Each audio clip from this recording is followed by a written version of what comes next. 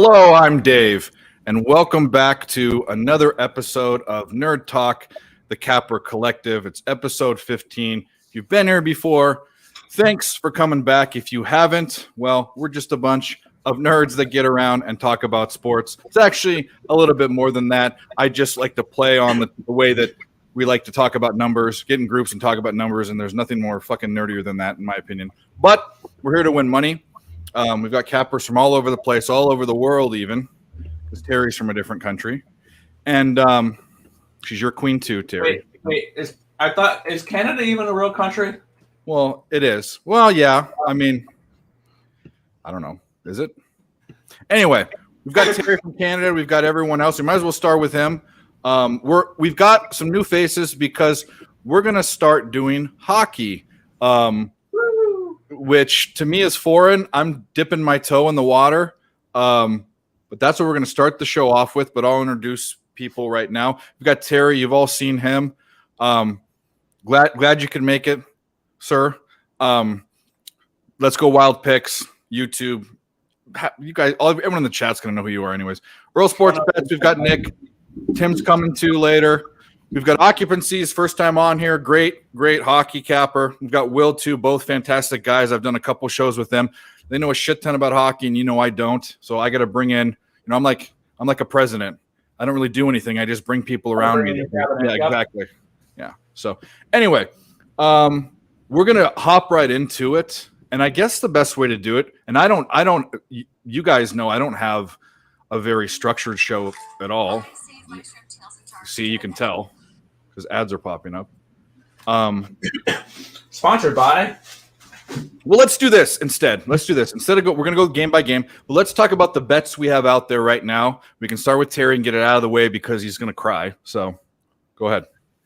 A rough day, a rough couple of days, but today is rough. I had the Atlanta Braves, and we all know. Well, we might not all know, but if you don't follow baseball. I believe they lost 9-1.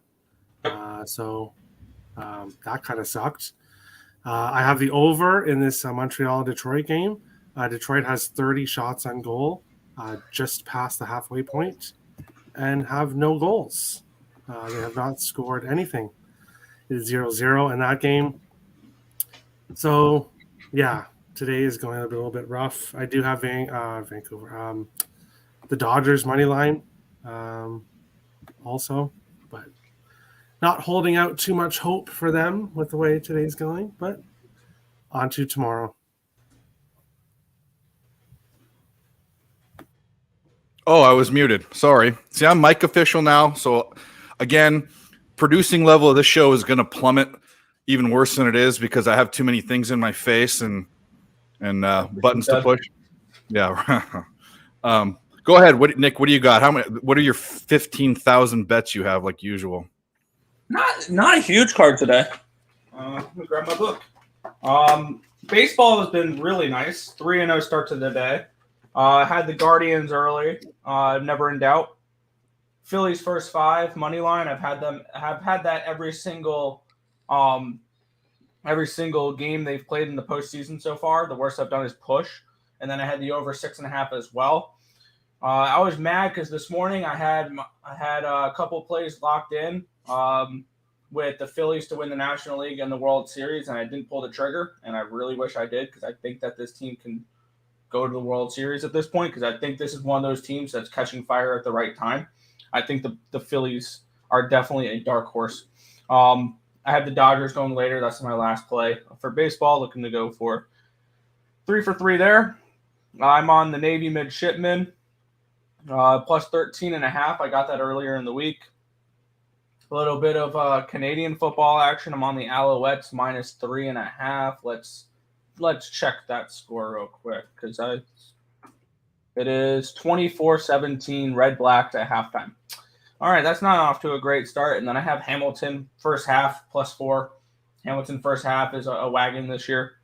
And then similar to Terry, I do have the over in that Red Wings game. And I also have the Red Wings puck line, and somehow it's still 0-0, even though the Red Wings have 3.71 expected goals. Apparently, Jake Allen for Vezina.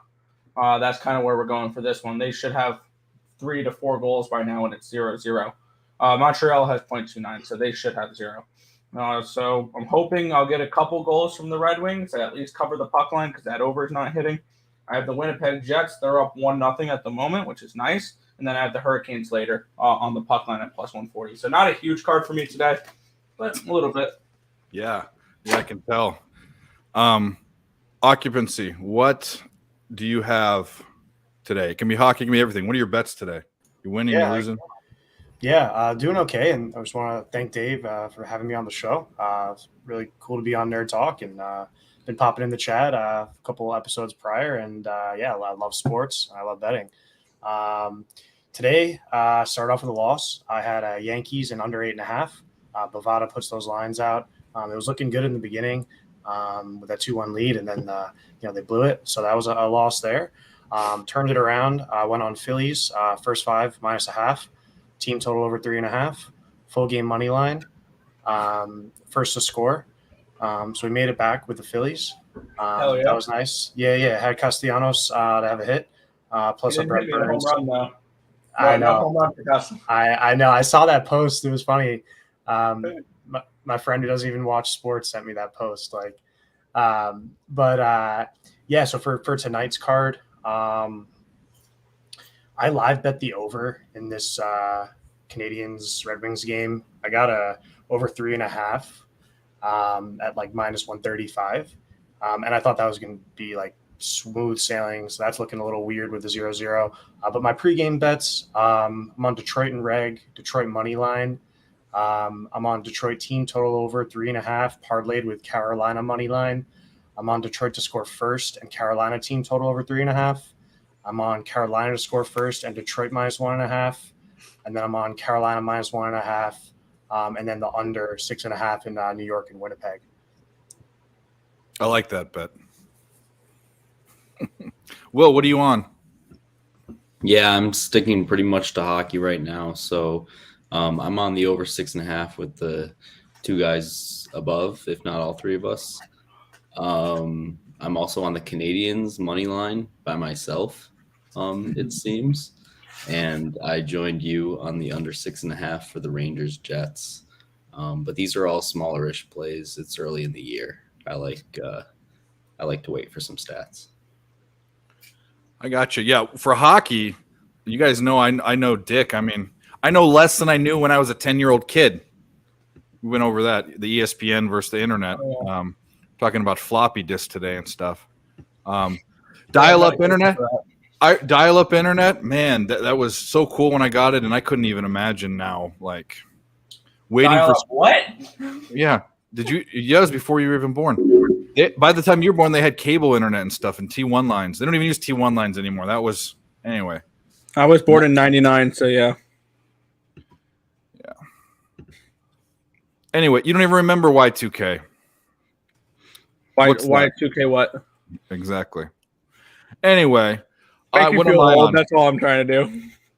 I'm on Navy, who just missed a field goal, so it's still 13-0. I was on the Guardians, so that was a nice little bet. I'm on Winnipeg and I don't know who they're playing. Winnipeg and the Rangers or Jets and Rangers under. I got it at 6 and 6.5. I liked it. I didn't. I'm still learning about when goalies come out, and I guess our second string goalies playing and all that, but it doesn't matter. It's trending in Winnipeg to the under 2, pretty heavy the past 5 games, 4 or 5 they're under, and then I bet the Dodgers. I didn't post it, and I think is that everything that I'm on right now. Let's see. Oh, and I already bet some college football, but we're going to talk about that later. Oh, yeah. Anyways, I'm already locked and loaded on that.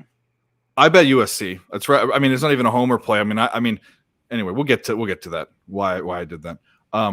Let's look at hockey for tomorrow. The only game that hasn't gone off today is Kane Sharks. I don't think we just talked about what we had, so none of us have a play in that. But we'll just start at the top and go down. By the way, occupancy and Will, you can leave whenever you want. You can stay as long as you want. We go quite a long time. It's just kind of hanging out, but I want you guys on because you're hockey gurus. So Panthers, Sabres. We'll start with Terry. Do you have any thoughts on that game?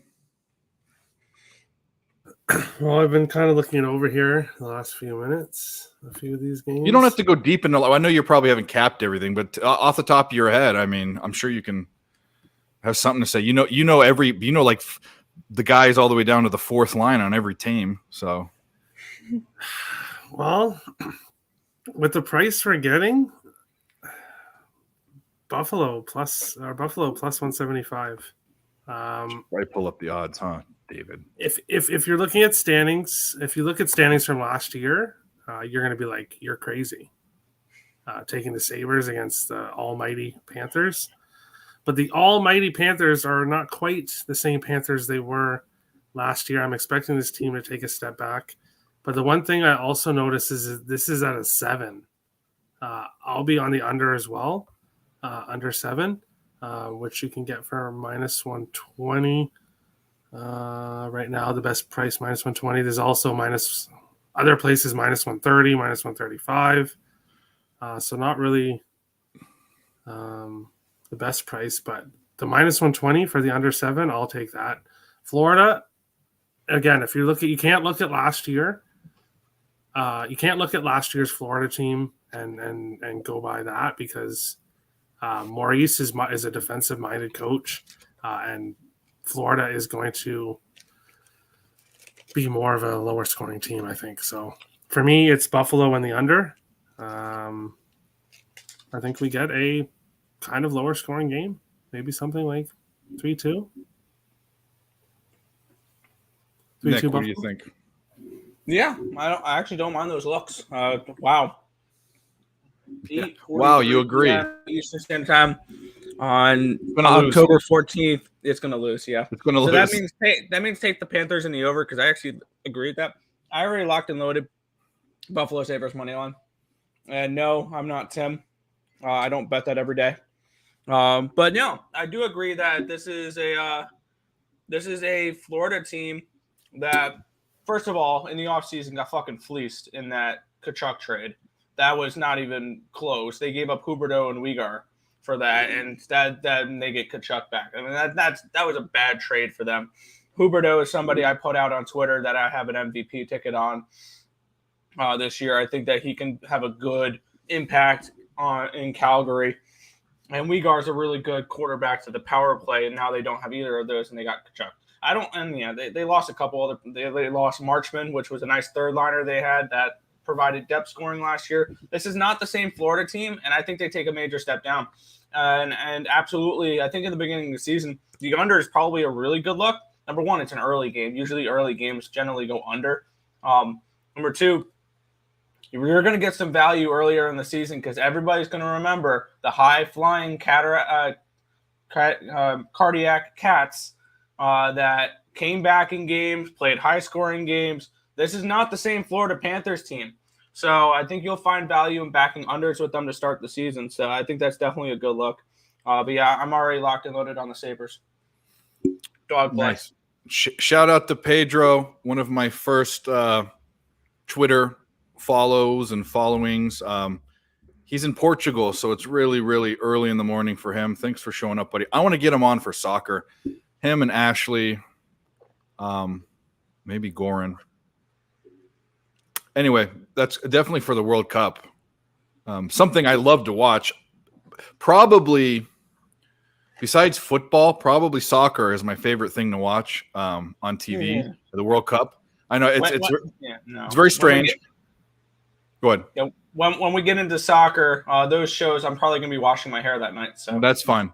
It's not going to be a whole soccer show, but there's something very exciting. There's something very exciting. I mean, it's even more exciting than the Olympics. And club stuff is fine, but when it's for your country, like these people, like they'll kill you. Like they're crazy. The craziest fans in the world, the biggest sport in the world.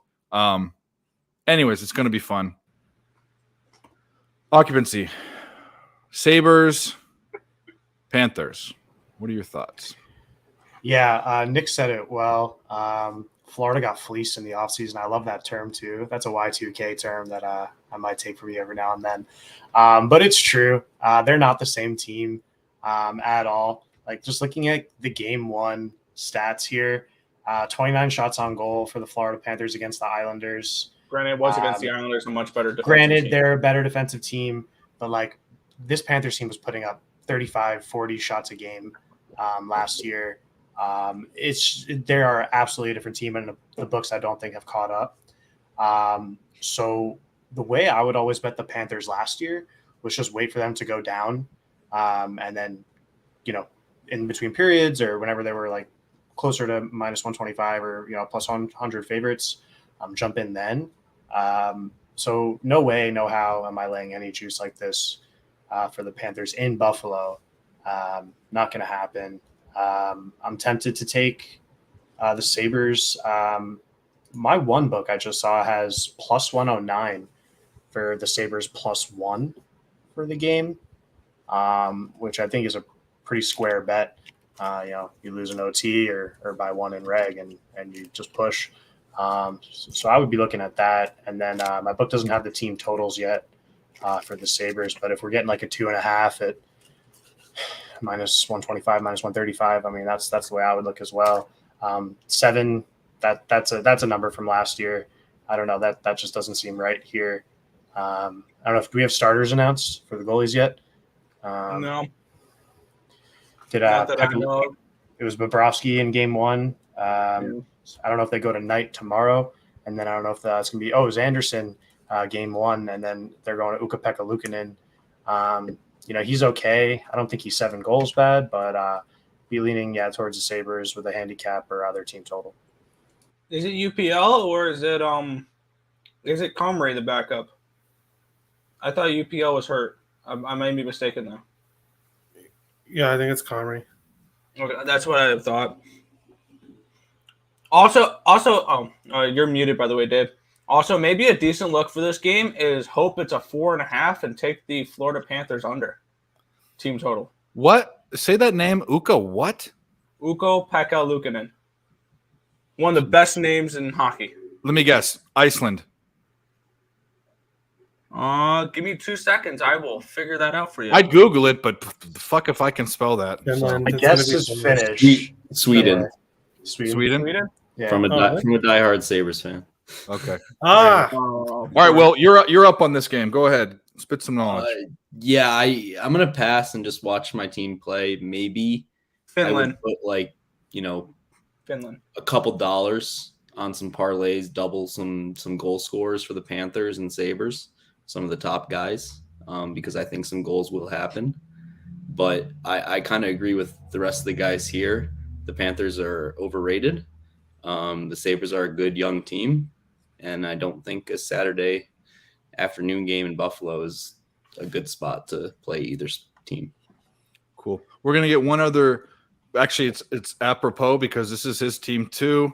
But I did do something, so we have a little intro for him. Timmer! You guys probably don't even know what that is, but That's anyway. soft part. Okay. Yeah, No, I know that one because you're not retarded, but it's funny. I mean, I will say that's not the first time that I've been called Timmy. yeah. So- I bet. Yeah, I've heard that one plenty of times. There we go. All right, shoot. What do you like? Shoot, We is have it a a day Joe that Terry ends in clip, by the Y? way. Yeah, Is it is. Is it a day that ends in Y? Buffalo Sabres money line. I like how you're going to take your blind approach of betting the Wild every single day, Dave. The Sabres Terry's are going to be forcing me. fine. What happened? Terry's forcing me to, though. Yeah, That's I'm not gonna- true. I I'm don't gonna have a bet gun the pointed at Sabres- your head that anyone can hey. see on screen. So I'm gonna bet the Sabres every single day. They were profitable last year. They're gonna be dogs a lot. They were already plus money game 1, 1-0, undefeated already. Cool. And I think after tomorrow, 2-0, and you're getting plus money for both. So I'm already in the positive betting the Sabres every single day. Let's just keep rolling with it. That's just something I'm gonna blindly do. one more thing I want to add before we move on. If you take a look at what the Sabres have done the last few years, they start off very well Mm-hmm. to the Late season. last year, they started off 5-0, 5-1. They 4-1, shouldn't be 5-1 plus everyone. 175 in this spot. No. Like there's Well, they should for not. people At that really home? look at numbers, they should not be plus 175 in this spot. This is a last, I think Will said it. This is a last year, or somebody said it about the total, but the money line price too, that's last year's price. It should not be that way this year, especially if Comrie's in it too. Comrie's did very well with Winnipeg. Plus, you got to look. Florida's got a game the next day against Boston. I'm pretty sure they won't be worried about the Sabres. They will be. I guess you could look ahead towards Boston if I was them, but it could be a look ahead spot, and you could get the backup goalie possibly for Florida wanting to get their better goalie for Boston. Could be an option. Spencer Knight's good too. Spencer Knight's good. It's still a backup to backup. Spencer Knight's better than Sergei Bobrovsky. The only reason some teams a backup. See, that's something else that Dave has to learn too. Is some teams the backup means a lot more than others. Yep, and some teams the backup and the starter are so similar that there's not really much difference. Some they're better because there is one reason why they're starting Bobrovsky over Spencer Knight, and it's a pretty simple reason, and there's 8 digits why. There's 8 digits why, because they pay him over $10 million a year, Bobrovsky. And they do not pay that much to Spencer Knight. So you're not going to pay a goalie $10 million and have him as a backup. So Nick loves over $10 million salaries. Well, he wants the Islanders to be filled with $10+ million salaries. I mean, unless you actually want to win a cup, which I think that's the objection for most teams. No team with a player with a salary cap hit of $10 million or more have won a Stanley Cup. The only time we've seen a player in the Stanley Cup is because he was the entire team when the Montreal Canadiens made the Stanley Cup a couple years ago with Carey Price. There's only one team that doesn't want the Stanley Cup and wants to throw it to get Bedard, and that's the Wild. We all know that. Yeah, Wild secretly want Bedard on the top line with Kaprizov. I'm just kidding. No, there is a Minnesota fan that I follow that was actually on my preview show. That is saying basically the kind of the same thing, and as much as I respect her opinion, there is zero. The only way the Wild get Bedard is if Arizona's GM trades their first round pick to Minnesota unprotected for something, which is never going to happen. But let's say that did, and then that's the only possible way. I mean, they would have to do that for like Kaprizov and Fleury and pick another. Well, case. Some GMs are stupid and make stupid decisions, but it would be so incredibly difficult for the Wild to get Bedard. They're not going to get Bedard with their pick because yes, they're 0-1. Yes, they look bad, but we'll get to them soon. But all right, they are not bad enough to get Bedard. Let's bring on another capper, Houston's finest. I hope he likes to talk about hockey. And if he doesn't, he can still hang out. But LJ, you got LJ. You got off a little early. Yeah, man, fuck work. LJ, thanks for shop. We're starting with a little hockey. I mean, I know you bet everything, but are you interested in sticking around? We're gonna do football a little later. I mean, I'll come back because I like hockey, but I'm gonna let it get a couple weeks before I start. I feel you engaging. But I enjoy the banter though. Yeah, I enjoy the banter. It's all good. So you. I'm cooking right now. So I mean, okay. No, I'm gonna stay on. I'm just gonna go off the camp because I am cooking. Getting something to eat. So I'll be back. I feel you. No problem. So we're going to the next game, which is the Canucks and the Flyers. It looks like. What do we got here? You can get Florida at the great price of minus 189. Or sorry, Florida. What am I doing? Vancouver minus 114 is the best money line you can get for them. The Flyers is plus 110. I don't have an odds page that shows it all at once. I guess I should get Betstamp, but we won't talk about that. And use the promo code WILD. Yeah, really. 100%. Looks like the puck line for Vancouver minus 1.5 goals is plus 150. Actually, no, is plus 215. You can get it at minus 1 at plus 150. I don't know if there's a strategy to doing minus 1 puck line.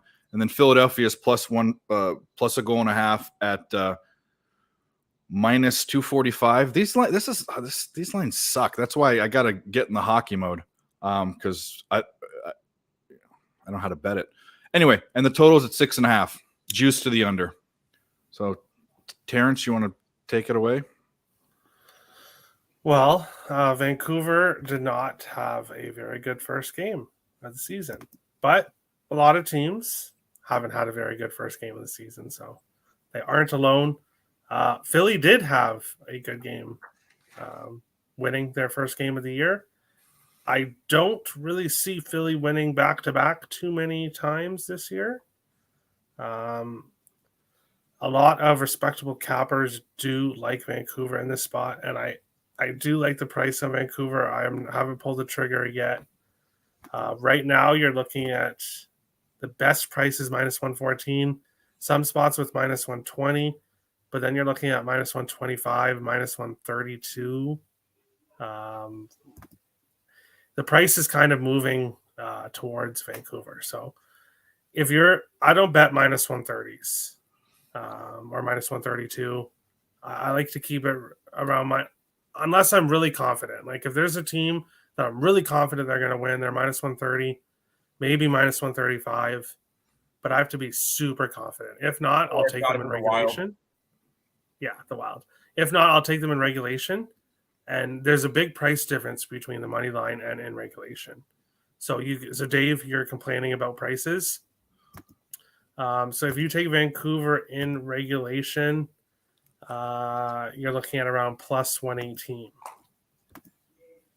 for Vancouver instead. But I don't know the strategy for that. So you can 3-way bet it. I know that. I know how to 3-way bet in baseball. Yeah. I having an overtime, every game I bet, overtime counts. That's just the way I bet.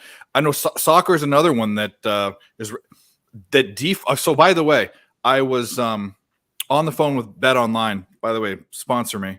The other night or last night, and I was asking them about. I couldn't see whether you could do in regulation or full game or whatever. They said the default is all overtime, all the way to overtime. But I know that their default for soccer is in regulation. So this is all new to me. It's anyway. You have to look for it, and it'll say obviously 3-way or whatever. But it does. I was saying like just for like there's a default for changing pitchers, which it voids.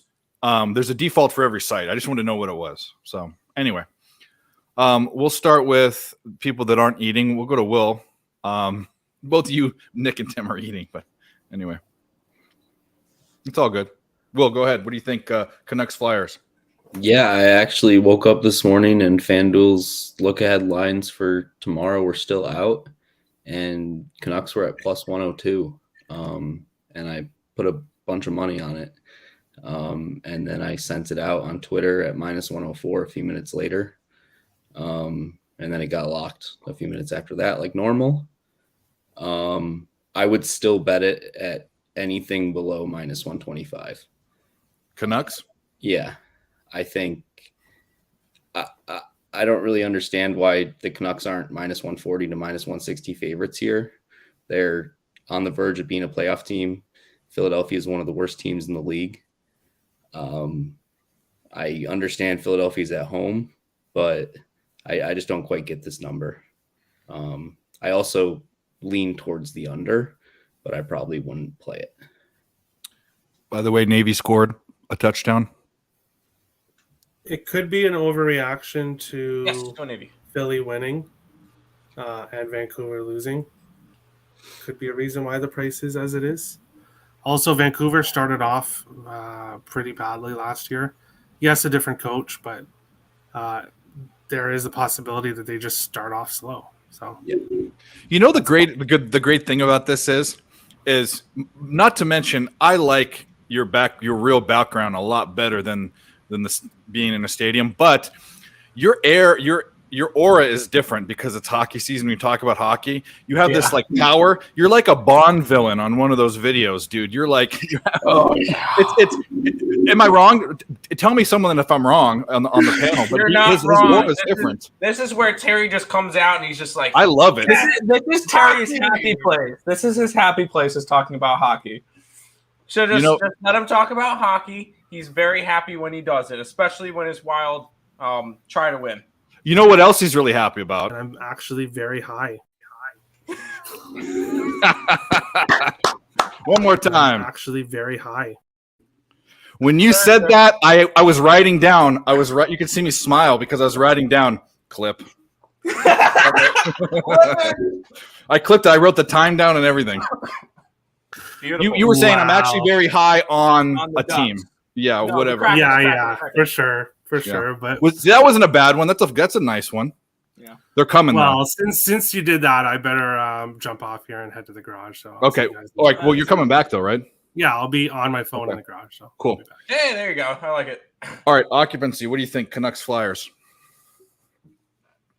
Oof. This is what I think. With the 48th pick in the second round of the 2016 entry draft, Philadelphia Flyers select Carter Hart. No, he came in this league, and he's just been getting shelled his whole career. He hasn't had a winning season. Has he had a winning season? He I'm actually looking right started now. off really good, and then he had a bad year, and I think it got mental for him. Like, he's a talented goaltender. No. We've I'm not seen saying him. anything. We've bad seen him about at him. a top 5 goaltender level. Like, I remember, I think the year of the bubble, Philly was a top seed in those. Like, they were a top team. They were a Stanley Cup contender. Yeah. Hold on. You're right. I meant the team hasn't won. Yeah, they haven't had a winning season in a couple years. Yeah, they've That's been what I bad. meant. Yep. Yeah. You're right. Flyers scored 5 goals on 25 shots. First game at New Jersey. I think that's pretty sad for the Devils, but pretty good. You know, they brought in a big hockey expert. I think his name is pronounced John Tortorella. Pretty good. Yeah, I think it is. That's a hard name for you to say versus all the other ones. No, it's Being sarcastic. it's John Tortorella, the guy who hates anyone. And A well-known player, yeah. for sure. But no, It's like talking about a baseball player and be like, yeah, this guy, like an Aaron Judge, like it's like talking. John Smith. That one's a tough one right there. I've never seen the garage before, actually. That's pretty cool. Oh, dude. Yes, Fancy. No, it's not. But No, I mean, for what we do. If I had $1 for every time Dave I'm tried muted. to talk with his mic, I know. I wouldn't have to bet The anymore. reason why I'm muting myself is I don't want you to hear my like bearish, like fat guy wheezing. But my garage is full of shit. How do you have nothing in your garage? Because he doesn't need to. yeah, because I live in an old people complex. I know that sounds weird, Mm-hmm. but they basically do Terry the shoveling, the gardening, everything. So See, shoveling, I know what you mean by shoveling. Never had to do that. Not a problem for me. yeah, It was 97 degrees today. So Yeah, we don't really have to deal with it here either, so it's kind of nice. In New York, we did. Yeah, Yeah. New York, you did, yeah. I got you. Anyways, we interrupted occupancy. Canucks Flyers. It's all right, Dave. I'm capping the first game of an 82-game season with 1 game of stats. So it's a gamble. I understand. I mean, Yeah. we all know that. I mean, I know that. I'm not even a hockey capper, and I know that the capping's way different right now. We're taking shots. So I mean, you kind of got to go on last year's team and last year's numbers, but like there are certain teams that have changed a lot, and then there are certain teams that haven't changed. I think that's one thing that you can look at when you're trying to make money in October. But money and price and all that for tomorrow. I mean, like Will said, I mean, I woke up to pretty much most of my small Twitter circle on the Canucks at plus money. So it was like almost just like ingrained that I was rooting for the Canucks tomorrow. But it's moved a little bit. I'm seeing minus 127 right now. Minus 125 at some books. You know, the way I'd probably look at this is team total over 3.5 when that line comes out. I only have one example of it, and then I'll pass it on to the next person. But like that first game with the Kings and the Ducks, the Kings hit their team total over 3.5. I'm sorry, the Kraken and the Ducks, and the Kraken hit their team total, but then lost the game. So if you really are here and you want to work, have a team total bet in there. It's a little bit of insurance, and it could help preserve units. That's a good. I'm gonna write that down. Hedge with team total. I'll have to figure out how to do that, but sounds good to me. Will, did you go already? Did I start with you? I did. All right. Yeah, they were eating. All right, Tim, go ahead. I think if I'm going after anything, when it comes to hockey, I'm gonna bet plus money, and that's kind of the only real approach that I want to do with anything. And it's dogs or it's puck lines, and for me, it would be Vancouver puck line, whatever that number is at. Around it's like plus 200 right now. Yeah, that's probably where I would end up going. I know it's not really crazy, like it's like minus 120 something. I hate laying juice. If I think a team's going to win, I think they win by 2 to 3 goals. Like, and honestly, this game could end up being 4-2, 5-2 type of deal. I would lean towards an over as well, but I don't know if Philadelphia had a good first game. What are we really expecting from this team? And does that prove that the Flyers are good offensively or the Devils are bad? So I kind of need to figure it out. It's still very early in the season. If I'm going after anything in this one, it's Vancouver puck line at like plus $2. But I'm probably not going to end up getting to it. I agree with Don't be afraid to take in regulation. Instead of puck line. I know. Because you can still get a plus money, and sometimes teams only win by 1. That's fine, and I'll take that risk. Like tonight, I could have. Nick makes me handicap hockey now. So each day I told him I'm going to try to get to the slate before he does, and look it over, and try to pick out a game that he has not looked at or anything yet, and make it my Tim NHL play of the day. Yesterday, it was the Flames puck line. Today, it's the Jets puck line. Tomorrow, most likely, will be the Penguins puck line. But it's just going to be plus money, plus money, plus money constantly. So if I'm going after a play, I'm going after one a day, and it's going to be some nice plus money. That's how I'm going to roll. See, that's my style. That's my style with baseball. My average baseball line is definitely over plus 100.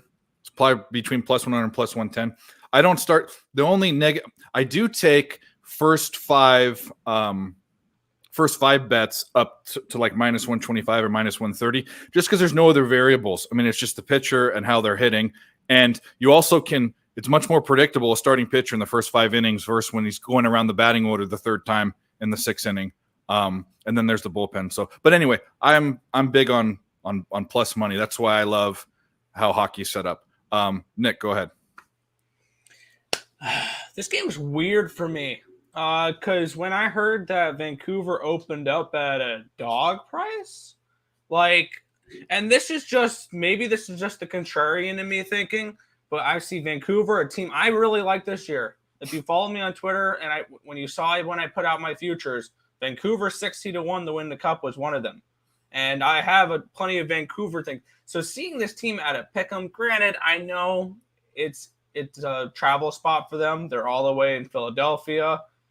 But knowing that they opened up as a dog quickly made me think, like, that's the first thing I thought of was, this is Philly or nothing for me. And maybe this is just the contrarian to me thinking, but this truly screams trap line for me because people are so unbelievably low on Philly for good reason. They're not going to be a very good team this year. But that I feel like the line, sometimes I have my handicapping style. I like to index games and stuff like that. I'll be able to have my own numbers a couple weeks into the season for NHL when I have more data. But for right now, it's kind of me handicapping psychologically how bettors are going to think. And when I think money's going to come in on a certain side like it has on Vancouver, and people are going to want to bet Vancouver, it makes me think that I'm going to get a better price with Philly. Like, that's the type of style of thinking I have, is trying to predict where the money is going to come in on it to see where I can find value. So I lean Philly in this game, as weird as that sounds, but this is Philly or nothing for me, which is scary, but that's where I lean. Really? Well, you're on the other side. It seems like a lot of guys like the Canucks, but Yeah. anyway. All right. We'll go to the next game. Coyotes and the Bruins. Now, I have learned the Coyotes might be the worst team in the league.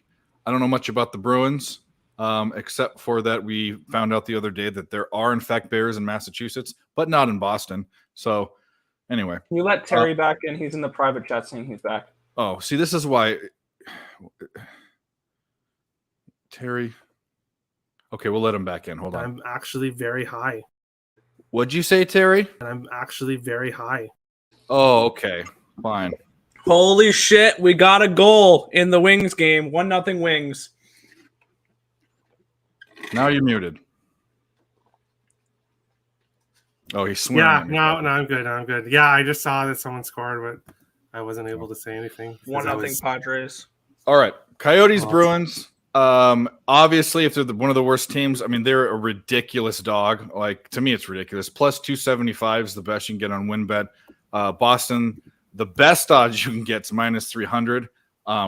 Right away, you're probably looking for team totals or props or something, or even a puck line's probably bad. Let's look at that. Yeah, a Bruins puck line, the best is minus 120. You can get plus 102, actually plus 110 for a Coyotes puck line, which I kind of like that. I don't know if that's a good bet or not, but and then the total. What do we got for a total? It's 6.5 juiced to the under, which would make sense with a bad team involved. But anyways, we'll start with occupancy this time. Go a different direction. Yes, sir.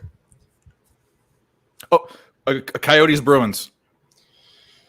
Yeah, this is a Coyotes team that I'm looking to bet in a different couple ways.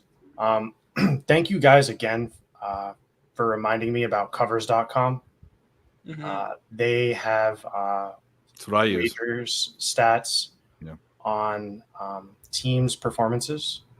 And I really rely on the numbers. So one thing Nick was saying about these minus 1.5, I think it was Nick, someone. So for baseball, they'll actually put the run line winning, like how much $100 better would be winning. But they don't do it for the puck line in hockey. And I'm sure someone out there, like in our group, has this number or information. But like Tim was saying, if you're going to be taking minus 1.5s at plus money, you better know their offense can be hit team total over 3.5 and 4, because it's hard. The Nuggets are on their way. The Nuggets are on the way. Don't worry, they'll get their shit. Sorry. Well, they have this thing called DoorDash, and I do have that here, but we don't have Chick-fil-A. So anyway. So in the regular Tim, you're not going to turn into season- Turnsey, who still owes me Wendy's from like a year and a half ago, 2 years ago. Oh, Turnsey? Oh, come on, Turnsey. Yeah, he doesn't like me. What? How can you? What? Go ahead, occupancy. Yeah, he doesn't like me. No worries, dude. Oh, dude. Everyone love everyone. Arizona. No, not you. Turnsey doesn't like me. Oh, Why doesn't Turnsey Yeah. like that? I don't. Oh yeah, because he put in the group chat one day while watching Terry's show the other day. He's like, "Who the fuck's this Dave guy? This guy's an idiot." Because he doesn't know shit about hockey. He's like, "What the fuck is this guy doing on?" I can understand why people would be like, because Dave's like, I'm like, Dave, do you have any thoughts? He's like, no. He's like, get this guy off Like- the show. It's one of those group chats. It's okay. It's okay because you don't know you're learning hockey, but people that don't know that you're learning hockey are like, what the heck is with this guy? So I can see why people would be like,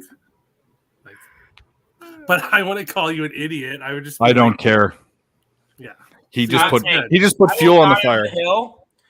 Dave is the best hockey handicapper I've ever met. I'm the most naturally gifted, born 100%. into me, When he inherently. gave out the one Penguins play, and he gave out that entire explanation for it, you better believe I went and put money on that Penguins puck line in that preseason game. Let's get The it. Penguins cap was good. I was on that as well. We lost it though, I think. But anyway, it doesn't matter. We did. But that's okay. Yeah, you did. I don't care. So Occupancy, go ahead. So if you bet on Arizona money line every game last year, you lost $493. It's not terrible. Like compared to some other teams, like it's actually not bad because they're huge plus favorites sometimes. I had way too much Arizona. Oh yeah, I had way too many Coyotes tickets last year. Yeah, like Schmaltz, Keller props. I get it. those ones I get. But laying prices against Arizona early on, like they got shelled in the first game. And what do you think they're going to do next? I don't know. I mean, I'm staying off. I don't know what to say. I haven't gotten to this game yet. Just looking at the lines. Plus 265 is not worth it. Plus 1.5 even money in Boston on a Saturday I'm either with Boston or nothing for one of those kinds of things. I was pretty surprised Bruins beat the Caps, honestly. That did happen, right? Yep. The garage is coming to me a little bit, but shout out some edibles. But but no, it's going to be Boston or nothing. I can't consider Arizona tomorrow. Anyways, You shouldn't be considering Arizona anytime. Ignore Nick. Ignore what Nick says. There's. I'm Arizona, a fucking idiot. Don't listen to me. Every dog I has did his not day. say that. But when it comes to the Arizona Coyotes, you can't listen to Nick because Nick has this.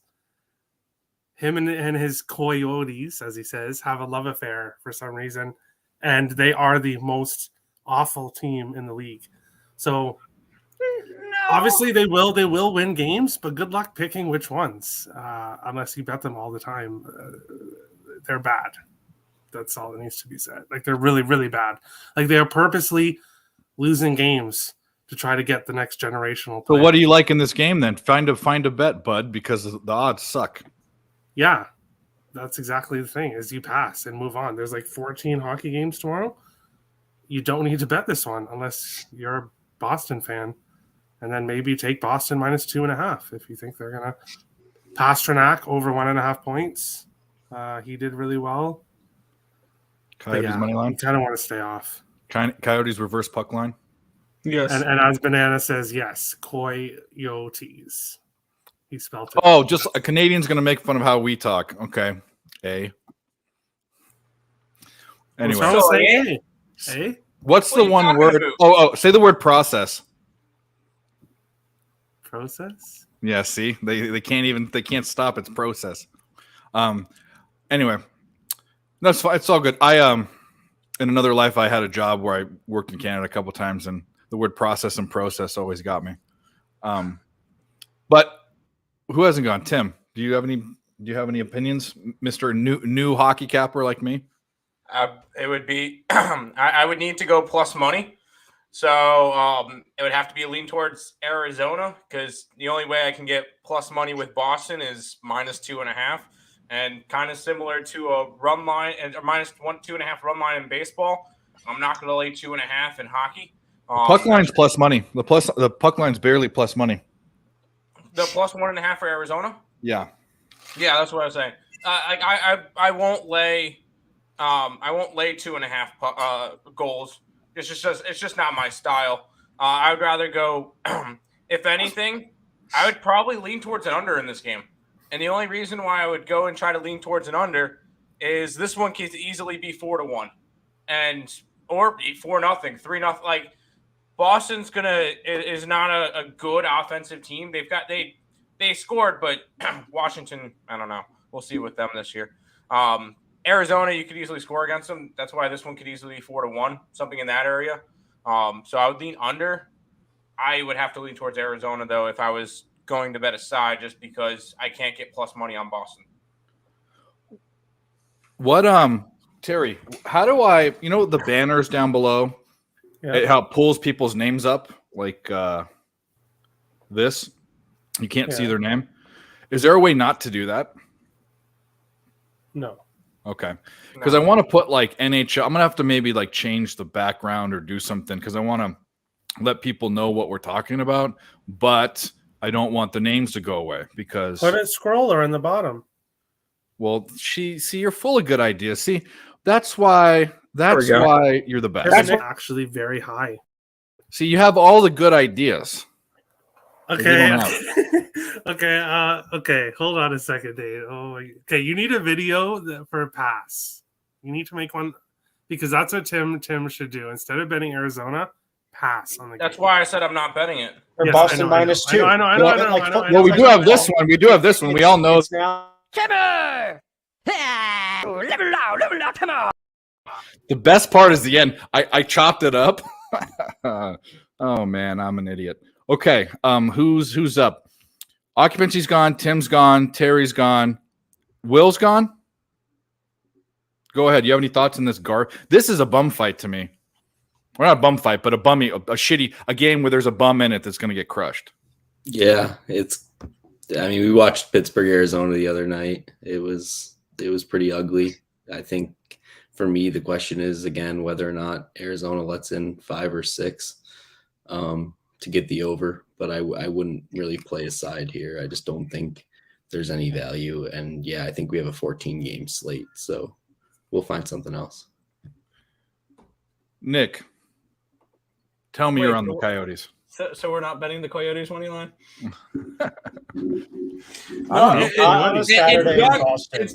It's dog or pass. If anybody heard my preseason evaluation of this Boston Bruins team, I don't think they're a playoff team this year. I think they missed the playoffs, and I'm not particularly high on them, so there's no way in hell I'm laying $3 with them. I get it. Yes, the Coyotes are bad. Yes, I know. It's Coyotes or nothing, and I'm probably not betting the game. You know, I grew up in Southern California, so that doesn't but I grew up in a family that like hunted. Obviously, if you've ever seen, I have dead animals all over my house, but they call my grandpa, and I have to call him Coyotes because I don't want to sound too hickish because I do live in sort of a hickish place now, sort of. But they call them coyotes. That's what all like the hunting term is. So that might be an easier way of saying. I don't know, but I'll never say yotes. Coyotes or yotes? That's the yotes is stupid to me. That sounds dumb. Anyways, dude, I went to a Coyotes Islanders game. I was staying with a friend in Scottsdale. Dude, it's a funny town for hockey. And you had said that on Terry's show. Like, I live in Arizona. I live in Arizona. I live in the desert. And granted, I live closer to Vegas and Southern California than Phoenix because I live on the west side. But it is the weirdest fucking place to have a hockey team. I mean, it's 120 degrees outside some days. Now they're playing in Arizona State's ice rink as well too. So they're playing in a college. They got kicked out of their building because they didn't pay rent because they lose so much money every year. It's pretty fucking bad. Yet they are going to get a 30-year contract from the commissioner. So well, they all talk about Phoenix. The worst commissioner is the worst commissioner. Sports? Worst commissioner in sports. Manfred. In the 4 major sports. I guarantee you, Batman would win because he is constantly booed no matter where he goes. He is booed constantly by everybody. Everybody hates him. Well, I'll tell you another bad contract in Arizona is Cliff Kingsbury just signed to an extension. That blows my mind, but that's another sport. Yeah. All right. So the next game I wrote down was not the next game on the list. The next game is against the Red Wings and the Devils. If someone can tell me what a Red Wing is, I'd really like to know because it's a boot. They're the Boots. That's their nickname. It's a hockey team. Lenny couldn't even tell me what it was, and he's from Detroit. So anyway, these two teams, let's look at the odds. Well, the totals page is up, so we'll look at that one. It's at 6.5, juice to the over. What is the money line? The money line is plus 143 is the best you can get for Detroit.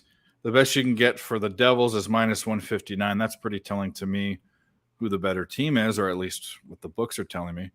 And then the puck line for Detroit, I think it's going to be a close game. The puck line for Detroit as the dog, minus 175, and the puck line for the Devils as a favorite is plus 150 is the best you can get. So we'll start with Terry. And what do you think on this? I know you say that the Philadelphia is a bad team. I know that. You said that. Yes. So people are going to look at kind of what happened, I think, possibly, and may overreact a little bit. New Jersey is huge favorites in this game. which is And they're not great, right? They're not a stellar team, right? I mean, they're a young team that should be improving, but they had a very rough first game. Obviously, Nico Hischier, one of their top 2 centers. So a center, I don't want to say he's like a quarterback because a quarterback is much more crucial, but think of each line as their own quarterback. So there's 4 lines, Dave. The center is the quarterback. The center. I understand positions in hockey. Yeah. I definitely. It's exactly.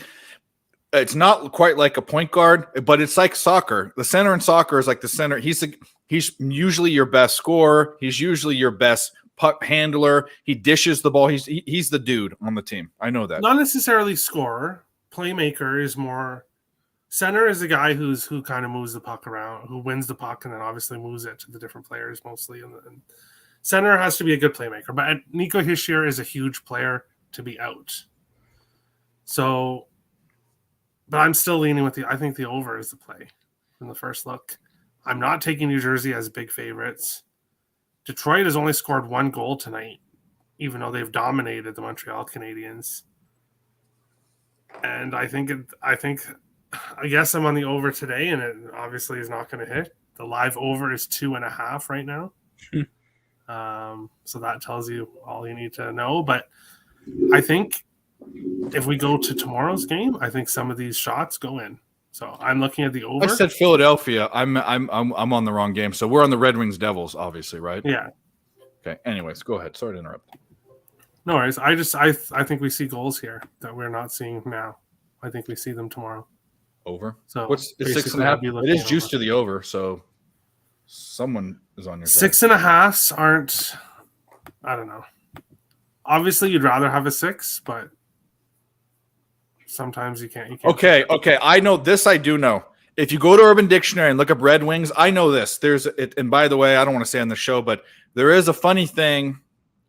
If you want to look up, first of all, Urban Dictionary is it's all the caca that it's not regulated. Anyone can put whatever they want there, but there is something called someone getting their Red Wings, and it is a certain thing that you do, and it's disgusting. So you can go look it up if you want. I can only imagine what it is. Think of the Joker. Don't look it up. Just don't look it up, kids. Just think of the Kids, Joker. Don't look it up. From Batman. Just think of that. Thinking about it, I have a guess of what it could be. I'm obviously not think gonna of the say it Joker. live. Anyway, that's enough of that. And I also, in my bullshit stories, I thought about bringing that up, but Terry'd probably kick me off the show. But let's go to Nick. What do you think? Red Wings Devils. 1-800-GAMBLER. Yeah, probably. That was my first thought on this one. The line wasn't available to me earlier because it was because Detroit's playing today and they didn't have the line available, so I didn't know what it was. But no way in hell I'm laying this type of money line with the Devils. That's just not going to happen. I don't think the Devils are warranted of a -165 price tag, even with the Red Wings on the second half of a back-to-back and all that fun jazz. This is a pretty easy stay off for me. I think a pretty sneaky play could be the under, but I can't trust New Jersey's goaltending, and no. So this was a pretty simple pass. Who went first? Terry, occupancy. What do you think? I think what Terry thinks ultimately is what I think for this particular game. Just drop another shout out to sources and references. Just want to shout out generally them. Flashscore.com NHL has an archive, and they have standings where you can go from 0.5 to 1.5 all the way up to 8.5. And it tells you what over-unders hit, not with money, just the over-under of that number. And I believe it's the OT and not the reg. I think that's how they calculate it. But I was a little surprised to see both the Red Wings and the Devils top 6 and top 7 in the East to the over-under 5.5, 51-31 Devils and 50-32 the Red Wings. So they're hitting over that 5.5. I know that's not what the books unfortunately allow us to do. But actually, if you go up, it's 6.5. They're even higher, Devils and Red Wings, respectively. So when you're trying to cap, at least I look at like, are the teams similar or different? Did they make a lot of different moves? And I think on night one for the Red Wings, absolutely. Ville Husso is an unbelievable pickup. And that just really is going to change his team a lot. Soderblom, listening to radio guys like talk about him before the game, like they are pumped to have this is an interesting team here. Anyway, still early in the season. Remember we talked about this, I think it was at this show or a different show, like what happens in baseball when you get a 10-run game? You bet the under the next day. It's like, it's not, I think that's just like, you can cap as much as you want, but like when you see the Nationals put up 11 runs the next day, I'm going under. So I think I'm gonna do that tomorrow and either ride with you guys early or wait like 10 minutes and then try to get a 5.5. Like, I mean, it's not sketchy. It's just, I guess, betting live. I don't know. But either way, I lean over towards the side. I really thought the Red Wings were going to win tonight, and I really hope they do because I have a ton of units riding on this game. So as long as those and a couple of player props cash, like it should be okay. I'm missing that live over, which sucks, 3.5. I thought that was going to be goal. I thought it was going to be like a 2-2 game, even 4-1 game, but that happens. This is hockey. Like they're ripping a rubber disc at each other at 100 miles per hour, trying not to get their teeth knocked out and trying to stop the puck. So it's like it's a fun sport to cap. It's a fun sport to watch. It's a fun sport to play if you ever get to. Be a fun sport to go catch a game. Go to Tropicana Field, catch a Rays game as well. That's like number one on my bucket list of all time with the gambling community. Somehow someone can pull that off. I mean, fuck, I'd go to any game with you guys. But either way, just trying to cap this game. I'm leaning over. I'm leaning Devils team total over 3.5. I'm leaning Red Wings team total over 2.5. And that's how I'd see this game going. Yeah, I'm you know what's funny is I was talking about the private chat, and the way I know to look at the private chat is when Terry smiles. So it's like a poker hand. Anyway, Will, what do you think? I was smiling because I was talking some trash in the chat. Yeah. All right. Will, what do you think about this game? The Red Wings and the Devils. We still on this fucking game? Yeah, we are. I'll keep it quick. I do see plus 153 at Bet Online right now. Okay. And I just think you'll get good value if you bet that, right now. I'll probably put half a unit on it. I think they're going to win tonight. And I think that this line's a little bit too long for, again, a game that should be closer to pick 'em. 150, you mean for tomorrow? Yeah. Yeah. 153, yeah, that's not even on covers. And I have Bet Online. I'll write that down. What else? Plus 153 for the boots. Nick, have you gone? I don't think so. You have? Tim hasn't gone. He's the only one left. You have an opinion on this? The problem is that the Red Wings are playing tonight, and I'm gonna have a very tough time backing a team on a second leg of a back-to-back. But at plus 150 against a Devils team, what we just saw, and I'm not super high on the Devils this year coming into it, it would have to be Red Wings or nothing.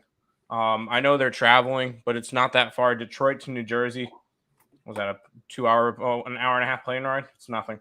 Yeah, it's like a 6-hour drive if you're going 90. Yeah, it's not bad. And I feel like I could back a second leg of a back-to-back a little bit more earlier in the season just because they haven't really played as many games yet. Later on in the season might be a little bit more difficult. At 150, it's got to be Red Wings or nothing for me. There's no way I'm backing the Devils at minus money. And if anything, it would either be Red Wings money line or you would have to take the Devils on the puck line for me. And I would feel a lot more comfortable going after a money line with the Red Wings. But I'm not betting this one. I'm not betting it. I'm going to look at probably. You know what I'll do in this game? I might not bet it, but I might see where the line goes because Will was saying you want to get 153. You're thinking it's going down? Was that your thought process? Yeah, I mean, I'm seeing 140 at FanDuel and DraftKings and 135 at MGM. I just think 153 won't be around tomorrow. Yeah. Well, but I'm not saying going, drop hundreds of dollars on it. Yeah. I'll take a look. This will be I'm going to draw a little Alex eyes. Unit, whale play, horsecock, lock of the year. I'm going to draw little eyes next to it, which means I'm just watching for later. Okay. Next game, Lightning Penguins. Two teams I actually know a player on both sides. I'm so happy that I know one. Yeah, don't look at me like that, Terry. Right? Is it Crosby or Cosby? Is it Bill Cosby and Vaseline? You don't even know his name. And Vaseline on the other side? Yeah, Vaseline's on the other side. Yeah. Vasectomy. Is that how you say the guy's name? Vasilevsky? Vasectomy?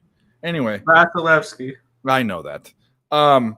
Gordon and the Penguins, based upon my bullshit cap, might end up being my favorite team. I don't know. Penguins is a pretty cool mascot. Youngstown State is the Penguins too. If anyone didn't know that for college basketball coming up. Also, Youngstown State. I want to just throw out a touchdown Navy. Yeah, no, 14 that they're leading. Hell yeah. They're winning now. Yeah. That's my dog of the day on Terry's show. +4. Are you fucking kiddting me, Nick? Yeah, it is. That's my dog of the day on Terry's show. When I saw that, I'm like, this goofball. But I have the Navy with the points, getting the points. So. Yeah. No, in the Navy. All right, Terry. Bill Cosby versus vasectomy. What do you think? No. Bill Cosby's a National Predators. Come on. Oh, he is a predator. You're right. Like I said, and the joke went everyone's head. I said the Stars and the Predators were playing, and I said a lot of stars were predators. Hashtag me too. But no one thought that was funny. But anyways, Terry. Well, Tampa Bay is not a team I want to back. Why? Right now. Oh. Well, they are winning today. Congratulations. They're playing Columbus. They are going to have a big step up tomorrow facing Pittsburgh. However, the issue is Pittsburgh just played the worst team in the league, Arizona, and now they're going to have a big step up in Tampa. So for me, I don't really have too much opinions on this game at this moment. I don't want to overreact to the first game. Obviously, Pittsburgh did really well, and they are a team that I think will finish third in that division. But this is a tough one. Actually, now that I continue to think about it, I'm probably going to have a bet on the draw, which is most likely plus. That's something I'll never do. That's a boring fucking bet. And by the way, SMU scored. How is cashing a plus 320 boring? I don't know. Betting on an under is boring. Betting on an under is boring. Betting on a draw. The last 2 minutes of that hockey game, I guarantee you, will not be boring at all. At all. You got a plus 320 and you're waiting to see if it cashes. It will not be boring. Boring is the last thing. Stressful pulling your hair out, maybe, but not boring. We'll get LJ back in here. You want to be on stream right now? Or you just want to hang out? I'm good. Whatever. Cool. Yeah. Well, if I don't know. We all eat on the show and drink and do whatever. I don't know. Some people are self-conscious. I don't think you are, but No, I'm good. I got my food right here. Cool. What's for dinner? Spaghetti and egg rolls. Oh. The best combination. I love it. Hey, man. You got to do what you got to do. I love both those. I wish I had an egg roll right now. Anyway. All right, Terry. You're not betting the Lightning. Are you betting anything in this game or not? Yes, I will have a play on the plus 320 draw. All right, Mr. Boring. On to Tim. I hope his draw loses because my play of the day is going to be the Pittsburgh Penguins on the puck line at plus 210. You get Tampa Bay, who is playing tonight. They are going to be on a second leg of a back-to-back. Pittsburgh looked really good in their opener. It was kind of a tune-up game because it was against a minor league team. Oh, sorry, the Coyotes. They look good. They scored 5 goals in that game. They let up a couple, but when you're up big, who cares? I think Pittsburgh comes out a little bit stronger in this one, and I'll take they're a minus 120 on the money line, but I'll go big dick it and say puck line at plus 210.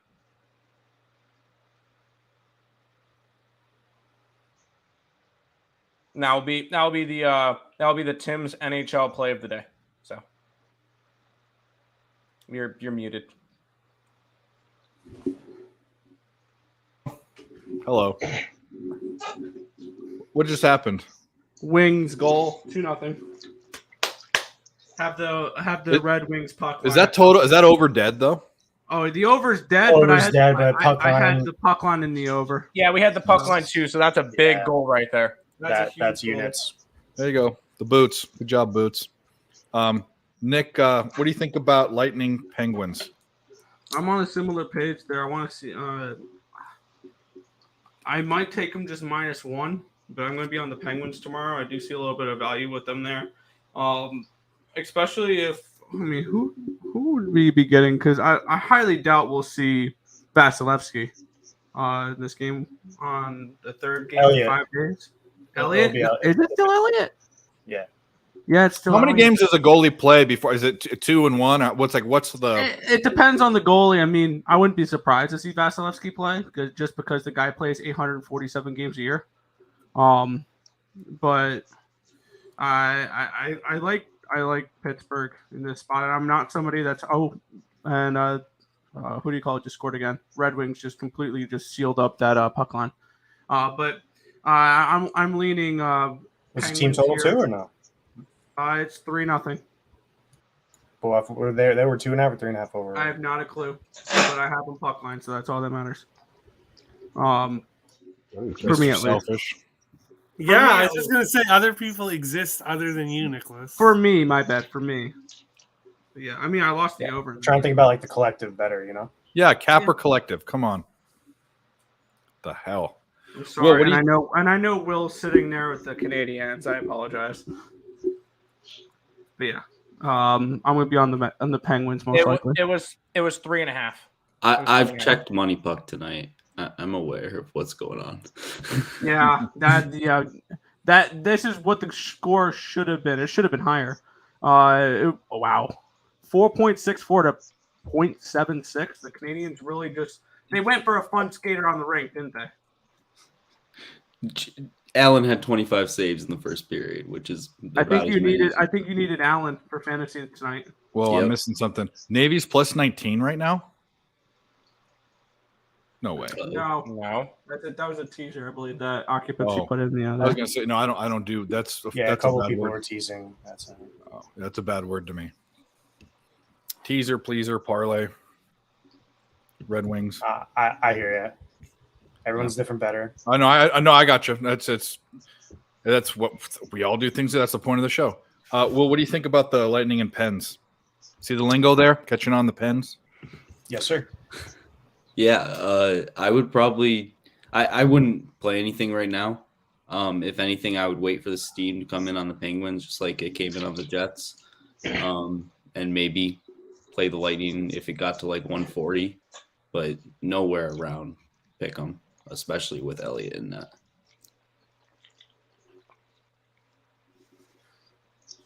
What are you pointing to? This? Yeah, because that's what I said. I gave Nick shit, and then I said Nicholas, and so Yeah. I bananas again. apologize. Next time, I'll be as perfect as Terry. All right, I'm going to try to Bullshit. improve. You don't have to be You as are. perfect as Terry, but have some consideration for others, Nicholas. And I'm actually very high. We know. We But know. I was the one that helped you guys out. It was 3.5 the total. We figured that one out. Well, that's live, right? If you have it. But he was just asking. I don't think Game's anyone over. bet that. Game's over. Oh, is it? Final. Oh. So as much I know, I got 15 fucking screens up. So anyway, occupancy, Lightning Pens. Yes, sir. My bad. I'm just watching Red Wings post game. No, take your. I mean, we can do whatever we want here. There's no I rules. have the numbers. It's nerd Take a talk. drink. I'm here. Cheers. I'm not. Cheers. Got a drink. So, if you went to the window, 82 Soda down. games blind, Empty. and you bet the Pittsburgh Penguins money line, you'd be down $310 according to covers. It's not great. It's not terrible. If you bet the Lightning every game 82 at the window, you're down $199 according to covers. What unit size? What bet size? $100. These are based on $100 100. a piece, but it's $100 to win whatever the number is. So So it's always to win that's what I'm doing. So those bets usually are So I bet to win a certain amount. So if I have to lay juice, it's more. But these bets don't do that. So this experiment I'm doing with the Wild, I'm only betting a half unit no matter what the odds are. So I think that's the same way you're talking about, right? Risk one to get whatever, right? Whatever is there. Not if it's minus 110, you're not betting, the extra 10 to win one. You're still going to get 0.9. Okay. So continue. And again, I don't even know who does these stats. I think are pretty reliable, but like some stat heads, like they know this stuff. I'm just looking at covers.com. But so for this game, until Terry talked about the draw, I was leaning Penguins and Reg. I'm offshore, so if the teams are on, my book doesn't put the lines up yet. I got to wait for the Lightning game to be over, but then it should be up soon. Or I'll check multiple books, do shopping, all that stuff. So for this game, I'm leaning Pengs and Reg. I think they get the job done against a Tampa team who is over the cap, and they will rest players until April, and have no problem doing it. I'm going to back a Steel City team that wants to win hockey games no matter what time of the year it is. That's where my money is going to go in this game here. So that's the side. For the totals, like I was saying before, it's flashscore.com, and go to hockey, NHL, and over-unders are going to be all there for you. And from last year, so I was saying, like, when I cap early in the season, like, I'm looking at teams who haven't changed a lot. Like, did the Penguins roster really change that much from this year to last year? Not a whole lot. They lost Rodriguez, you know how he can be. But the Penguins team that I'm looking at, to the 6.5, is that what they're hanging out these books for us to bet over?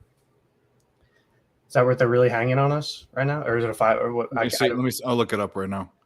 Either way, bro, they 6 and a hook, 6 and a hook, bro. They don't care about you. The books 32 and 50. Both teams, they have the same record to over under, at least according to this site. So that means they're not going over 6.5. Brian Elliott, like he's okay. He's a little older, but these guys stay in good shape. They're going to training camp, playing games, getting minutes. Like he won a couple games on the preview show I did with Terry. We talked about this a little bit. I'm not going to go too into depth though at that now, because I know people, this is Friday night. People are jumping. People look at scores and games. Like I'm there too as well. I'm also trying to get a good read on tomorrow's card. So if I was doing anything, it would have the Penguins team name there. And then with regards to the over under, lean right around a 6. So we got that. That's all I got. All right, so we're gonna do this a little differently. There's a billion games tomorrow. I didn't even realize that. We're gonna look at a game, and if someone wants to talk about it and has a play that jumps out, we're gonna do it. But if it's a game like what was the one, the Coyotes Bruins, that everyone's just gonna say, we're gonna do that because we've been here for over an hour. We've gotten to 5 games, and there are twice that many to talk about. So we got to get to other sports. So the Senators and the Maple Leafs. Does anyone care about this? Do we want to talk about this game? Anyone? Okay. Everyone's shaking their occupancy. And this is probably how we should do this anyways, because if we could all talk about whatever sports, I could, other sports, not hockey, I could talk about every game, but and we have other stuff to get to. We got football, both. Yeah, yes, sir. Yeah. Go ahead. Shoot. Ottawa Senators, their team, like I'd be going out, hitting the dispensaries, listening to the Senators games on the radio last year. That's a very enjoyable thing for me. The dispensaries? Is that what you said? Bro, yeah. Listening to hockey, watching Hockey High, like, oh man, especially like Canadian broadcasts are just different. Like they're so, like, it's just funny. Like hockey is such an interesting sport with that. But I'd be down $40 last year if I just went blind 82 times to the window. I mean, I know that's not the greatest standard, but like, you're looking at the money that you're putting in every game. So anyway, I like to back these Senators actually in a lot of times. And I don't know if you guys saw the player prop stats, but DeBrincat and Kachuk were firing. I think I saw DeBrincat around 7 shots on goal last. If people watch those offseason trades, and that's an interesting one. I'll probably be betting that. I just got to get to it, get it on my card. But with regards to the side, I obviously lean Leafs by far, like by 3 or more, when it comes down to it, because I'm a Leafs puck line better. Like I thought, like I know actually A couple people in here do Dodger run lines and shit, and like we always talk about plus money here. We know But someone who does that. I know, and I'm a Leafs. Screw the puck line Dodgers right now. Screw the Dodgers. Nah, dude, there's so many innings left, Terry. They had bases loaded, and go on. Yeah. No, so this game really, guys, like it's game 2 or 3 for the Sens, and they're going into the barn. They can steal this game. What did the Senators do game 1? They call it the barn. Exactly what they're going to do pretty much every game of the year. They call the barn. Toronto's the barn. Everybody loves the Senators team. Sorry. I had to. No, sorry. Sabres He's money getting line. me going because he knew he could do it easily. Everybody loves the Senators team so much. Ottawa. Yeah, they're bums. Over 6.5. Ottawa is going to score goals, but they're going to let goals in. Have you seen Toronto's goaltending? If it's Samsonov, I will not. I have be not. On the over. If Matt Murray is in that, I will be on the over. 6.5. Toronto's goaltending, they did not put the money behind the blue line, and it's clear to everyone. You look at Justin Hall, like some of these guys, like they make bad mistakes in front of the net. It's just you shouldn't have to sweat out a home opener against Washington. You're just hanging out, you're trying to have fun and cap a card, and Toronto money line opening night should just be something where it means something like it used to, like Edmonton money line in the 80s and shit. Like that used to fucking mean something. Excuse my language, I know. But anyway. No, you can cuss here. Okay. Wasn't my bad. No, I lean Leafs for the game, and then be on those Kachuk and DeBrincat props. Yeah. All right, so we like you're on the Leafs, you said, and then you like the over. I have written down here Terry over 6.5 fade. That's what I wrote down. Fade? I'm just kidding. I don't know. I'm not betting this game. I'm just giving you a hard time. You fade Ottawa. Don't fade me. Oh, actually, based on the last couple of days, you could fade me if you're right now. See what I'm talking about? Anyway, all right. This diarrhea word. Canadiens and the Capitals. Very, very fitting because you've got the team from our nation's capital, the English language, and then you've got the Canadians that's spelled wrong. So, does anyone care about this game? Any thoughts? I mean, we should probably say something about it. Is Capitals are 0-2? I don't think the line was not available to me earlier, so I didn't cap the game yet. It's the Capitals by a shit ton. But they've lost their first 2 games. Is that unexpected? Washington is minus 240. Yeah. Washington played good teams the first 2. They played the Bruins and the Leafs, so you understand why they could start 0-2. It's not like they played like the Coyotes or something and lost that game. Yeah, it's not like they. Not good. Yeah, I was gonna say it's not like they had a weak schedule and started off the year with the Blackhawks and the Wild or something like that. So isn't Ovechkin, and this blew me away when I heard this. Someone said, it was on a TV show. Ovechkin's the greatest scorer of all time. He is. Nick said that, and no, he hasn't got there yet. He's got a long way to go. He will be. That's blasphemy. And I'll be seeing him later this month. You're going to hang out with him? We're getting tickets to Carolina and Washington. Oh, so the way you said that sounded like you had like some inside thing. All right, next. How I wish, right? All right. The Ducks and the Islanders. The Ducks from my home area. I signed them off a long time ago because they had a really cool logo, I thought, and now it stinks. It's just, it's a letter. Stupid. And then the Islanders, the most unoriginal name in sports because it's on an island. Good job, guys. Couldn't think of anything else. I think it's one of the best logos in sports, honestly. Maybe logos, but the name's dumb. But anyways, does anyone? Oh, shocking! The Islanders fan likes the logo. Well, let's go for it. They're your team. You're probably on them. Cap away. No, I would lean Anaheim in this game. Just price reasons, I would lean Anaheim. I don't know if the Islanders should be minus 185 favorites at this point. Yeah, they still. I mean, I think they're going to be a good team, but I think people are going to be sleeping a little bit on this Ducks team this year. I think they could be pretty decent. Obviously, I faded them the first game and it didn't pay off. I think the Islanders should win this game. I don't know if they should be this big of a favorite though, so I didn't play it. I see the private chat. Get it occupancy. Yeah. Okay. Okay. Sorry. Occupancy. You may want to close your ears. You may want to close your ears. I love those. How do you close your ears, Terry? Terry, wait a minute. Whoa. Terry, how do you close your ears? And I'm actually very high. How do you close your ears? Plug your ears. There you go. I don't care what you use, but occupancy. I don't care if Nick hears this, but I want to hurt occupancy's feelings. The Islanders are old and slow. Okay, Dave? Think of turtles. Think of 90-year-old turtles on skates. Hockey. It's hockey. Islanders. Terry's back. Terry Barzal did a Anaheim. speed contest, the All-Star game. Anaheim is filled. Okay, one player. But Anaheim is filled with young, skilled players, and they are going to skate circles around this Islanders team. And Anaheim at plus 165. You're darn right. Or plus 160. You're darn Terry, right. Who do you think the Islanders are going to put out at opening faceoff against them, though? Yeah, the Matt Islanders. Martin, Islanders play Casey good Cizikas, defensive hockey.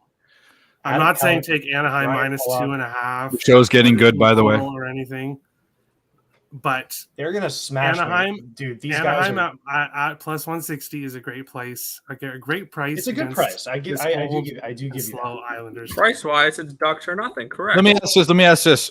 Occupancy. You're an Islanders fan, obviously. I happen to grow up like 30 minutes from the rink. So you're on the island. Wait, and by the way, real quick, Dave, we went to the same high school. Yeah, we went to the same high school. wow, And he lives all the way across the country.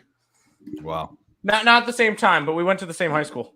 well, that's Go cool. Tigers. Go All right, Tigers. so occupancy. Go ahead, talk Tigers. about this game. Yeah, if you have something to talk about, let's do it. I mean, this is what this show's about. So let's do it. Well, I don't know.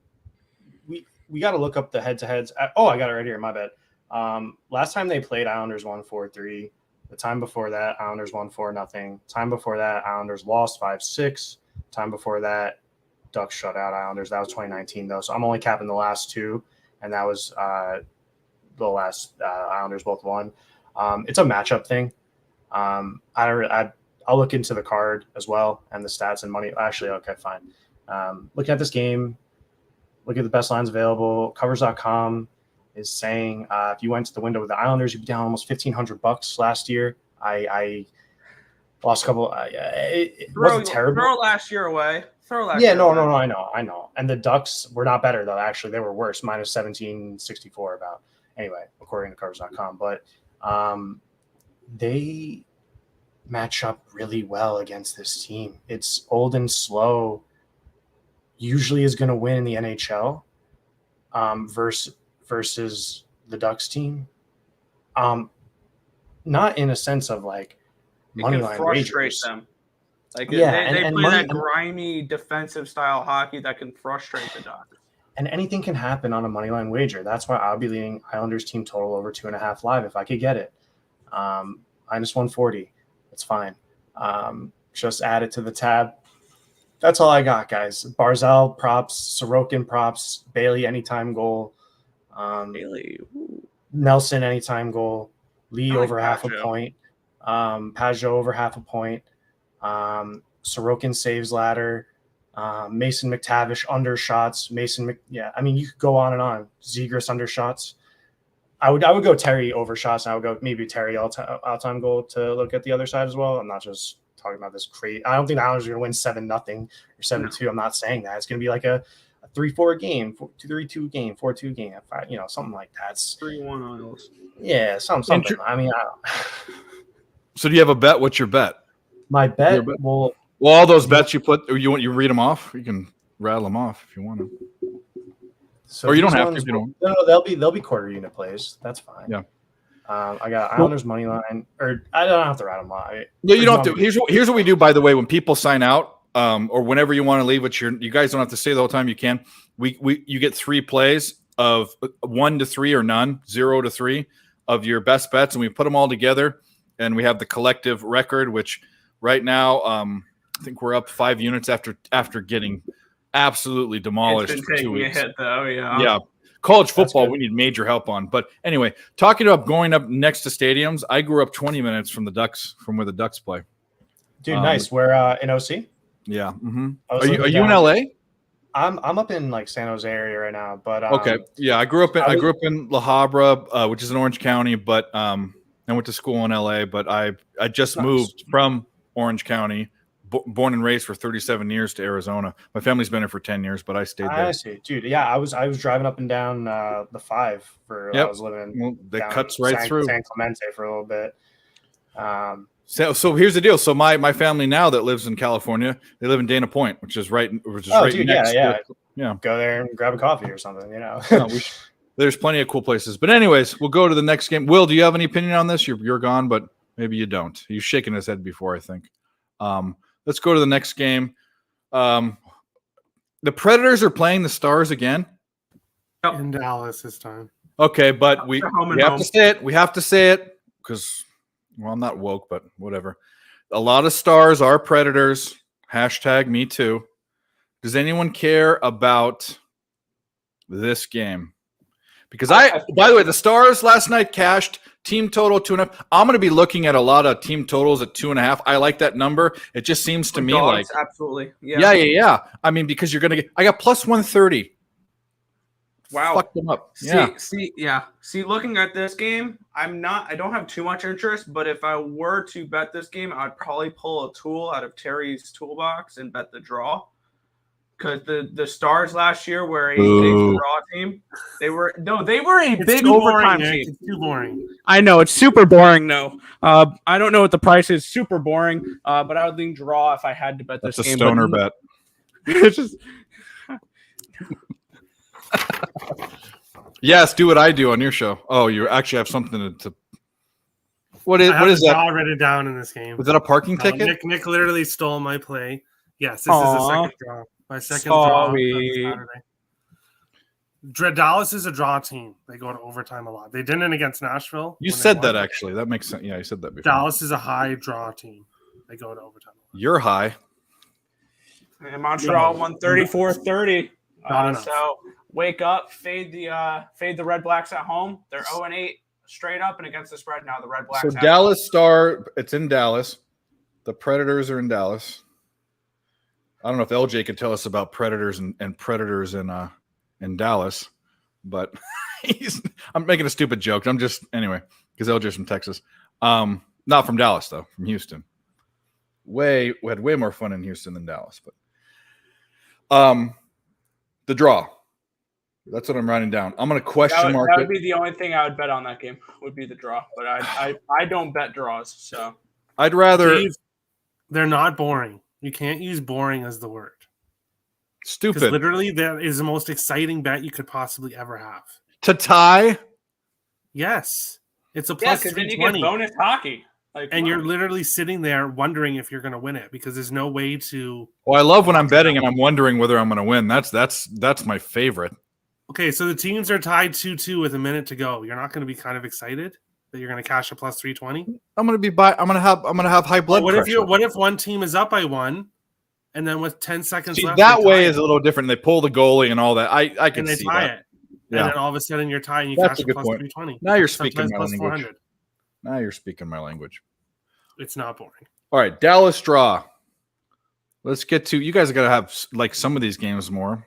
By the way, this is unrelated, but they announced the starter for the Philadelphia Phillies in game number 4 for baseball here, and it'll be former New York Met Noah Syndergaard. They're losing that game. Yep. They're punting game 4. It's Syndergaard and Morton. I'll be back on the over. Syndergaard had a small vacation or holiday, as they say, in Anaheim, my team, and I faded him almost every time. That guy's hot garbage. Well, you can get plus money for the Phillies. You know what I will bet? You know what I will bet in that game? The same goddamn bet I've made every single. The total is a 9. Let me ask you this: where is Bryant when the Braves are in the playoffs? He should be on the show every time. He's not a Braves fan. I thought he was. He's a Yankees fan. He's just an Oh, is he? asshole that decides to try to root against the. He's just trying to get at us. Stir the pot. He's just Oh. whatever. All right. That's the whole deal. Is he's just trying to stir the pot because we're Mets fans and Let's talk about this Braves. dumb game.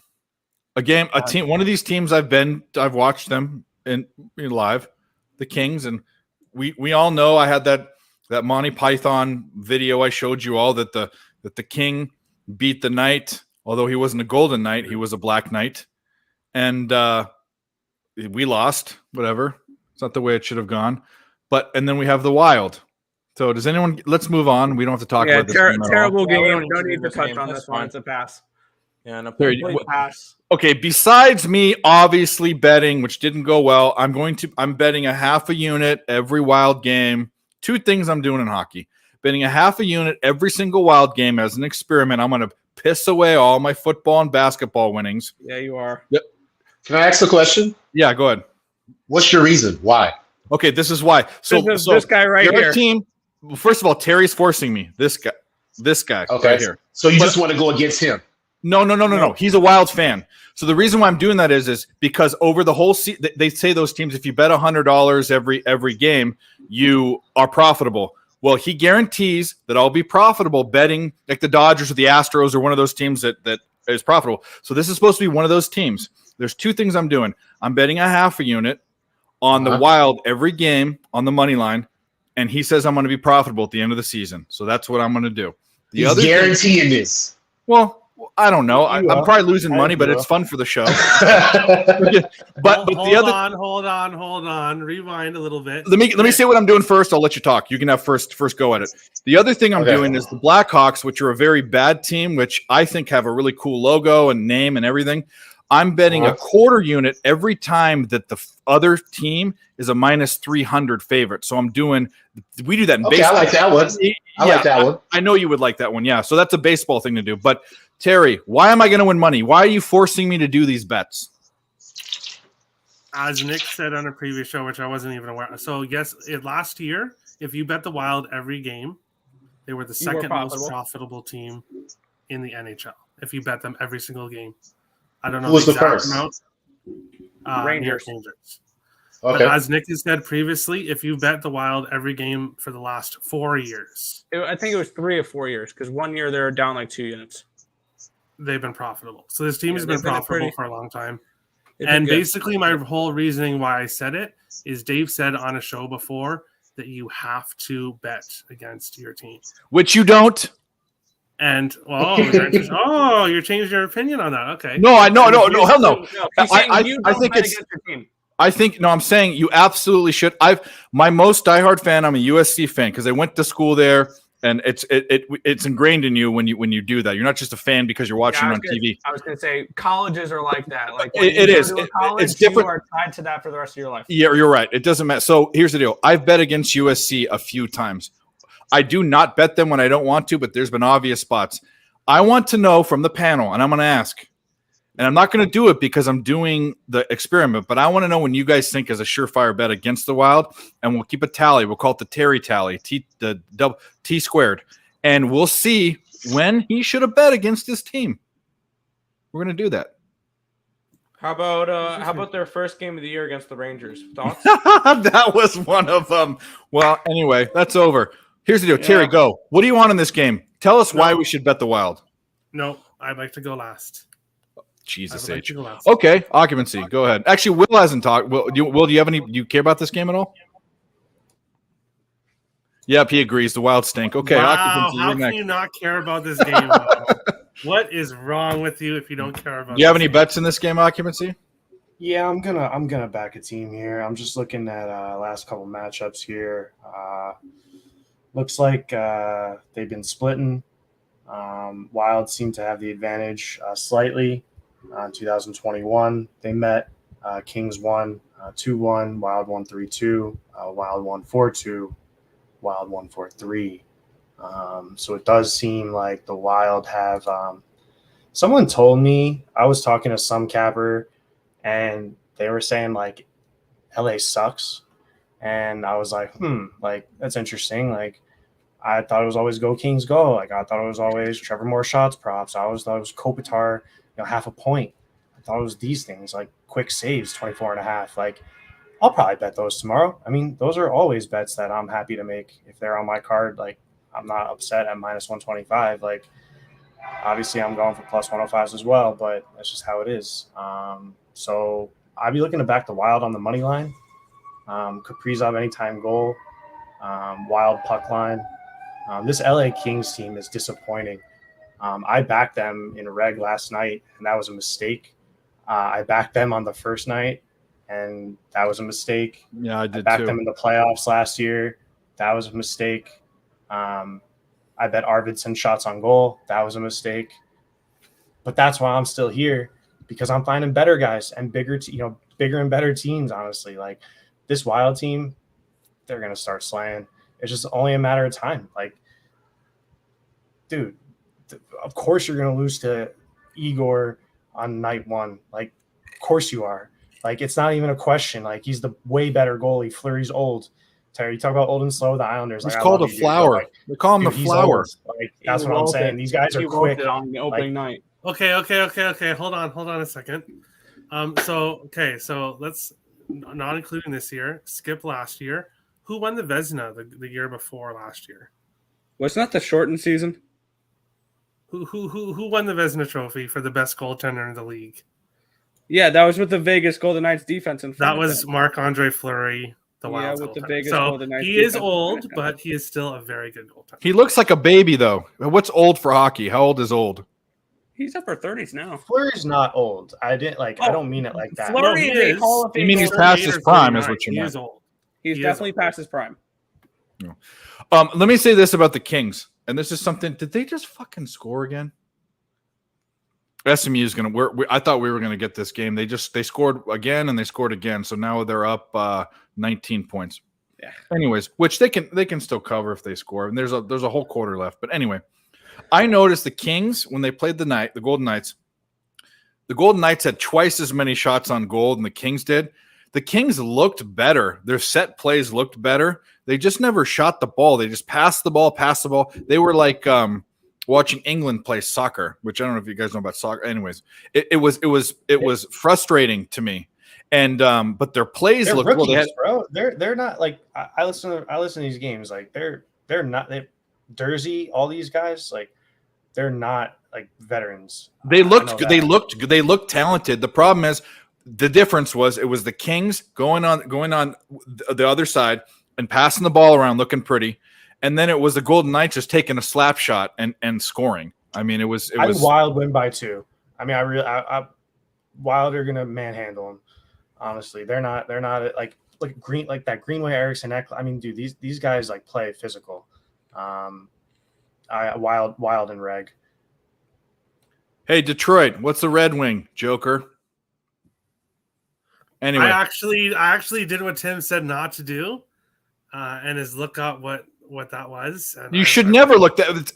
It's horrible. It's like especially for me. I'll leave it at that. But yeah, I did not need to see that or ever even think about that. Yeah, no, you don't want to look up the pictures of it. But this is I did not do that. No. So I went to an all boys Catholic high school, which might explain a lot. But I went to a great college, and I loved my high school time better than college actually. But I found out about what that was then. We're not going to even say what it is now. It's absolutely grotesque. Anyways, Will, do you have any thoughts on the Wild on Terry's the Terry he boys? Already said no. He doesn't care about. He doesn't care about it. For Nick, Tim probably has no. Tim is going to be antagonistic. Nick's going to be antagonistic. Not actually. Okay. All right. Well, I already. Let's just move this along. We're all waiting for this guy. Terry, the floor is yours. Let Nick go first because I actually disagree with him, so it'll work out better. Let him go first. I'm on the over. You're on the under? Yeah, go on. Give your reasoning. I'm gonna go last. This show's off the rails. What's going on? Nick, go ahead.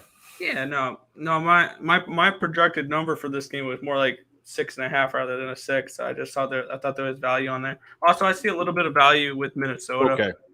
Two of the sites I look at, or the numbers I use or stuff like that. projected at a minus 160 for the Wild and around a minus 180 for the Wild, and you're seeing them around minus 155. So I see slight value here with Minnesota. So I lean that way, but I like the over 6. I think Minnesota overs are going to be a thing defensively.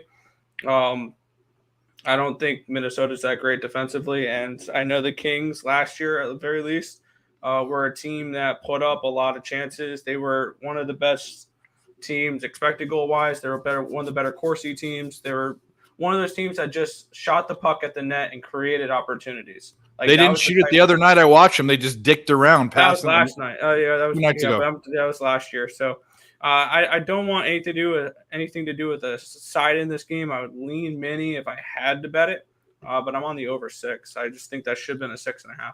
Rise above is against Terry too. Yeah, the 10 goals yesterday was about Minnesota more than it was about the Rangers. So, but we go back to what occupancy was saying. Bet the under. The Wild are in trouble. Yeah. I don't know. I don't necessarily. I mean, I think that's an overreaction when you look at a team that did. I didn't think they were very good heading into I actually go back into the lab. This is for like baseball. Look at the pitcher. Look at what they're doing the last 2 weeks. So I guess for this is you go back in the lab, look at the goalie, look at the defense, look at the shots on goal, look at those things. Which, man, I can't believe I'm taking on another fucking thing to do. But I guess I'm capping hockey this year. Which by the way, I must say, as far as work to cap, the hardest thing to cap if you index is college basketball, hands down. Yep. Too many teams, too many games. And I'm doing math with indexing because I average indexes. I don't just choose one. But the hardest sport to cap with how much information you have, for me, is baseball. And I'm seeing that hockey is a lot like baseball. It's got so many, but here's the deal. Hockey is my second most hockey. It might be my first. Baseball is my second most profitable sport. So I'm thinking that's just why I dove into this hockey thing, because it's a lot like baseball. Enough about me. We want to hear from the man of the hour, Terry. All right. Terry, are you high? So, go ahead. No, I was just gonna. No, there's no clip. Video, so I wasn't gonna say anything.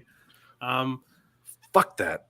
Yeah, that sucks, but it is what it is. Today is in the garbage can. On to tomorrow. But in this game here, the Wild are 11-1-1 in their last 13 I'm writing this down. games. Don't get it wrong. Well, I had to count in my head. 11-1-1 in the last 13 games at home against Los Angeles. This does include 4 games from 2020-2021 season. Obviously, only one from last year. Kirill Kaprizov has 11 points in 11 games against the Kings. He likes playing this team. And he's their stud, right? He's their dude. Yes, he is our Ovechkin, basically. Whoa, lofty statement. Well, I'm not saying he is Ovechkin, but he is our Ovechkin. He's our... You're our Ovechkin on the show, by the way. Oh, thanks. But go ahead. But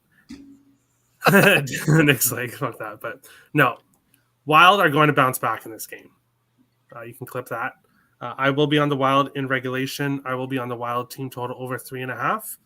But I still think this game could go under because I think we get a huge bounce back game from Fleury. I think the Wild's defense, which Nick doesn't think that high of, had a horrible first game. It's the first game of the year.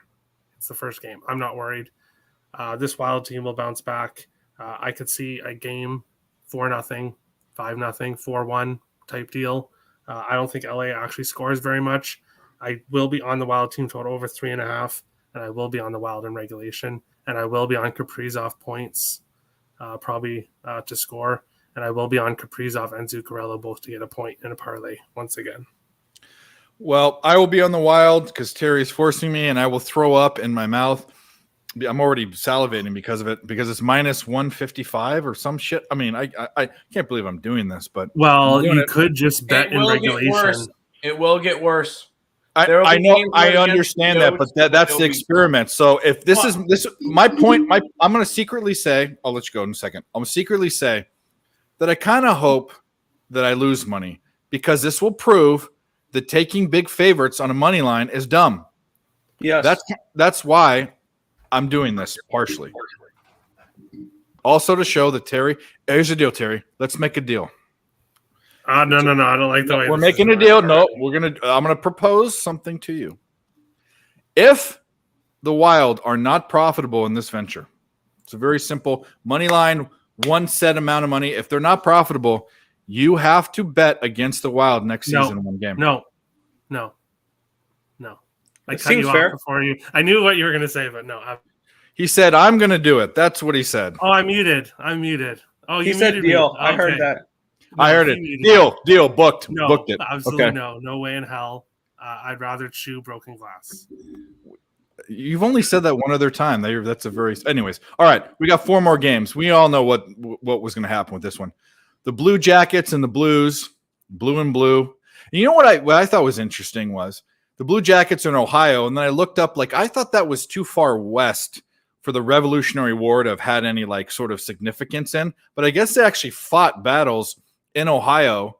That mattered, and I didn't know that. The only time in the Revolutionary War that I heard about it was in the movie The Patriot, when the bad guy, the bad colonel that wanted to kill Mel Gibson, he wanted to be like the new provincial British owner of Ohio. By the way, speaking of Britain, R.I.P. for the Queen. She's your queen too, Terry. By the way, but what do we think? What do we think about someone? Does anyone have anything about the Blue Jackets and the Blues? Will, you have a bet on this? Come on. You got to have a bet eventually. This is not the game I have a bet, but I do have a lean towards the over. Okay. Blue Jackets just played and they just hit the over. I don't know who's going to be in goal tomorrow night. I know Merzlikins was sick this week. I just think I have the Blues projected for 4 goals, Blue Jackets about 3, so that gives you about 7, and it's at 6.5. I don't like a lot of 6.5, so that's why it's just a lean. I won't bet it, but that's where I would go. I don't like either side, really. Me neither, because I know nothing about it. In fact, I would say that just from the starting point and knowing about what hockey's, have the Blue there are teams that are irrelevant in sports, like the Wizards are irrelevant in the NBA, completely irrelevant. Yep. They're not super horrible. They're not super great. They're just, even if they get it, the Pelicans used to be that team, but actually now I think the Pelicans are on the upswing, especially a fat boy gets in there and actually plays. What's an irrelevant team? And that's kind of, it's kind of like not the Brewers, Colorado Rockies. No, they're really bad. A team that's in there but isn't in there that just will never matter. The Phillies, the Blue Jays.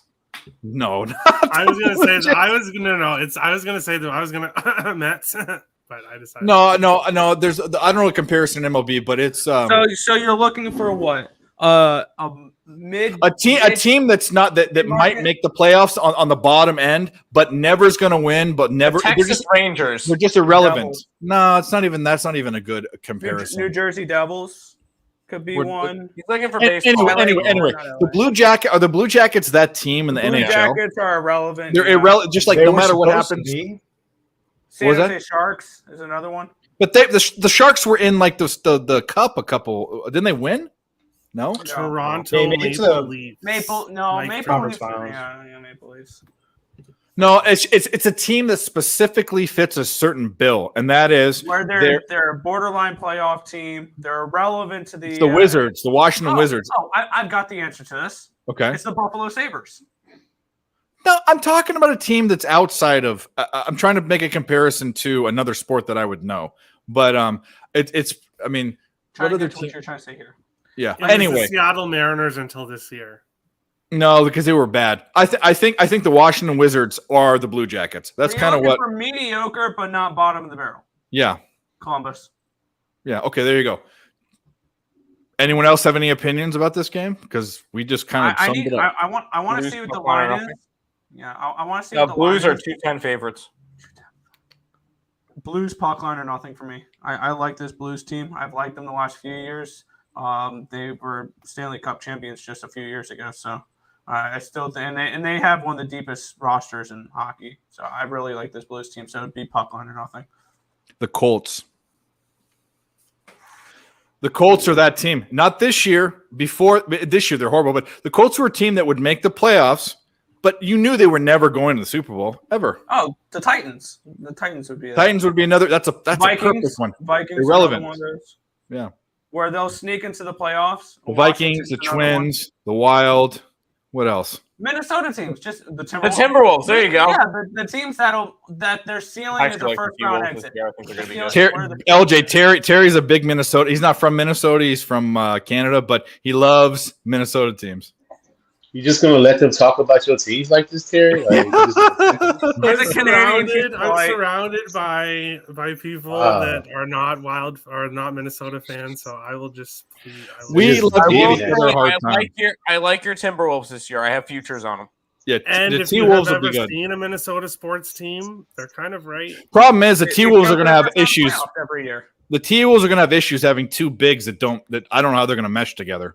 But that Rudy Gobert trade messed everything up for the NBA. It's a question mark. I mean, what you do is you have your big who can shoot threes. Now you've relegated him to only playing on the outside because Gobert. I'm not even talking about that. I'm talking about far as the money on how other transactions can be made. That's why Kevin Durant didn't get traded because you gave up all that for Rudy Gobert. He got how much they gave him? Like 2 first-round draft picks for him. Like, come on, he wasn't even worth 1. And you gave up all that for him. So now whoever gets traded is going to be demanding all this outlandish draft picks. And they're going to be like, no. Rudy Gobert messed up a lot of transactions in the future for the NBA. I'm telling you. No, I feel you. But we're gonna have a lively basketball. I mean, I love this show because we can talk about whatever we want. But let's barrel through this. And I'm so glad you guys came on because I could never do this by myself. So 2 teams from the same province, right? Yeah, they are both from Alberta, I think. The Flames and Oilers. Alberta, yes. These Flames and Oilers. Fun. I know that Joe Madden, my friend Joe Madden, go to Joe Madden Sports, go follow her. She is a big Calgary Flames fan, and I know that the Oilers have the best. I think he's the best player in hockey. I don't know, Connor McDavid. Not even close. He's the best player in hockey. Yeah. So I think, and both these teams had deeper playoff runs last year, if I'm not mistaken. Played in the playoffs last year. I think the Flames is one of the coolest names in all of sports. It's like I don't mean to cut you off, but who's the best player in hockey? So I can sound smart to somebody. Connor McDavid from the Oilers. Write that down. By the way. Best player in about the last 40 years, probably. So he's like Gretzky. He's a new Gretzky. He's a new Gretzky who played for the Oilers. He's a brand new guy. Yeah, he's a new Gretzky. You know what I just realized too, and I was looking this up. I didn't realize that Messier and Gretzky played on those Oilers teams. That didn't click with me. That has to be. Messier was an Islander too. But that had to have been like the best hockey team ever. Like to have those 2 guys. Yeah, that was the team that I think ran through the playoffs 16-2. Well, they won 4. Then they won 3 or 4 cups in the 80s or something like that, or like that. Yeah. The Islanders won 4 cups in the 80s, all in a row. Well, there was those 2 teams. Nick, we all know the Islanders won. They won 5 cups. The Oilers won 5 cups. Thanks for reminding us, Nick. Yeah. I mean, I wasn't alive to see any of it, so unfortunately. Well, I was shitting in diapers, but I was alive. All right. So, do we have two good teams? You told me to interrupt you. Yeah. I'm going to be heading off here. All right, so give us your opinion about this, and then you're going to give us your bets. Okay, well, I have not looked into past history between these teams, so obviously that's a thing I look at, especially division rivals, huge rivals like these 2 are. So I'll have to look at it more in depth. I can't really give you anything on this game because I have not really looked at it at all, and I need more. All right, thanks for nothing. Anyone else like this game? Can I give my picks before I go? Yeah, you should go. What do you like? So this can be anything, and if you have something we haven't talked about, which you weren't on the NFL show because you were tired, little baby. What do you like for you? You only get 3 today. I get 3. Okay, so under 7 in the Florida Buffalo game. Hold on. 7 under. Panthers, Sabres.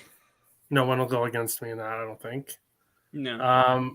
Minnesota in regulation, obviously. That's going to be in there. In regulation. What is? I don't know the odds. You're going to have to give me the odds. If it goes to overtime, you lose. I know. If you Can you just take them on the? Jets goal. Let's go. It's Sorry. I can probably get better odds. I can probably get a Or plus on the money. under. Give me the odds. Hold on. Wild and reg money line, right? Well, it's plus 100 at Bet365. Yeah, Navy scored, but Navy scored. We need but did they? Yeah, I was did about they to say go Navy for two? scored 2. Did they go for 2? I have not a clue. Yeah, they went for 2 and it failed. But they're still covering they're covering 13.5. We're good. Well, no one else has 13.5, bud. Everyone else has 12.5. You have 12.5? Oh, we Yeah, bet it on Monday. I don't bet. We bet it on. I don't cap. Monday, right? Monday, Here's my Tuesday. problem with everything else. I can't cap. I can only do so much. The one thing I can't cap early is college football. I cap NFL early because we have shows about those. But I cap college football a lot later than I like to. But it's college football is taking a hit. We need some major wins. We're getting smoked, stroked, and choked. As Sandy Hey, says now. in the chat, regulation is a great bet. Sandy, whose name is Kelly, by the way, let's shout out to her, Pittsburgh's finest. Another with her, Pedro, and another girl named Hannah. Those are some of my 3 first mutual follows. Jojo got it. Well, congratulations, Jojo. All right, go ahead. Wild and regulation is what? Give me the. And I love Plus Jojo. 100. So Sounds it means like- they can't win in overtime. Sounds like a very fadeable bet. Okay, what else? Yeah, it is. So Minnesota regulation, under in the Buffalo game. And I'll give you a football Oh, I know your name, Cincinnati. Kelly. Cincinnati Bengals money line. I think it's minus. Hold let on. me check and see what's Hold on. I need to see if someone went against that because Chris gave. Somebody went with New Orleans. No one's going to be on that game. That's a dog shit game. You want Cincinnati? What is it? Let me check. Cincinnati money line? Oh yeah, okay, hold on. It's minus 138. I'll take minus 2.5, minus 110. Still I'm sorry, hanging Kelly. on to- I just said Sandy because it's Still hanging on to Hollywood Joe, huh? Fur coats and glasses and chains. Yes, Dave, because I don't care what Joe Burrow wears. He is an excellent quarterback. I like He the could Bengals. come in a garbage bag, and I wouldn't care. Because As the long as he finger throws lickers for out. touchdowns. The finger lickers out for the other guys, so they're starting whoever the fuck. Yeah, I don't care who starts. They're It's starting the same. Red Rocket. Garbage. Andy Dalton. Yeah. Did you guys hear about what the white rocket is? A white rifle. Cooper Rush is the white rifle. Did you hear about that? No. If someone told me that, I don't know. Anyways, Terry, thanks for joining us. No problem. You've Have a good one, got a lot of things to do tonight, I'm sure. Yes, Goodbye. it Have shouldn't fun be in a the 7. garage. It should not be a 7. But yeah, All right. have a good show, guys. Thanks, Terry. We love you. All right. Does anyone have any other opinions on Kings and Wild? Anyone? Kings and Wild? No. We were talking Oilers, and Oh, you're right. We're on to the next one. We're on to Flames and Oilers. I'm very interested in this game. I have a play on the side and the total. It seems like you should be. They're 2 marquee teams, right? So Yeah, and looking at this matchup here, we just saw the Calgary Flames coming in off of a nice win against the Colorado Avalanche. When you look at their advanced numbers, though, they were not the better team that night. Granted, some of those advanced numbers may be contributed by the fact that Colorado was down and they needed to push to come back. But Colorado did create more chances in that game. Colorado had more expected goals that game. I don't know if they were the better team, though, but advanced analytics say that they were. They scored more goals than Colorado. That's all I care about. Oh, yeah. No, I'm not saying that that's a bad thing. I'm just saying advanced analytics say that Colorado should have beat Calgary. But I'm on the Oilers, and I'm on the over. Oilers and over. We saw what these 2 teams did last year, especially in the playoffs and then during the regular season as well. These are 2 teams that played 8-7 type of hockey games. Like they played baseball type of scores. Like the first game of the playoffs was like 9-6 Calgary. Like it was one of those where it was complete shootouts every game. I think we're gonna cash that over midway through the second period. Like that's the type of game I think that's gonna be. And I think this is a good fade spot for Calgary because people are going to be coming in on this game like, wow, they just beat the Avalanche. So I think that the recency bias could be towards the Flames. I do think the Flames are one of the best teams in hockey, and I think they can easily win the Stanley Cup this year, potentially, the Flames. But I will be on Edmonton and the over. I see value with Edmonton. Will, you have a play on this? I don't really have a play, but I think that if you're not a hockey fan, you should watch this game. If you want to get into hockey, this is a great one to do. These are some of the best players in the league are on the ice tomorrow night, and it's just going to be fast-paced, a lot of shots, nonstop skating. I would watch that game if you're not a hockey fan. That's it. I'm going to find a bet in it for sure, and because I will, but I know these teams are good. I knew that from last year. Winnipeg power play, by the way. What's the score in that game? 2-1 Jets with 2.5 minutes to go. Oh, we got boys. We got that under. I am the greatest hockey handicapper ever. Give me an empty netter. Give me an empty netter so I can cash my plus 220, please. That's all I'm going to ask. I'm going to go 2-1 on NHL bets, and I'm going off of complete diarrhea knowledge. I'm telling you right now. And this isn't got me a unit too. Yeah. Great. Yeah. Well, here's the deal. I went real simple with the game. First of all, I thought that the dude was in net, but he's not. Shesterkin. Yeah. Just sounds like a New York accent. But I am going to look at an angle, and I forget the term. I can look it up, but it's a term that's used for the unrealistic line movement or any movement in odds based on a backup goalie, because a backup goalie is still a professional hockey player. So I'm going to be looking at that and analyzing that. That's probably one of my angles. I've been looking for starting point angles, and that's one of them. Another one is dogs in certain situations, dogs and revenge games. There's a dog angle to I'm looking at, but we cashed it. We're going to cash this and shit. Just want to specifically point out it's also on back-to-back. So yesterday you knew the backup goalie was going to play today. See, I didn't. That's something I don't know. So that's why I made a mistake. But the market knew that yesterday, and for some reason it gets better. Like, the market's not dumb. They know who's playing today. Yeah. Well, basically they said that Shesterkin's only a half point for the totals, only a half point difference. Bang! Scheifele goal, 3-1 Jets. That's probably it though. Like, I don't want to get near 6 tonight. Well, it's only like 2 minutes left or something. I know. We're good. We're good. And that's good because now there's no tie. Now there's no well, I guess overtime doesn't matter because it's golden goal. So anyway. We're fine, dude. We're fine. Yeah, we're good. All right. So Flames and Oilers, we really what was the play that we had on this? Because we were just saying it was a good game. Is there a play? To the Flames game, I took the Oilers in the over. What are the Oilers at money line? Do you have the odds? I got it at -124. Let's see what it is now. See, that would scare me versus two really good teams not getting it. 123. Is there a trend or something? I probably have to look at. I'm going to see. I'm going to look at trends there because. Now, my dumb ass, I would end up going and taking Edmonton on the puck line and getting $2 for it instead. And when they win that game 6-4 tomorrow, that would be fine. That's what I would. 195 for the puck line. 6.5 is the total.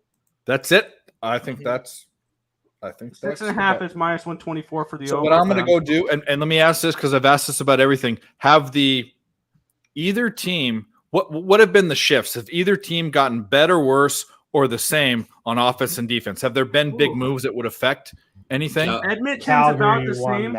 Calgary got way better. But Edmonton got goaltending, which they didn't. Edmonton didn't have any goals. It almost is a wash, I think. Yeah.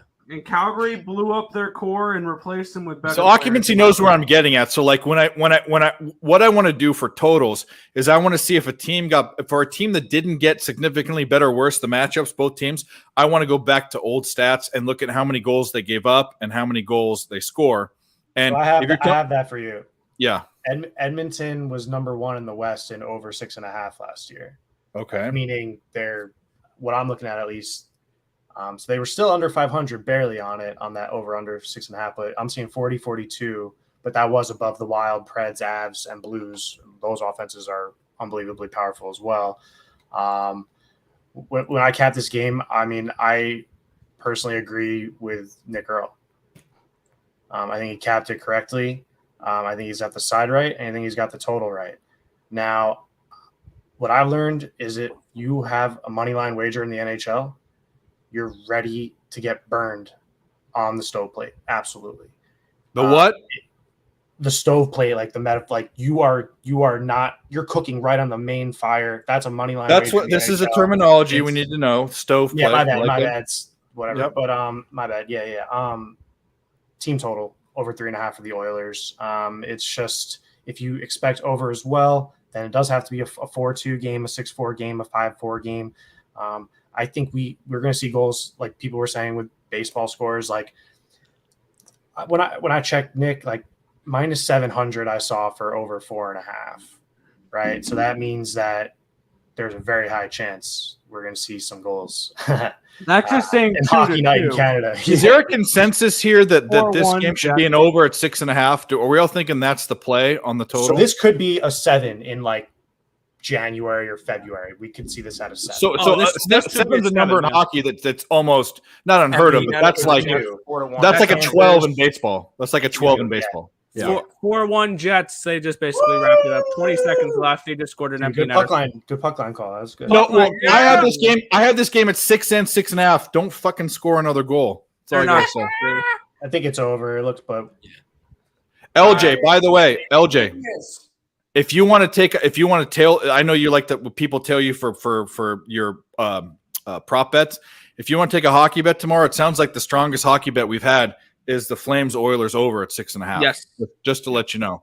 Yeah. I mean, throw a half a unit on it. By the way, I'm going to pop out for just a second here. All right, Will, what do you have to say? I'll be back in like 20 minutes or so. Okay. I think I'm going to head out as well. So I was okay. Well, we only have one more. Like we have 2 more games, so we'll go real quick through them. We'll spend 10 minutes. Blackhawks Sharks. We all know where I'm going. Well, wait a minute. Are they minus 300 favorites? No. They're not. So I will be off this game. 4-1 final. There we go. I'll be off that. Do you have anything in the Sharks Blackhawks? Yeah, this is my other money line play for tomorrow. I'm on the Blackhawks. I got him, I think, plus 151 at Bet Online. I posted it at plus 143 earlier today. I have the Blackhawks projected 2.73 goals and Sharks 2.46. I think this is one of the few matchups this year that the Blackhawks are favored on my model. So they're going into the Shark Tank tomorrow, and they're plus 140 favorites after playing Vegas pretty close last night. I just think this number, again, is incorrect. I think if you look in December, January, if this matchup was happening, you'd be getting closer to pick 'em. I think so. I'm on the Blackhawks tomorrow night, plus 140. Occupancy is chewing his tongue and his mouth because I'm sure he's on the other side. I don't know if I'm on a side, Dave. Oh, are you? I saw the hat, so maybe. No, I mean, I just live around here, so I wear it. You know what I mean? Yeah. I've been to a couple playoff games. You know, go Sharks. But I think Will's right, to be honest. The only thing that I'm not sure on, and I've been iffy about since day one, is what's worse, kind of like the Sharks letting their players walk and keeping like sub-average. You said that, by the way. Or having chemistry issues because Kane's yelling at Jones, and that's an issue. I heard that on Twitter and Instagram. I follow all that stuff. When the players are and the coaches are all in that kind of shambles, like that is also, I'm not sure if that's a good thing. But that's also these 2 teams I looked up on covers.com minus about $2,200 if you were going Chicago money line, and if you were going San Jose money line, you're like minus 1,200 last year. The teams have changed a little bit, and I think the Blackhawks actually brought in a couple players which have benefited them, and they kind of kept these games close. I mean, 1-0 in Vegas is a pretty good way to start. But with regards to this game, I'd lean under. But there's a huge slate tomorrow. I don't know if I'm going to get to it.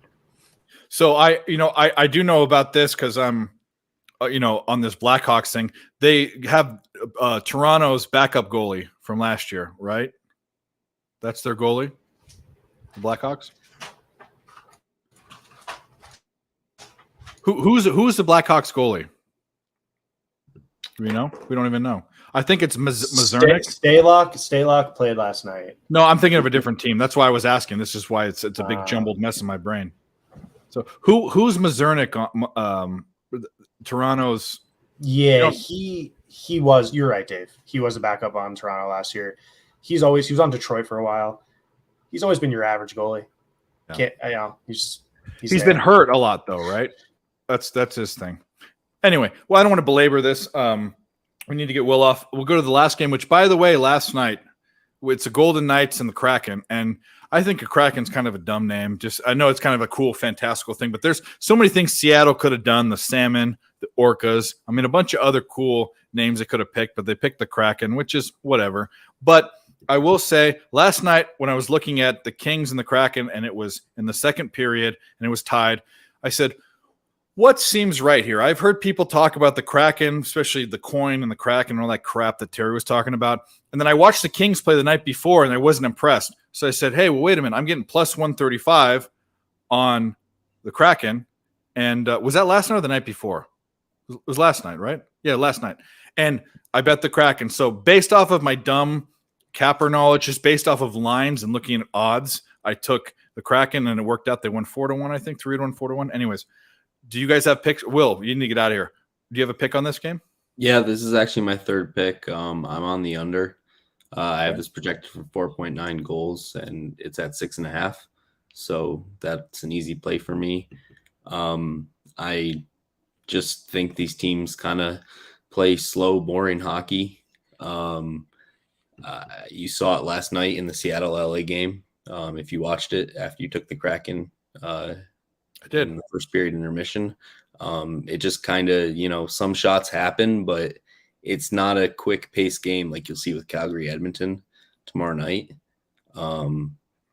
It's kind of boring. It's not fun to watch.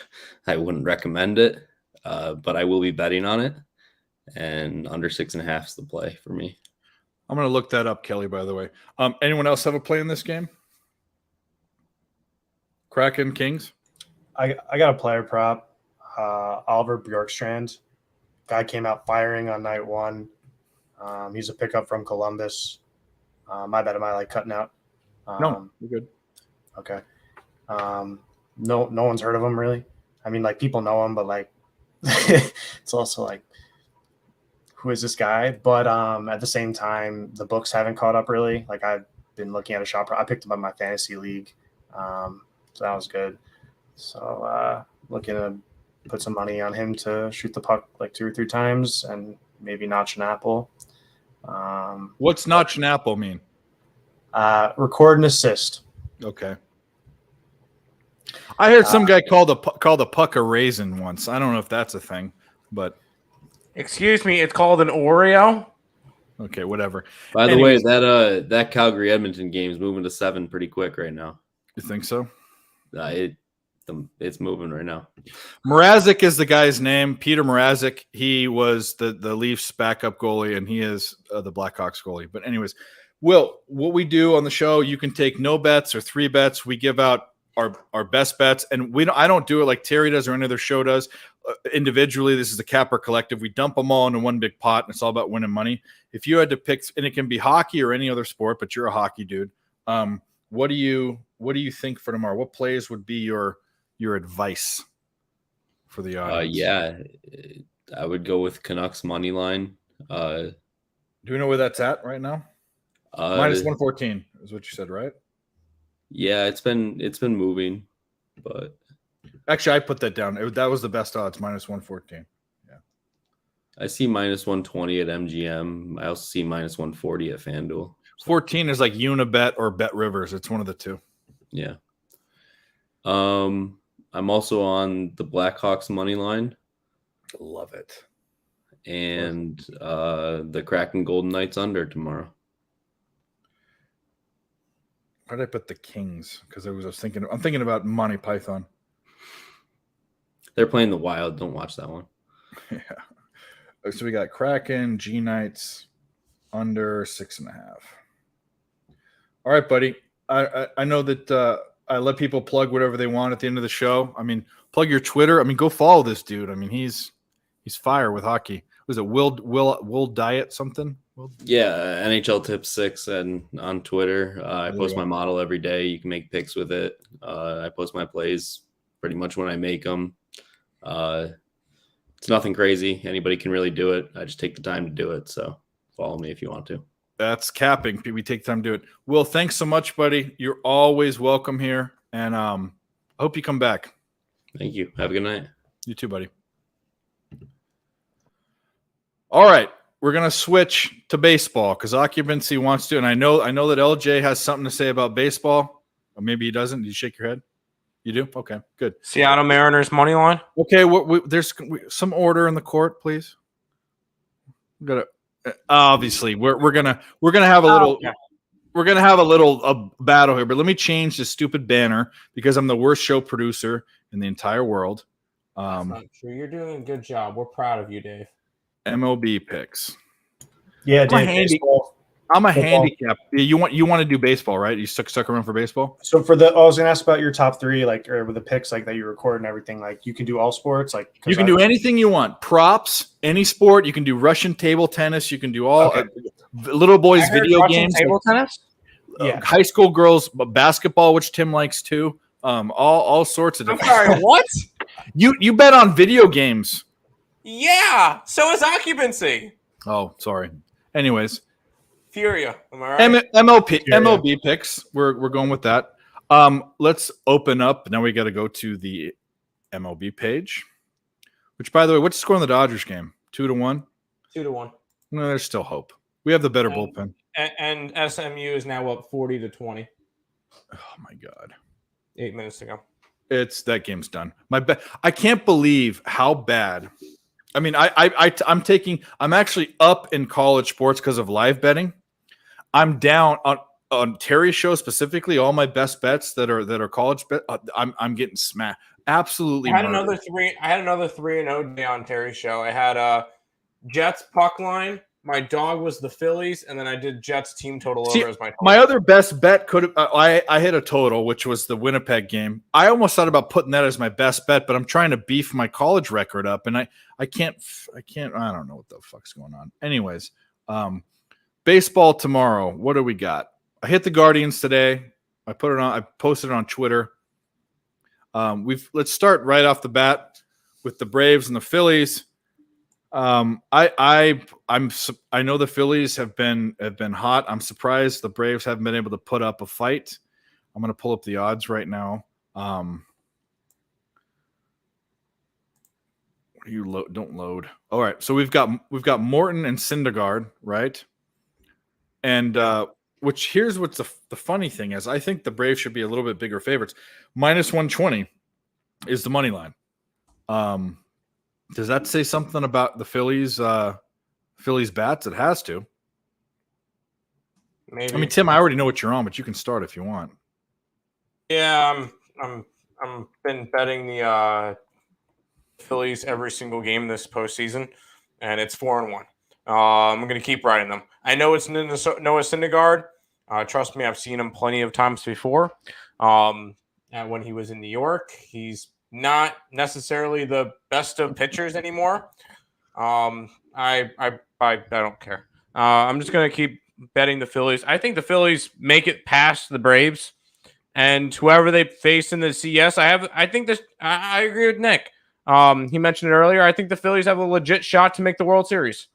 Now, when they go up against the Astros, they're going to get swept, but that's not the point. This Phillies team is Don't get him started. I still think the Astros make the World Series. That's not the point. The Astros are for sure going to the World Series. I'm not. Yeah, Astros are the best team remaining, in my opinion. But Phillies, I'm going to be grabbing them at plus money. That's fine. I like it, and we're going to roll with that. So Phillies money line for me. Occupancy. What do you think? I have to just take a look at the Phillies and how they ended the season. They had a couple close calls, but ended up making the playoffs. I said I was going to walk away from the Phillies. The Javier Assad start with the Cubs. And then the next Nola or Wheeler start, I'm back on the Phillies. and that's fine because that's sometimes how it goes. But that's kind of how I'm going to continue to cap the Phillies is like with Wheeler and Nola, I'm fine. Syndergaard, on the other hand, I'm just taking a look at his last few games. He's been coming out okay. of the bullpen, right? Yeah, his pitch count's a little lower towards the end of the season. Definitely not throwing 90 and 100. So they're managing. Look, the way this guy was on the Phillies today, that was nice cash. Yep, 100%. But I've also been disappointed by them. And their bullpen is bad. This is the thing.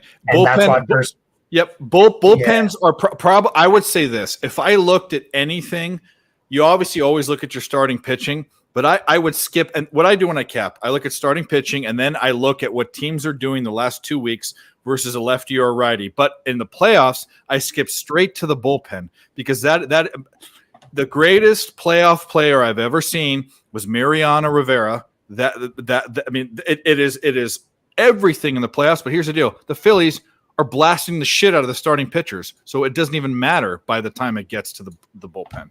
I mean, yeah, right. They had a good against Fried, but Fried hadn't pitched for a week and a half, and then Strider hadn't pitched in a while either. Morton's in the same boat. He hasn't pitched in 2 weeks. And time off hurts pitching more than hitting. Way 100%. More. You get thrown out of your rhythm. Noah Syndergaard's pitched in the bullpen. This is probably going to be a bullpen game for Philly. That scares the shit out of me. Yeah. But I'm still going to blindly bet the Phillies because what I think is if I bet a team in game 1, most of the time I'm going to ride them out the entire series because if I think they're going to win game 1, I think they're winning the entire series. So my philosophy is if I like them, I'm going to ride them out and I'm going to be profitable by the end of the series. It's a long-term thing, not a day-by-day. Do we agree the pitching is kind of even? No. Starting pitching. I'm going to say this. Sorry. Yeah, start. No, I don't disagree. I think it's close. Braves have a big pitching advantage, especially starting Charlie Morton, because Morton has. He's their worst pitcher. He's been solid come down the stretch, and if there's a guy on that rotation that I want in a do or die game for the Braves, by his postseason history, it is Charlie Morton. Okay. Odorizzi is their sorriest pitcher. Okay, but he's like a fifth. He's the fifth. Oh, you're right. Actually, he's the fifth starter, and I think he's a guy they're going to call in out of the bullpen type of guy in the playoffs. Odorizzi is the worst. I agree. Wasn't he an Astro on the roster? I don't think he made the roster this year. That's why we got rid of him. That's why we got rid of him. Yeah, I saw that. I'm like, that is a great pickup by Atlanta. Thank you for grabbing Odorizzi. Free batting practice. Yeah. Morton's the next Pirate. I mean, I don't think it's a big starting advantage. I think the biggest advantage is Philly's the bats. Actually, that's dead on. And that's what I was going to say next was like, if the pitching is close, whose bats are hotter? Yeah. Right now, Phillies, but we know Atlanta can heat up at any time. 100%. I'd be leaning towards Syndergaard on the first 5. Really? And then be looking at props as well. I mean, if I'm going to give one thing to Syndergaard, I think he has good postseason numbers. I looked at like how many games he hasn't pitched in the postseason since 2016, but right, but he still's got some games under his belt, so including a World Series run. Listen, I think this could be also like a 1-1. After the excitement tonight, this could be like maybe even look for a +0.5 in the first 5 or something too as well. I mean, I don't know. I think that'd be a little too juicy on a +0.5 if this game's close to a pick'em. Yeah, it will. Some books might hang 1, but no, I mean, I haven't gotten involved yet. But I will be betting this game. I'll tweet out something or, yeah. All right, LJ, what do you think? Are you on this game at all? Braves Phillies? Nothing. No, I have no interest in this game. If I had a free bet, I would just ride the Phillies just because they're hot right now. Yeah. But other than that, no, I don't have any interest in this game. I'm going to be honest with you. I think I can't see. I mean, if the Braves lose this game, they get swept, right? No, they lose 3-1. They won game 2. Oh, they won game. You're right. Yeah. Mm-hmm. I think this season's over. Yeah, no, I got you. I'm leaning towards the Braves just because of the bullpen. I haven't bet it yet, but I probably will. And if the Phillies go on, that's actually I'd like that a lot better because where are the Dodgers? I shouldn't even fucking say that, should I? 2-1 still. What inning is it? You got to pull up MLB again. Sixth inning. There you go. There's plenty of game left. I Yeah, don't know. there is. I said too, also on Terry's show, that all of these teams that are in the playoffs, it's the most parity I've ever seen. They're all good teams. They're all really good teams. But we can move on to the next game while I try to open this thing. Well, the next game is the kicker. What's the the Astros next and the game? Mariners. We got McCullers. There's God. Kirby. And I'm just going to say it right now. I mean, what are the, it's an even. This is a crazy thing. The line's at a pick 'em. Well, I know you're laughing, but this is that because of the starting pitching? No, it's because it's in Seattle. Yep. Well, both of them. Kirby's Let's good see. at home. McCullers is probably the weakest link on the starting staff. Not bad, but the weakest link. Yeah. I don't know. I'm probably off this game. I'm very interested to watch it, but I think do we? What's the total at? Is this an over? 7. I don't know. I'm gonna have to look at this game closer. I'm just looking at it at face value. I mean, we'll start. Let's LG. I'm gonna have you go last because you have vested interest in this. But Tim, who's probably on the other side. By the way, shout out Conor McGregor, proper number 12. Tim, go ahead. We'll start with that, and we'll get LJ all riled up. You've been high on the Mariners. I know that. I will say, and it's nothing against your Astros. In preseason, before the season even started, you could check back at Terry's show. I said I liked Seattle win total over, division, AL, World Series. I've been on Seattle high the entire time. I'm going to probably ride them out until they die. Plus, you got to think, this is Astros will probably win the series 3-1. That's what I'm thinking. They'll win next game. They won't win this one. This is the first home playoff game for the Seattle Mariners since 2001. There you go. That's a big one. That is the only reason I want to go after Seattle tomorrow. This is like the moment they've been waiting for since their team won 118 games. Since Griffey was on the team. Since Griffey. And I don't think they go into this one flat. I think this is the one game that Houston loses. And then Houston wins in game 4, finishes the series, sweeps the Yankees, sweeps whoever comes out of the NL, and wins the World Series. Sweeps the Yankees? He said sweep the Yankees, huh? That's what I'm thinking. But if actually, by the way, Ken Griffey was not on the Mariners. He had gotten traded. I was about to say he was not. He was traded the year before. Yeah. Yes, I will say sweep. I think this is the last game that the Astros lose this year. I'll say that now. You can clip it. Ooh. All right, occupancy. We'll go to you. So one thing I look at a lot are the pitching game logs. I'm looking at them. The team has been winning behind McCullers since September 2nd. The team has won 4 since September 2nd. That's funny. It was like a month ago. it's 5 starts. Yeah, it's 5 starts. No, but I look at the team because it's like that effect. But Kirby's numbers are better. That's the thing. Kirby's numbers are a little lower in those ERA and FIPS, just a little bit. But ERAs are okay. 2.27. Kirby's all in all. Actually, you know what? No, McCullers actually got a lower ERA, but that's also team defense. I think FIPS are around the same. So I don't know. I think it's close. I'm not saying either way. Either like it's close. But what I am saying is that you think I just don't know if the Astros need to make any statements anymore. So I think this could go 5. So I'm a betting man, and I know that there's you could bet on series. At least in hockey, you could like say like over 3.5 games, 4.5 games, or whatever. I'd be looking at that if I was going that route. But I'm also like I like cashing tickets. I've been cashing a lot of Seattle Mariners tickets. I'm looking at team total 2.5s a lot. Just riding on those like one unit. See if they release that line. These books are mad slow. It's annoying. But that's where I'd be looking. But also Seattle first 5.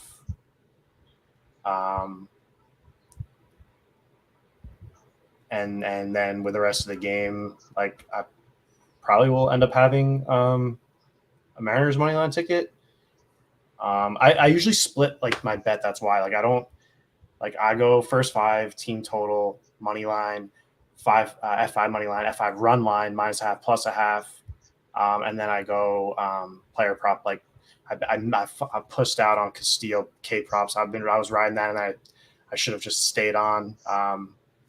Kirby strikeout props right now I have hit on. At Terry's show, best bet, they're hanging a 3.5. I know Houston doesn't strike out much. We look at all these stats on these shows. Like, this isn't just fun. Like, I'm here to work. So, I'm not really giving out things that I don't believe in. Houston leads the series 2-0. That game 1, I mean, we all thought Seattle was cashing. That hurt. I had +195 on Seattle. That one hurt. I thought it was over. And questionable decision to put Robbie Ray in for one batter, and that didn't work out. Questionable, huh? Yeah, horrible. Yeah, very. 1 second. I'm going to be right back. Questionable. The 3-run bomb by Yordan Alvarez that they should be walking every motherfucking at bat. Hey guys, give me a minute. I'll be right back. You guys keep talking. Okay. Yeah. Oh my if God. I'm the Seattle Mariners, anytime Yordan Alvarez comes up has the bases loaded, I'm going like this and walking him. I do not want to play him anymore. Right. Like I seen it when he brought in Robbie Ray. I said, you do know the Astros are elite versus a left-hand pitcher. Why are you bringing him in right now? And now you're not even going to walk him. You're going to pitch to him versus a left-hand pitcher. It was Yordan Alvarez, so it was a lefty versus lefty matchup. But did you not have any other arm in your bullpen that's left-handed that's not Robbie Ray?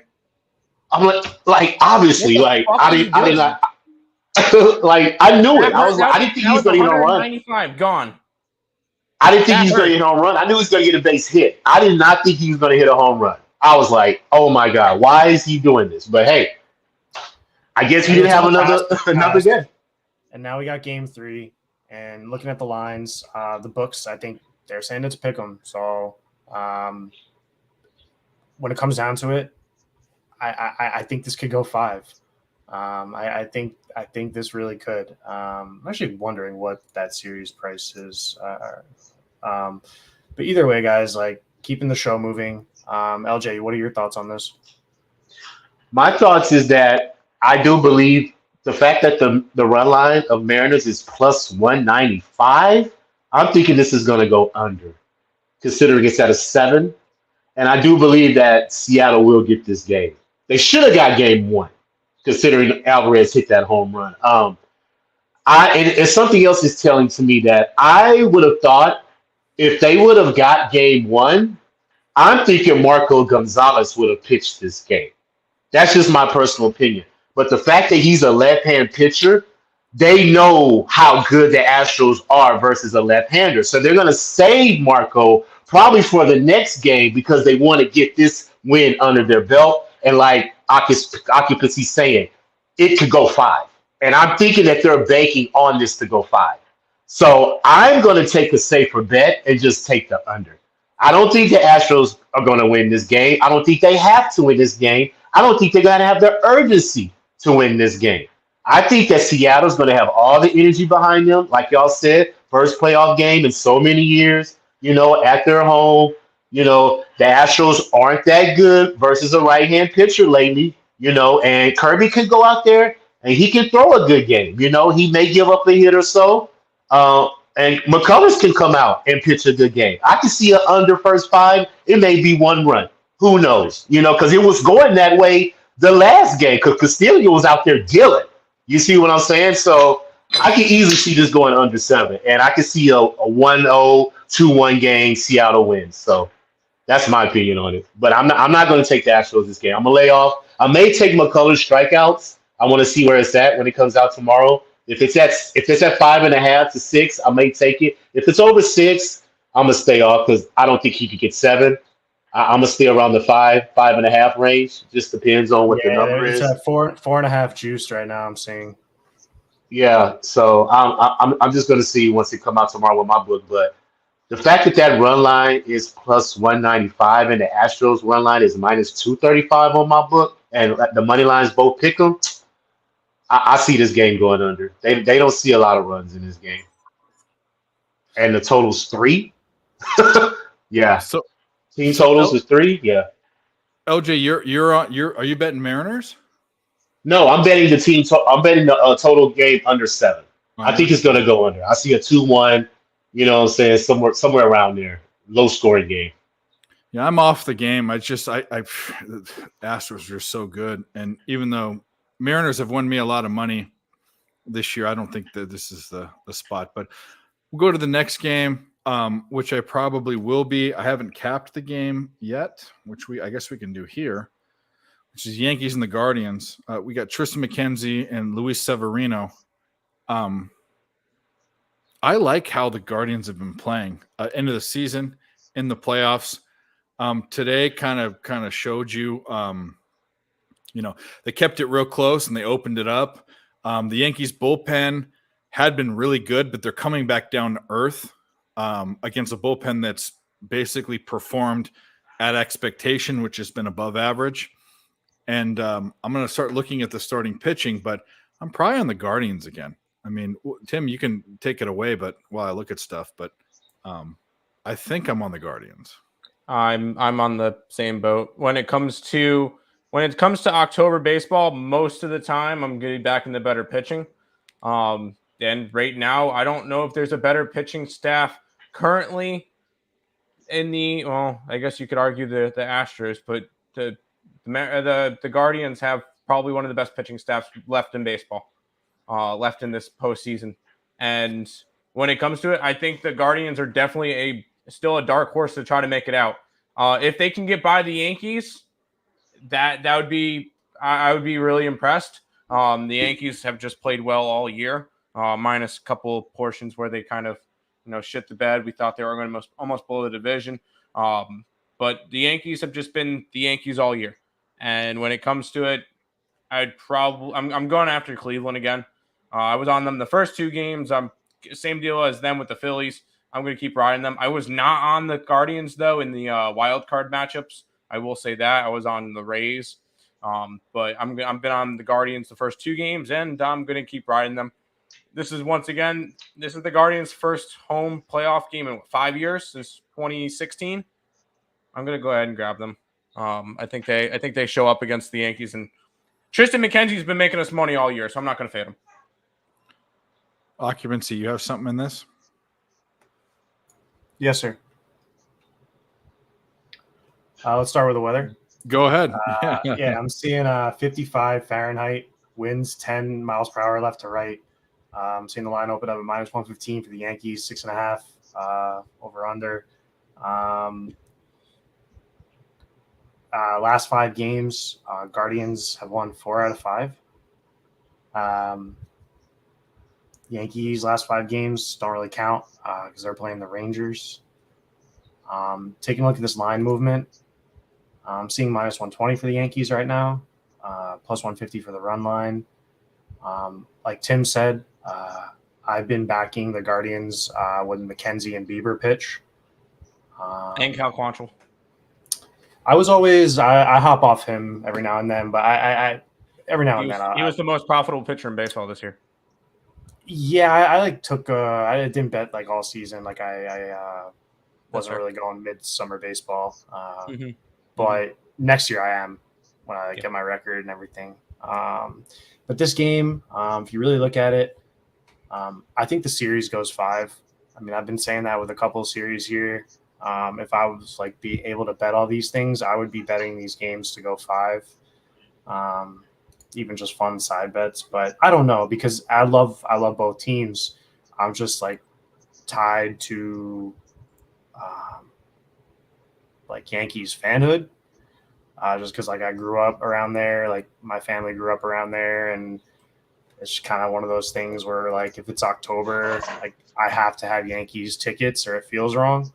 I was on them today. Bovada has a plus 130 for Yankees and under 8.5. I'll probably go back there tomorrow. Severino, on the other hand, he's not usually the first guy like I wake up and like say like I can't wait to back him. But at the same time, I'm not upset when he's on the mound either.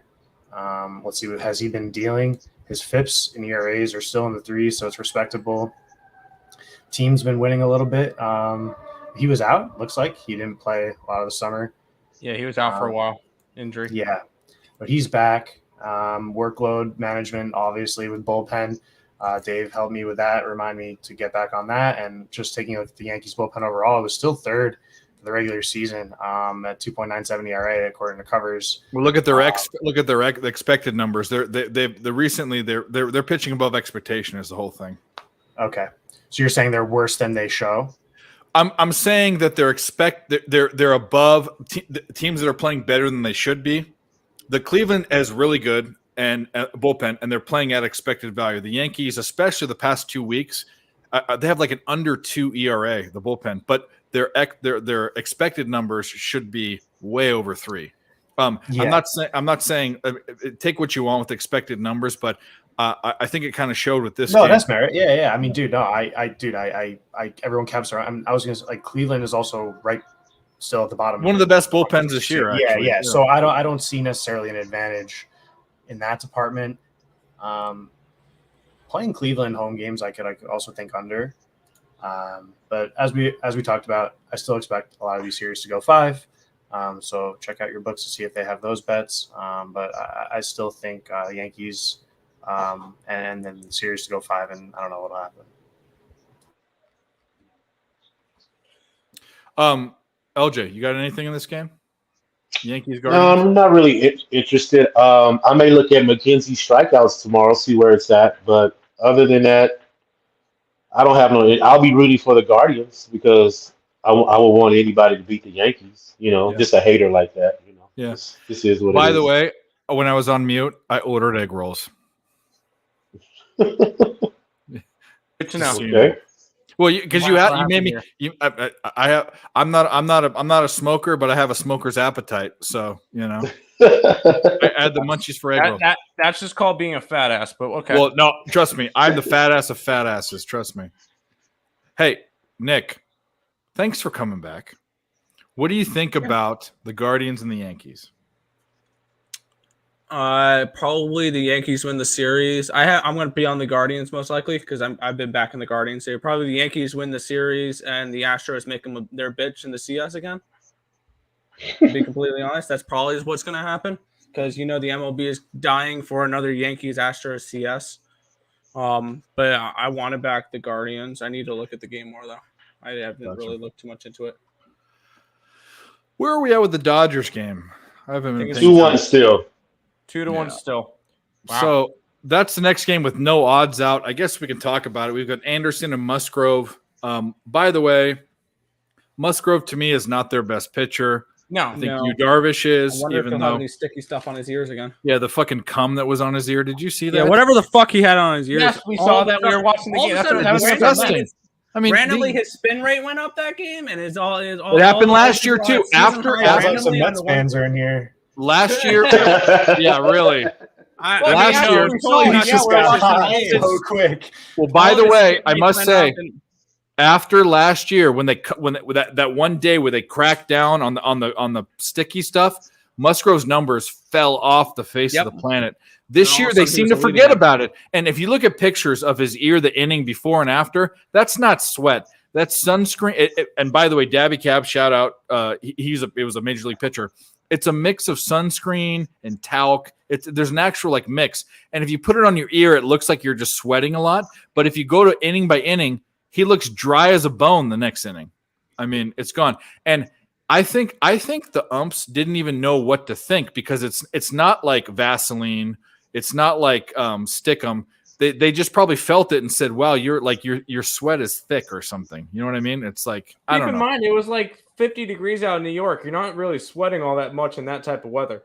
Yeah. Well, I sweat everywhere, but that's neither here nor there. What would you so let's say that the Dodgers. Well, God, they can't lose this game. I think this is Dodgers. I think it's Dodgers no matter what tomorrow. Whether they, you don't think so? No. explain. Go ahead. If the Padres win today, I think they win the series tomorrow. Oh. And I will say that.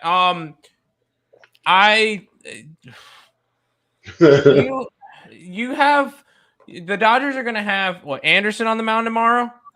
Yeah, Navy's in shotgun. Yeah, they're still trying to drive. The thing is, he was good this year. He pitched 30 games, 28 starts, a 15-5 record with a 2.57 ERA. He was great. He really doesn't have much playoff experience. That's the one big concern for me is how is he going to pitch in the big moments? I'll tell you, I don't think any of these Dodger games were stressful this year. With the way that the way that they clinched in the end of August, they played no stressful games this year, and no high tense games like this. We're seeing these better pitchers crack under pressure. Cough, cough. Spencer Strider, making their first starts, and Alek Manoah as well. Like there's some of these guys making their first playoff starts, and they're cracking under the pressure. Good point. So when it comes to it, Nerd Talk Capital Collective. Good point. If I had to trust a pitcher in this matchup, I'm trusting the guy who has had. Let's see, what has he done? He's allowed one earned run in his past 5 starts, and that's Joe Musgrove. I legitimately think if the Padres hold on tonight, the 111-win Dodgers will be knocked out in the NLDS. I'm officially against that, by the way. Okay, cool. I remember mentioning it before the playoffs because I was thinking that the Dodgers would either have to play the Braves or the Mets in the same old Dodgers. Yes. Who did I say? It's the same old Dodgers now. Yeah, it's the same Dodgers. I said before when we didn't know the playoff situation, who they would have to face, I thought they were going to either have to play the Mets or the Braves in the DS. I said that either one of those teams would beat them. Padres, I guess, are on that list now. And the funny thing is, if the Phillies win tomorrow, if the Padres hold on, oh boy! Sorry, go ahead. Touchdown, Navy. I'm guessing. No, they're on the 2-yard line. It's going to be second. It's going to be second goal because they have to spike and it. He snaps the ball, drops back, looks, throws On the 1-yard line. Boy, if we cover this, 2. boy. Oh, boy. 3-0 day. Suck it. All right. Let's do this. Did they punch it in? If the Padres win the thing, all 3 teams in the NL who had 100-plus losses would be out. 100-plus wins. 100-plus wins, yes. If the Padres win, great for Moose, but I'm going to throw up. Like, give me a break. At this point, I want the Padres in the World Series. That's the team. So would the trade be worth it? If they beat the Dodgers, would that trade be worth it just because of that? Yes, I think it would be. Navy touchdown, baby. We cover. There's only like 20 seconds left. Good job. Yeah, buddy. 3-0 on posted picks. That'd be crazy to do this without Tatis. That'd be crazy to do this without Tatis. Yeah. That's actually a really good point. He's been an afterthought. Their best player. And by the way, Tatis, I'm going to say this. He's probably Juan Soto's been a disappointment. Tatis is still probably, even with Soto on the team, is still their best player. Yes, no doubt. Because of defense too. Anyway, and I will even if the Padres win the World Series, I'll say the Nationals still won that trade. But that's not the point. I think the Padres gave up a lot. Yeah, you're right. If the Padres hold on to today, I think they win. I think they make the CS tomorrow and face off against the Phillies. Yeah, 9 seconds. I don't know if you can. I don't know if you can say the Nationals won the trade if the Padres win the World Series, because we can say something very similar to that with the Rams, where they traded all their first round picks away, but it was all worth it when they won the Super Bowl last year. That's your end goal. But they got so lucky. We see that from the fucking Super Bowl, and all those trades to give up these first round picks became worth it. When you get a ring, it's all worth it. No, it is. But that was. I put you can't put an asterisk next to it, but they just caught lightning. I mean, Stafford is still Stafford. That happens in championship runs. Oh, We've seen this it before. makes The me so fucking Braves sick. did the same thing last year. They were one play away from the Niners going, and it's not even like a homer thing because that's my team. But I have to say that like The Niners should have won that game. the Niners were crushed. Anyways, we'll talk about NFL in a bit. But all right, so we'll go. So we haven't talked about whether there's no line out. So I guess we can't do a pick on the Dodgers. We can talk about it. Occupancy. We'll go down the line. What do you think tomorrow? Let's say the Dodgers lose today. They're losing. What happens tomorrow? I think the Padres are If the favored. Dodgers lose tonight, I'd go with Tim's narrative. And as a fan, I'd like to see the Padres go. As a bettor, I've had an interesting experience with Tyler Anderson all summer. I'd be hammering him when he's in Cincinnati, and then he lets me down in the first 5, only for the team to come back and end up winning the game. And then I fuck myself on live bets, and then there goes my Thursday. But it's not a big deal because overall, like when I see Yu Darvish on the mound for the Padres, I go to the window. First five every game. First 5. Yeah, he's a good pitcher. He likes baseball. So I love this. I mean, this Padres team is interesting. As well. In the Navy, you can sail the 7 seas. Anyways, sorry. Oh, dude, let's go Navy. Yeah, and by the way, both the wagons cashed in the CFL today. Hamilton first half +4, they win it outright, and Montreal covers. So both the wagons in the CFL fading out of home and Hamilton first half come through as well. Just wanted to mention that. And before we jump into anything more, I just want to point out that this has been a fantastic day for me and Nick on the site. 6-1. We had Cleveland, we had Philly, we had Detroit puck line. The over was the one loser. Montreal, Navy, and Winnipeg. Let's go. I'm gonna have a drop. I want to do a mini tribal from the movie Biodome, which is probably before occupancy. What year were you born? That's right. 92. Okay, so this was in you were born then, but Biodome is a movie with Pauly Shore. Yeah, with Pauly Shore and the other Baldwin brother, the youngest one that became a born again. Bieber's wife is the dad of what's Bieber Justin Bieber's wife? Miley Cyrus. No, that's the other that's Thor's brother, the guy from Hunger Games. Who's the what the fuck? Stephen Baldwin is his name, and Justin Bieber's wife is Stephen Baldwin's daughter, and Stephen Baldwin and Pauly Shore were in Biodome, and they did a mini tribal. It's a little dance. That's going to be a drop. By the way, I will stand behind Steve Baldwin because I am not standing in front of him, especially with the prop. What? Okay. Anyways. You didn't hear that story where he shot somebody with a prop gun that was accidentally loaded? No, that was Alec, the oldest one. Oh my God, I'm messing up the Baldwins. Never mind. Stephen Baldwin was the youngest one. Yeah.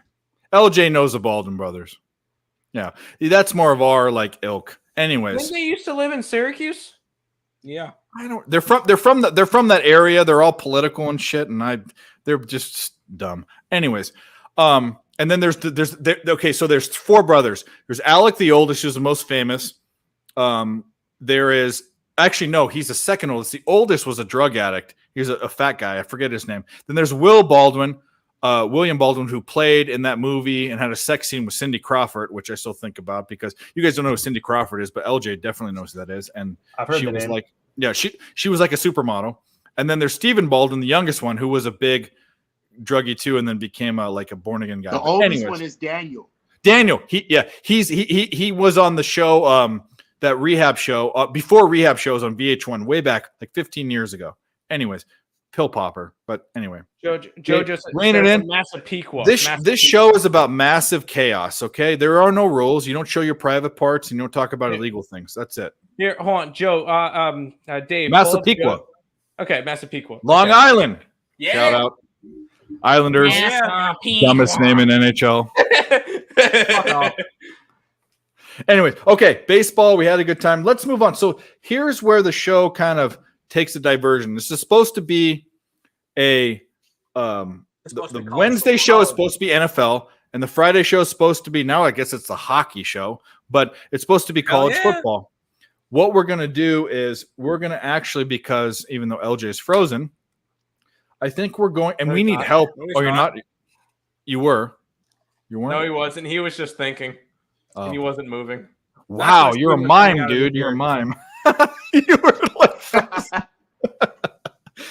Anyway, we're just gonna switch to NFL because we're in Circa, us the Earls and me, and I haven't nailed my bets in, and we are gonna do college football because I have a bunch of questions, but I know LJ is much stronger in NFL, and that's why he's here. Thanks for hanging out. But by the way, thanks everyone for watching. Thanks everyone that comes on. This show was an evolution of another show that happened on another channel. But what we do, I mean, me, Tim, and Nick behind the scenes would cap things. Me and Terry, me and Moose, who's supposed to be on this show, but he does other bigger things now.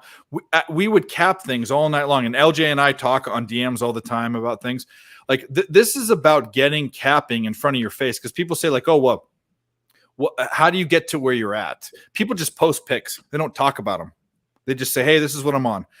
We cap things, and I purposely don't fully cap things before the games, which hurts my betting, by the way. This is for everyone else, because if I cap things earlier on, I'm all about getting CLV, like getting line value People who before are the after fact. CLV are the ones that are playing chess when everybody else is playing checkers. Exactly. So I do get CLV on bets that I see that jump out at me, but college football is really hurting, and that's why it's hurting the show record. But we'll go to NFL, and we'll kind of occupancy. Are you an NFL guy or no? Yeah, I love football. Okay, well then then you can stick around or leave or whatever, but stick around if you want to. LJ didn't get in the show, and why I want LJ on is because LJ has a perspective that a lot of people don't. He takes really, really deep dives into things that people don't pay attention about. Like I know Nick and Tim, we're more of a traditional like money, like full game money line. Like LJ jumps into props and trends and all sorts of shit. So let's just start from the top. Washington, Chicago, that's gone. 49ers, Falcons. I kind of like the Commanders in the under for that game, by the way. Good Just my shit, personal man, good thought. shit. That All game right, only we're happened yesterday. gonna run through this. We're gonna run through it just and we're gonna do it in the style of, do you guys have a play on this game? Okay. So Niners, my team. Of the Falcons, I've been in the Falcons a bunch of different times. They've won me money. I think they're at 5.5 right now, unless the line's moved. I have the Niners as a 3.85 point favorite. That means you should be getting line value on the Falcons. I'm not betting it. The thing is Falcons haven't faced a defense like this at all. So let's start with LJ right off the bat. He missed the Wednesday show. What do you think about this game? Oh, man. I want to take the 49ers, bro, but they're banged up. And I just don't trust that they can cover that line. Easy money line for sure. But to cover that line against a team that's easy ATS cover, I just can't trust it, because both these teams are bottom 5, in plays the last 3 games. They're both horrible on third down. The Falcons can pass. Last 3 games, they're bottom, 149 passing yards. They allow 295. So both time of possessions, under 30 minutes. Now, they do get in the red zone. They're 7 of 10 in their last 3 games. So if they somehow can get in the red zone, they can convert. But I don't see the 49ers allowing them to do that. The 49ers have not given up a 100-yard rusher all year, considering the Falcons don't have a 100-yard rusher because Cordell Patterson is out. So I don't see any advantage in this game, to be honest with you, bro. Like I said, I would pick the 49ers to win, just straight up. But as far as this line, I don't see the advantage, so I'm off this game. The Niners better win this game, but I see it as like a field goal. It's just because the Niners don't score points. But Yeah. I also this is what's tearing me apart, is because I think that the indexes are seeing what the Niners do on offense, but they're also not seeing what the Falcons haven't faced on defense. Like the Falcons team under might be. What about the Young Ho prop? That's in play. I love a good Young Ho. We love Young Ho. Yeah, that's always in play. Considering, And we like I like said, parlaying him with the Rams kicker, so we have a gay young ho. The gay young ho. The gay young ho is when you parlay the Rams kicker with the Falcons kicker. I have the kicker. By the way, one of my best bet, probably my best bet of the week, is the kicker on the other side for Carolina. We'll talk about that in a minute. But anyway, so he's off that. Let's talk occupancy. We'll go with you. Do you have a pick in the Niners Falcons game? Yeah, I lean with the under. I'm not going to bet it. Just taking a look at the number. I was looking at just like kind of how the Falcons defense collectively contained the Bucks to 21, and then Cleveland to 20, Seattle to 23. But the problem is they score a lot too, and the Niners just kind of blew out the Panthers and the Rams. So I'm also not stepping in any of those way. So I'm not betting the under, but that's the way I would lean. I like San Francisco to cover. Be honest, -3 if I can get it anywhere. I see that -105 for the first half, which is an interesting look.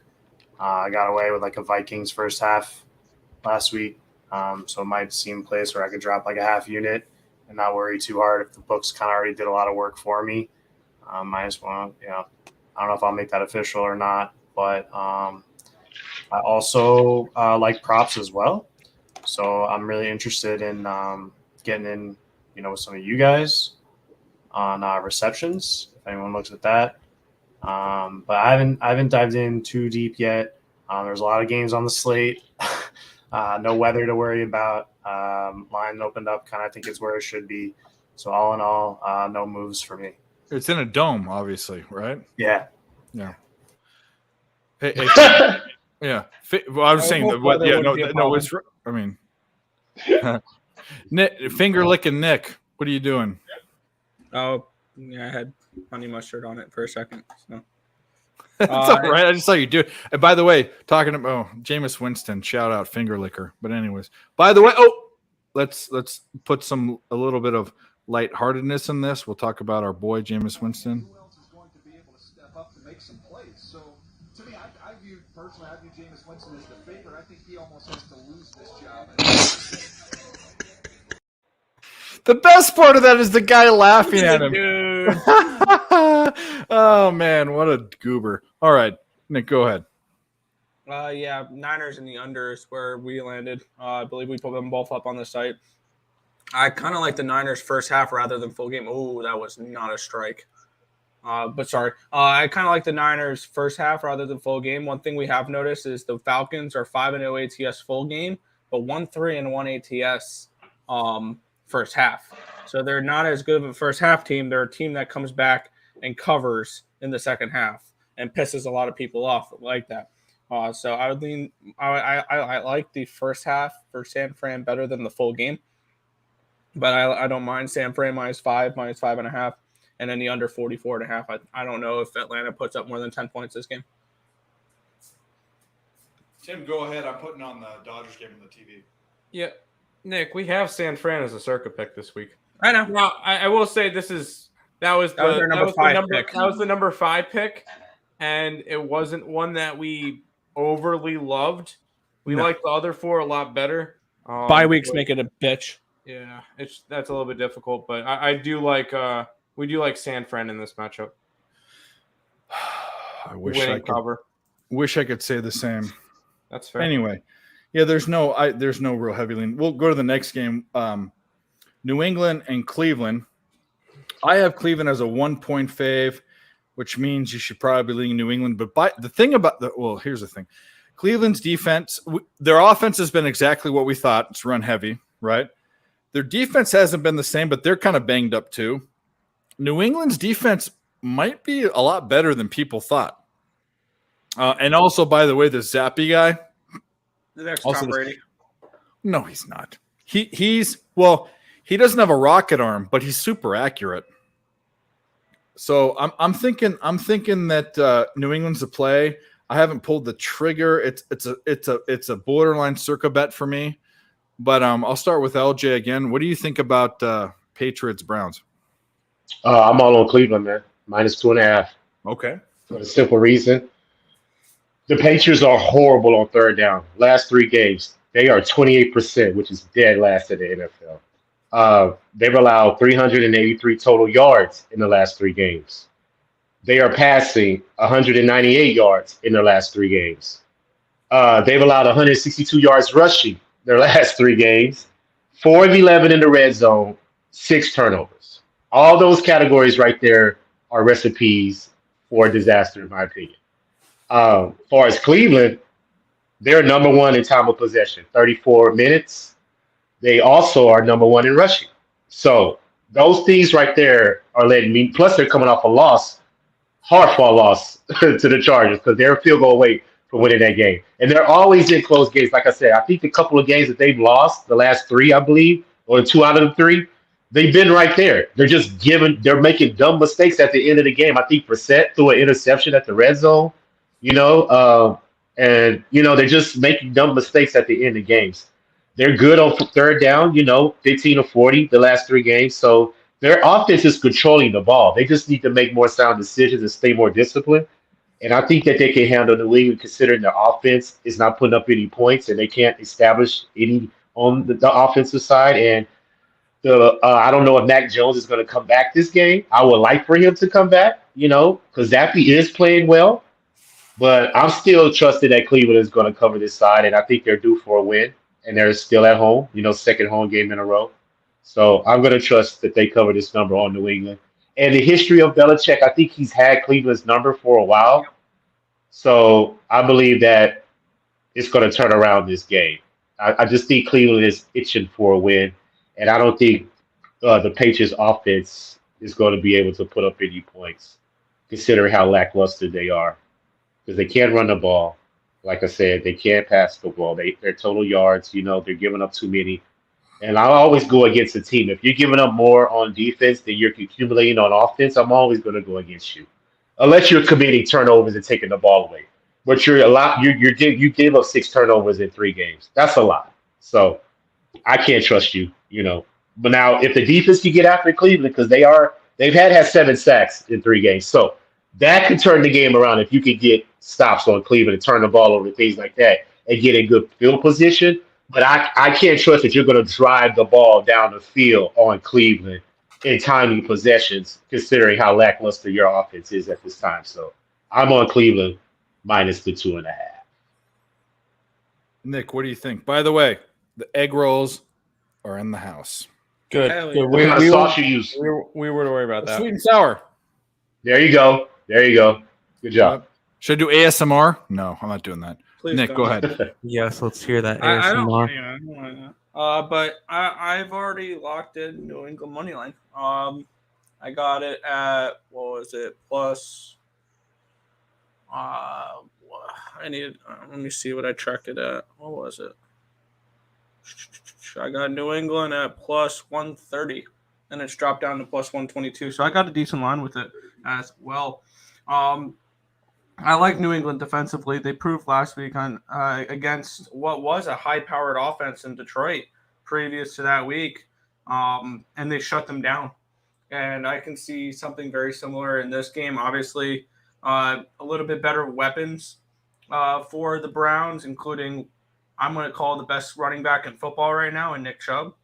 At least fantasy-wise, he's the best running back in football. I have him on both my fantasy teams, and I believe he's RB1 for fantasy, which is awesome.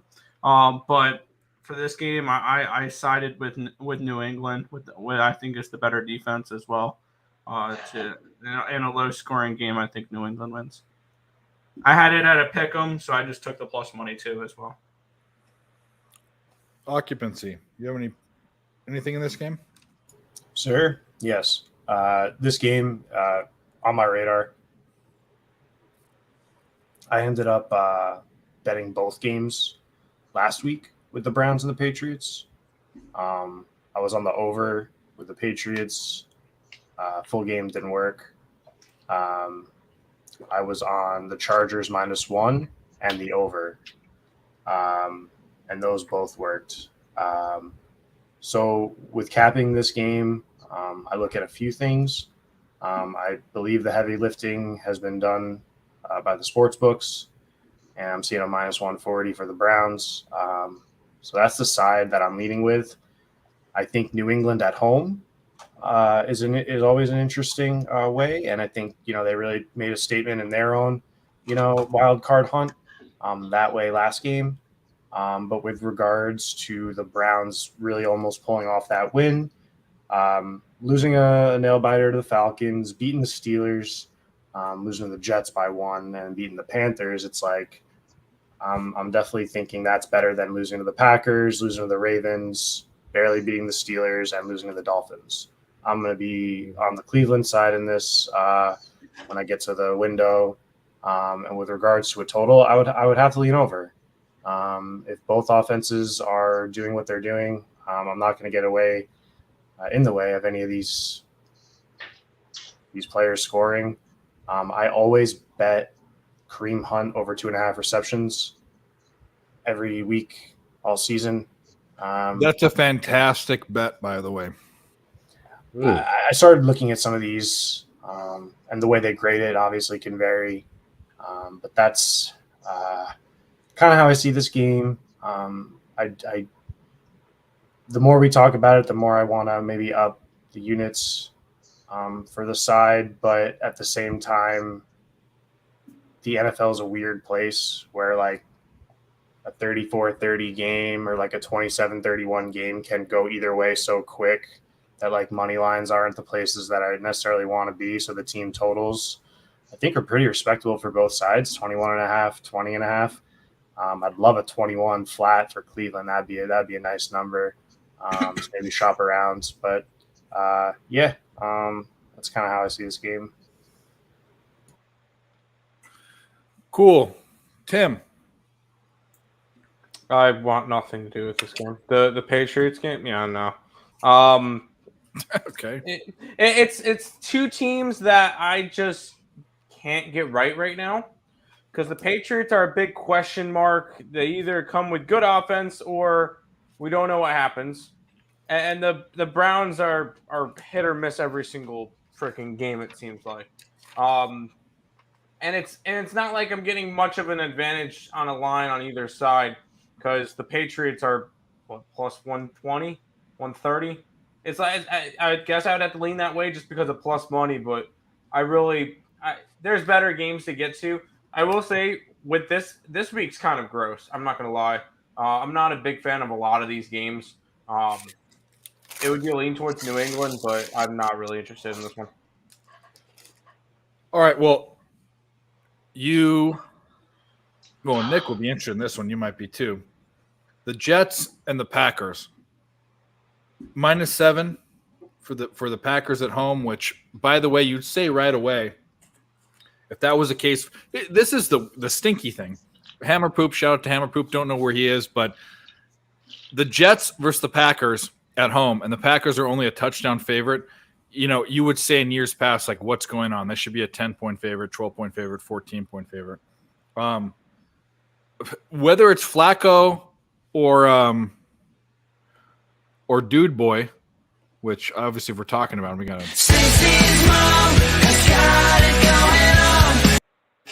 Gritty Will. Did you see that, LJ? You want to see one more time? A white boy doing the gritty. By the way, do you know the history of the gritty? Justin Jefferson and Jamar Chase went to LSU, and they did it at LSU, and they brought it into the league. But it was you should attribute the author of that, the creator of that. That's what I was looking for.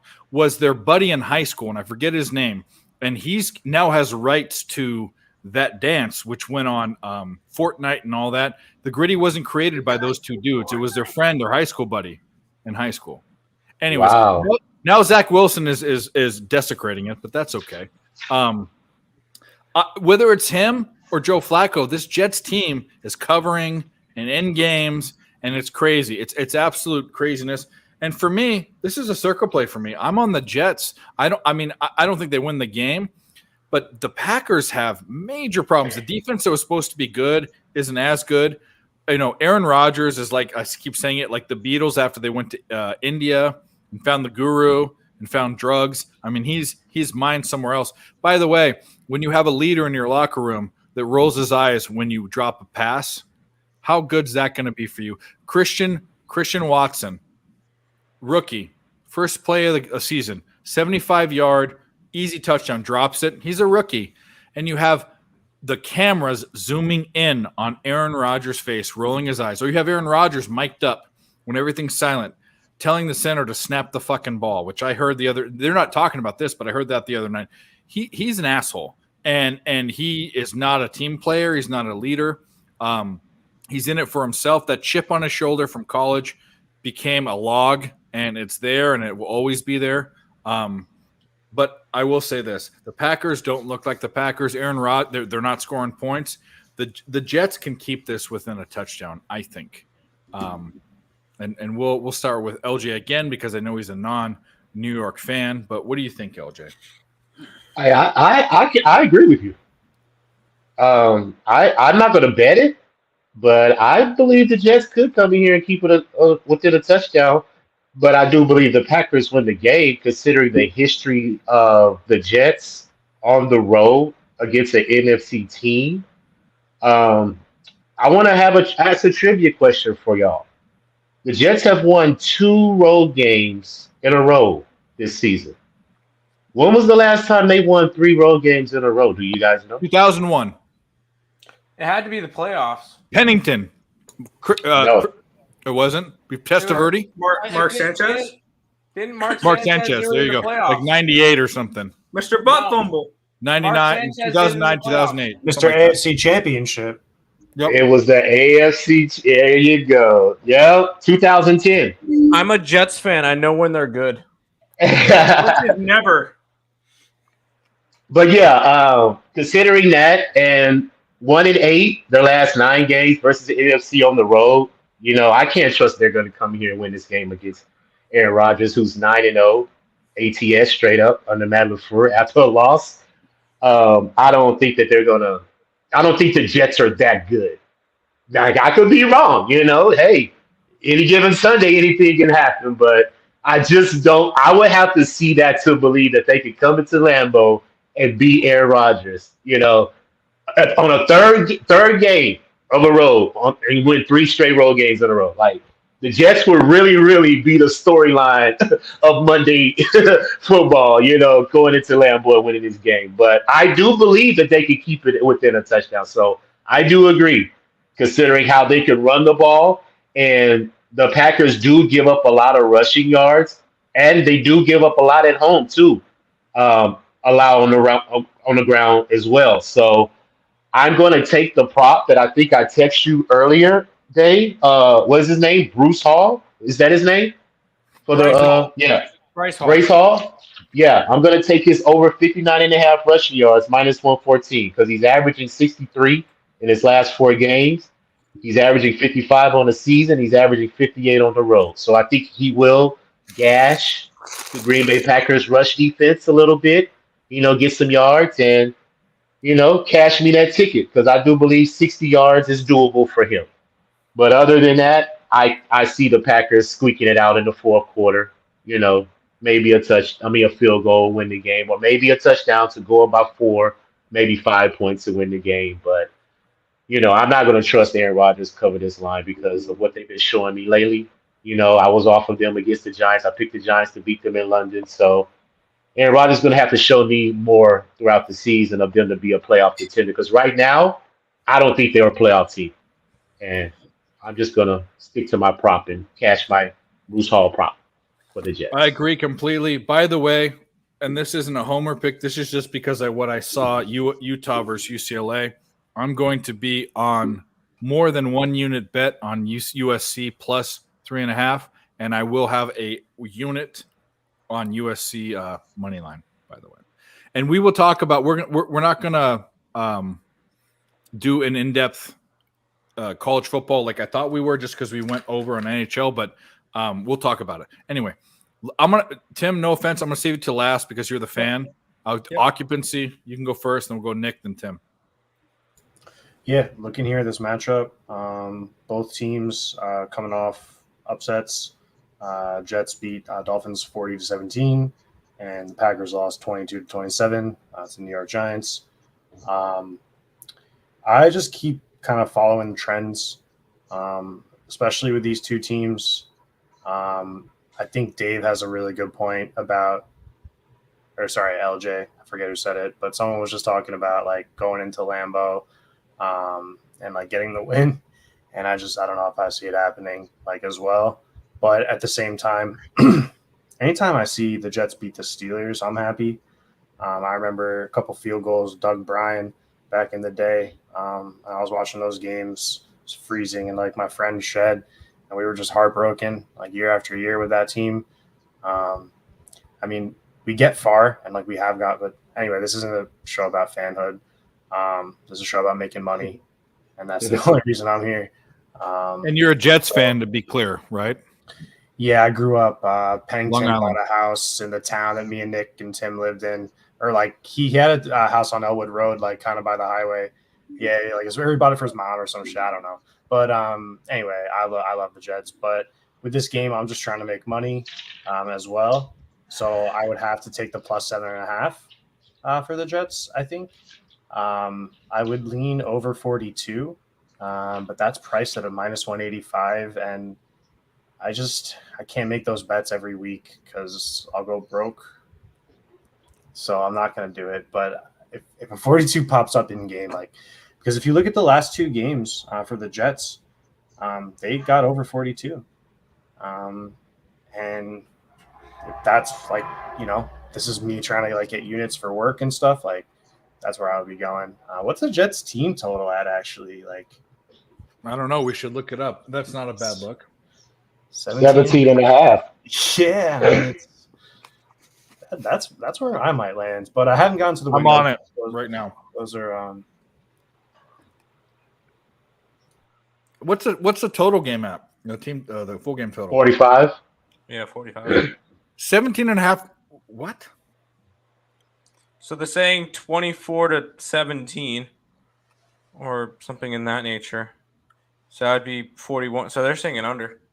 So if you like the Jets, you like the Jets team total over. You have to because of where the total's at.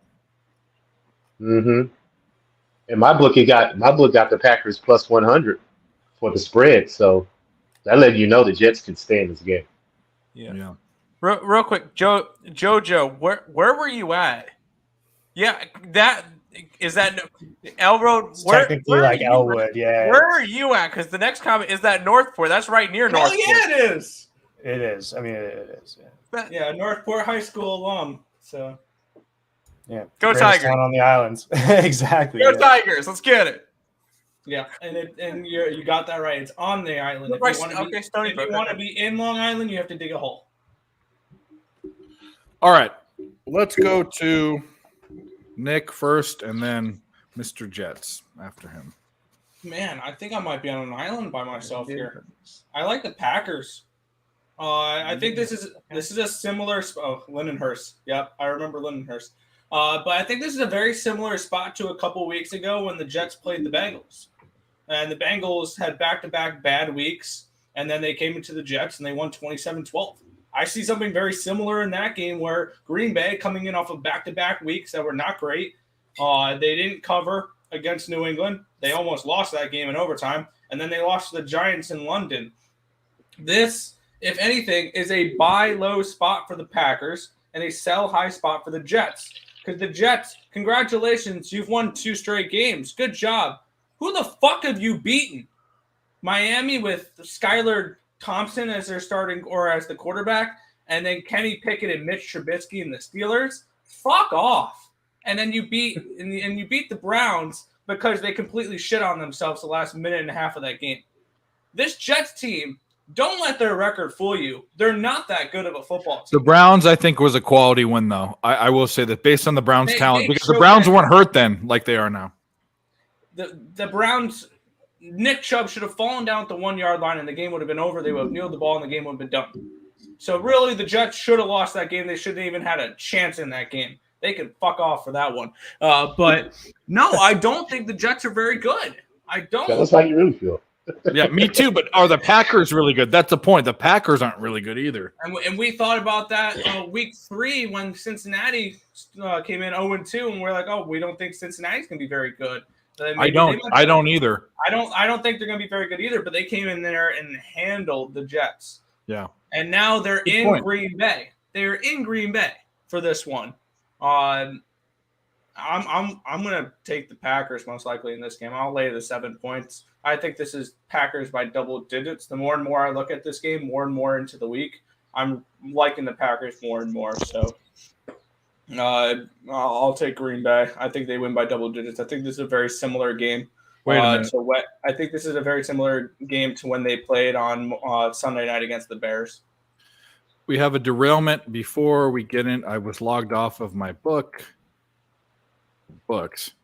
and how many outs? Is it 2 outs? Yeah, that's why. He's saying that the Dodgers are plus 245 money line, but the problem is that there's 2 outs. Mm.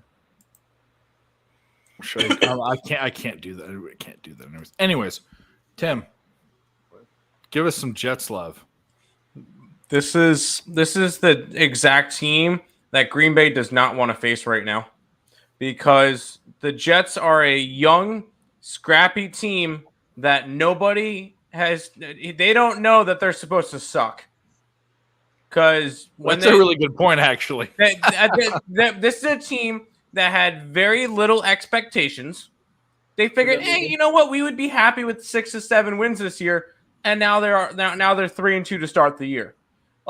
Yes, I know they beat the Steelers. Whatever. Yes, I know the Browns game they shouldn't have won. We still beat the Miami Dolphins and put 40 points up on them. That's the same defense that kept the Bills to 17?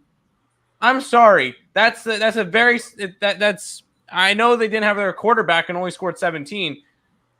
But yeah, this is the team that trust me, the Green Bay Packers don't with PSU tomorrow. Green Bay Packers don't want to be facing a team like this.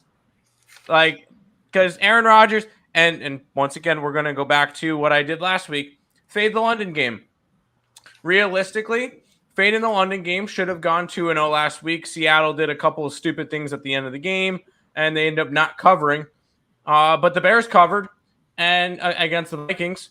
So realistically, fading the London game should have gone 2-0 last week. I'm going to be fading the London game again. So I'll be taking the Jets plus the points, and I'll most likely be taking the Ravens as well.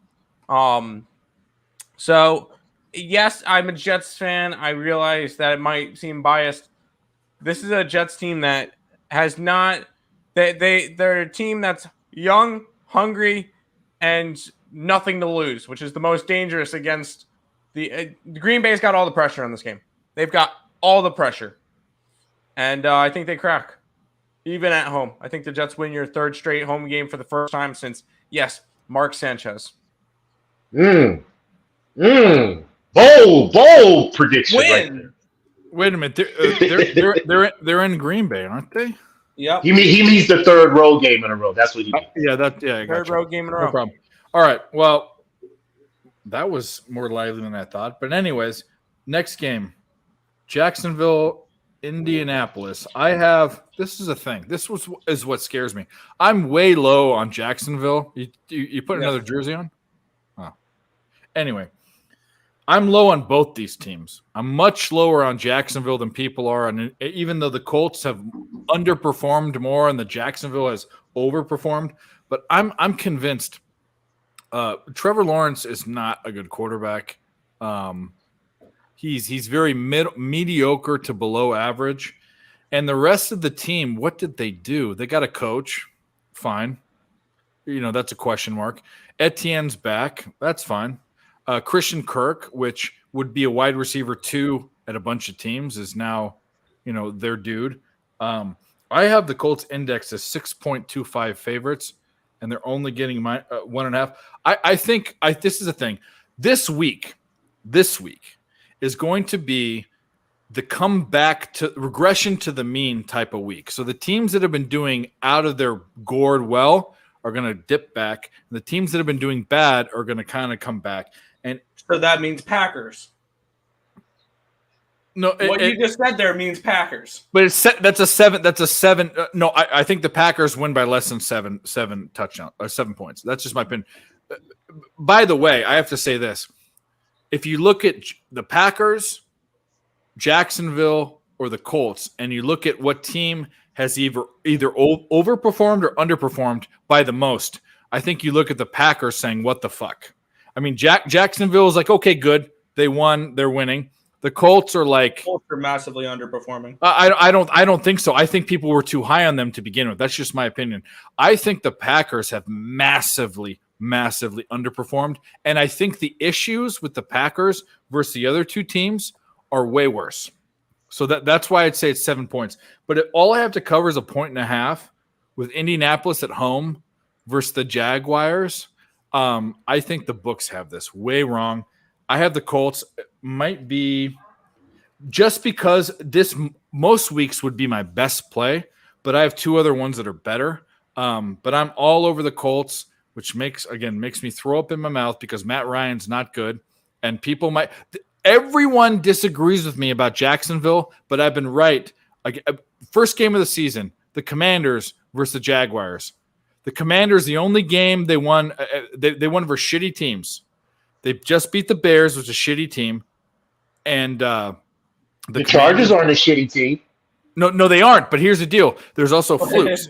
So the Colts they shut out and they beat the Chargers, but the Chargers, that was the game where Herbert broke 3 or 4 ribs in the game. He's still playing. No, he did, but he wasn't shot up with cortisone like he was in the other game. Here's the deal: Indianapolis is not good. Jacksonville is still a bottom 5 team. I'm sorry, guys. They are. And by the way, okay, let me ask you this question, Dave. They're a bottom 5 team, but they're top 10 in points scored and points allowed. How can you be a bottom team if you're want to know why? 10? I'll say one game. They scored 28 points versus the Colts, and the Colts scored 0 points. And that was the team they're playing now. But here we can talk about revenge games. Every angle in this game, to me, 1.5 points goes towards the Colts. And this is what this show's about, is about differing opinions. But I'm very low on the Jaguars. And by the way, I've been more right than wrong this season. But we'll start with you, LJ. I mean, hey, I get you. I'm not trying to argue say you're wrong. No, I'm just looking at the numbers. Yeah. I just look at matchups, and the Colts are dead last in yards per play, yards per rush. Their average points a lot. Like, it's so much red right here that I'm looking at, and then the Jaguars. I think last week was an anomaly because the Texans, they just match up well versus Jacksonville for some reason. I don't know what it is. They just know how to play them. But far as this matchup, Jacksonville owns the Colts. It's just the way it is. They just know their personnel. And I don't see the Colts doing anything to make Jacksonville to beat this team. I just don't see it.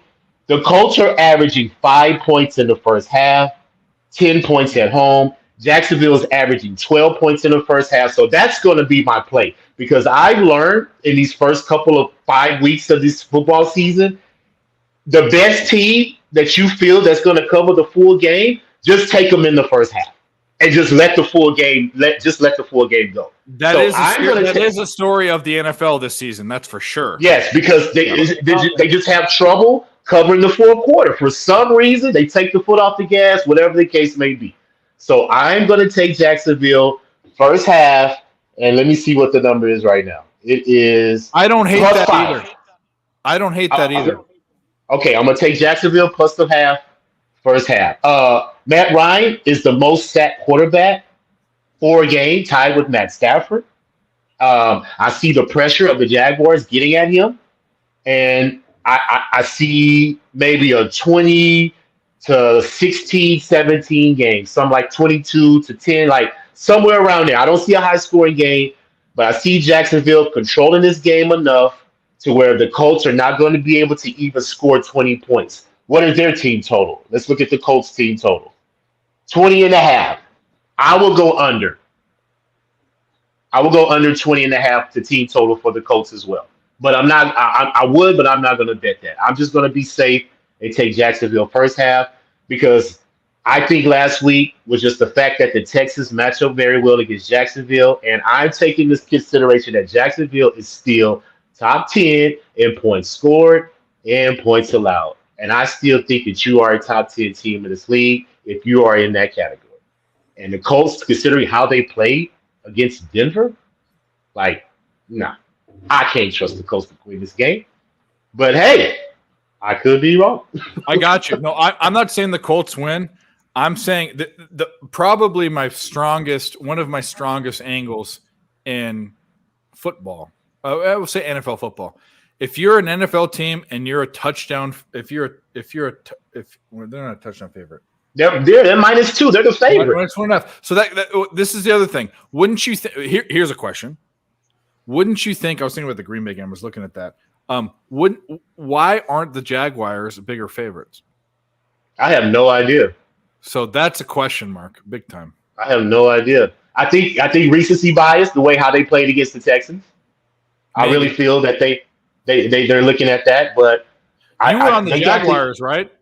I was on the other Jaguars. side. Yeah, I was, and it really came down to the fourth quarter. To be honest, it ain't like the Texans went in there and dominated. So it just came down to a couple of plays that Jacksonville couldn't convert.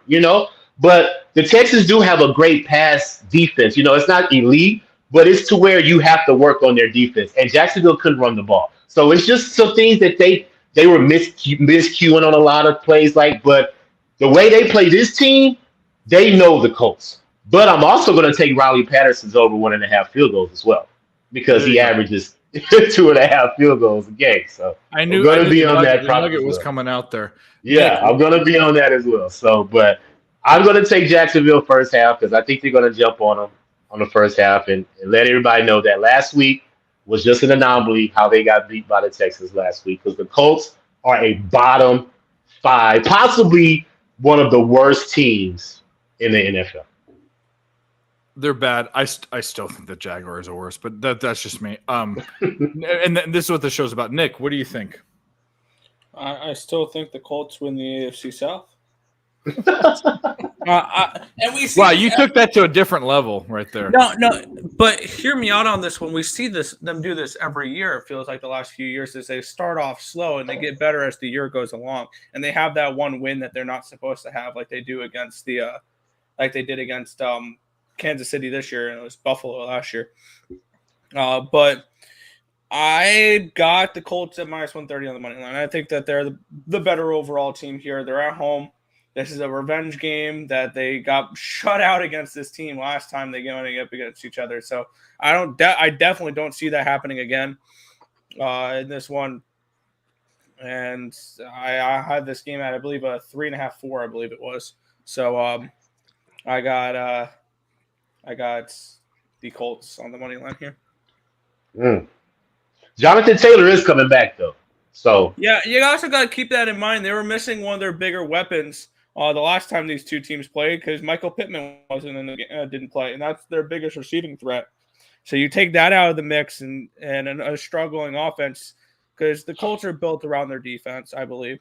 And you get a struggling offense and your defense is on the field way too much because they were missing one of their big weapons. I could see them struggling there, but now they got that weapon back, and I think this is a better football team than people think with the Colts, and everybody's going to be down on them because they've started off bad. So I'll take the Colts on the money line here. Occupancy. What do we got? Yeah, I know you guys do Circa and you get your picks in. And the way I cap, I just try to listen to what you guys say and then make some decisions. Football is I'm not full unit. I'm smaller, here for the NFL. But I cap quarterbacks and I cap historic quarterbacks. And I know I don't want to piss off any Boston College fans or any Falcons fans. No, fuck Boston College. Keep going. Matt Ryan's not good. Matt Ryan is the way I look at it. It's he can either play really well, and you could probably cash some player props or fantasy with him. But he doesn't really lead his team to winning seasons. And I think what's happening with the Colts, and people are jumping all over it, is like they kind of see that happening.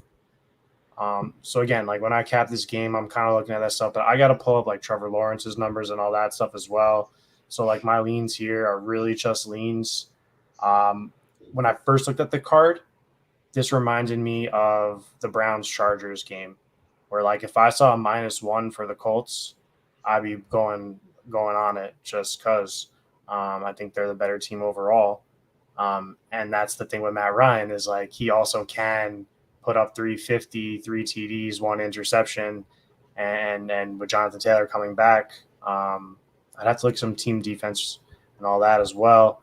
But my first lean was Colts -1, plus 100 if I could get it anywhere. I haven't seen that line available. So I go to team total.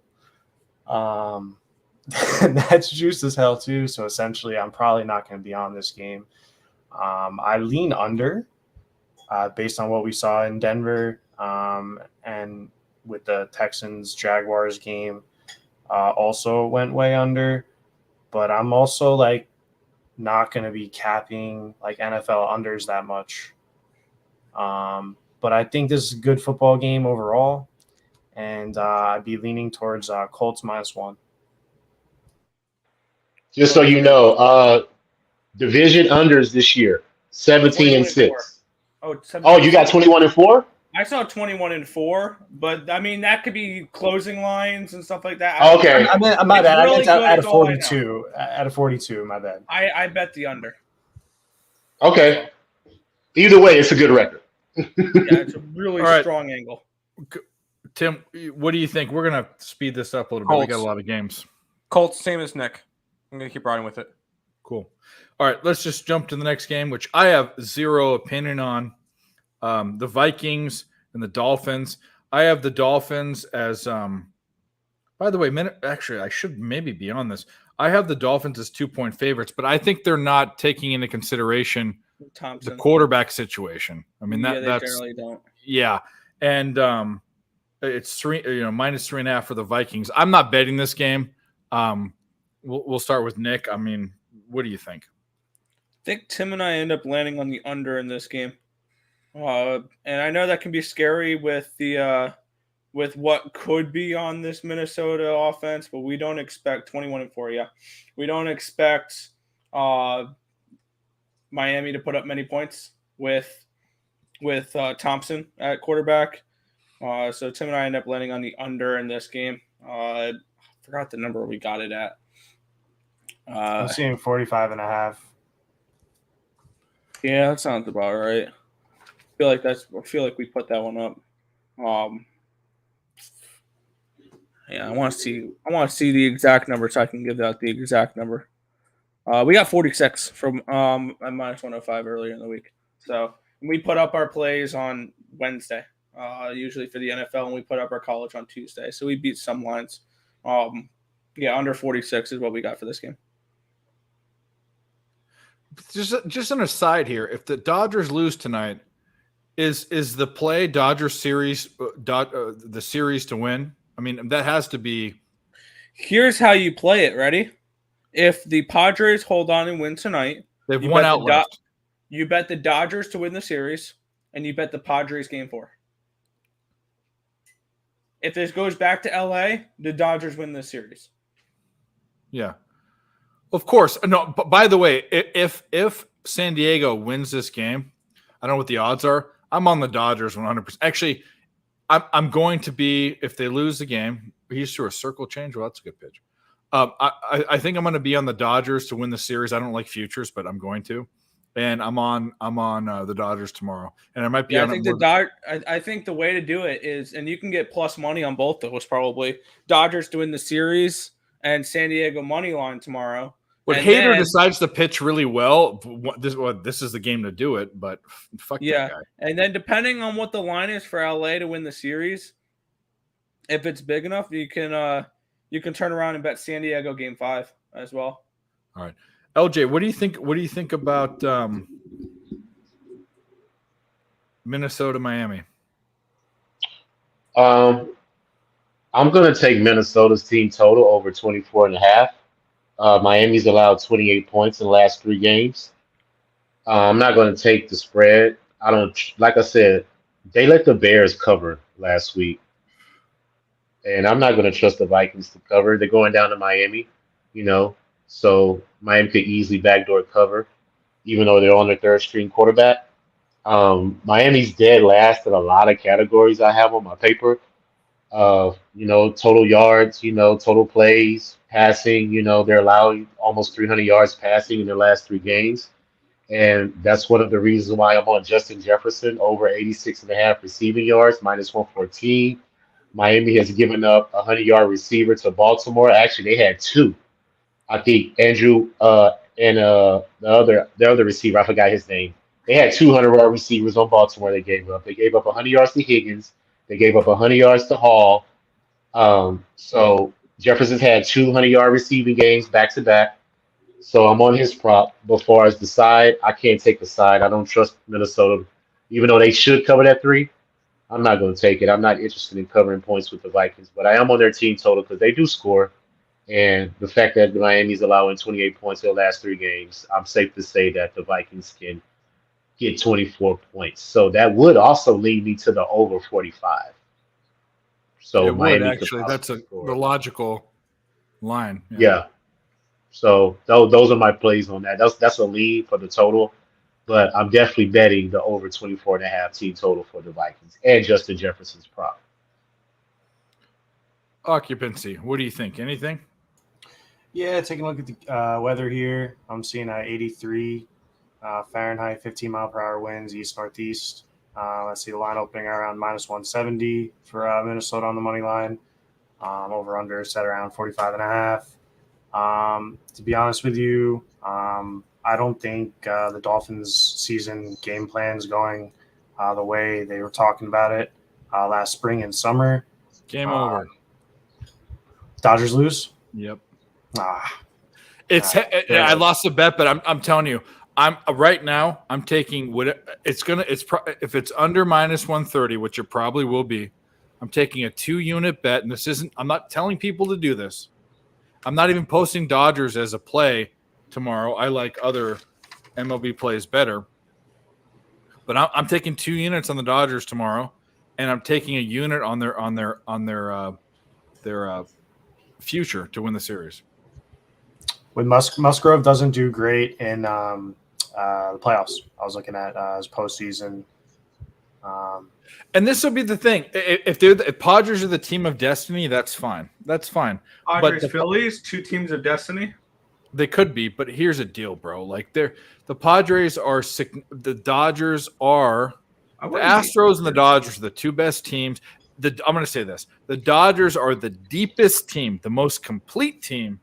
There's a reason they won 111 games this year, correct? That's the point. I mean, I'm not saying that they're the better team. They're the most complete, deepest team, and they have a great bullpen. They have a great pitching staff. They don't have any superstars. There's no this isn't a Mike Piazza or they don't have those.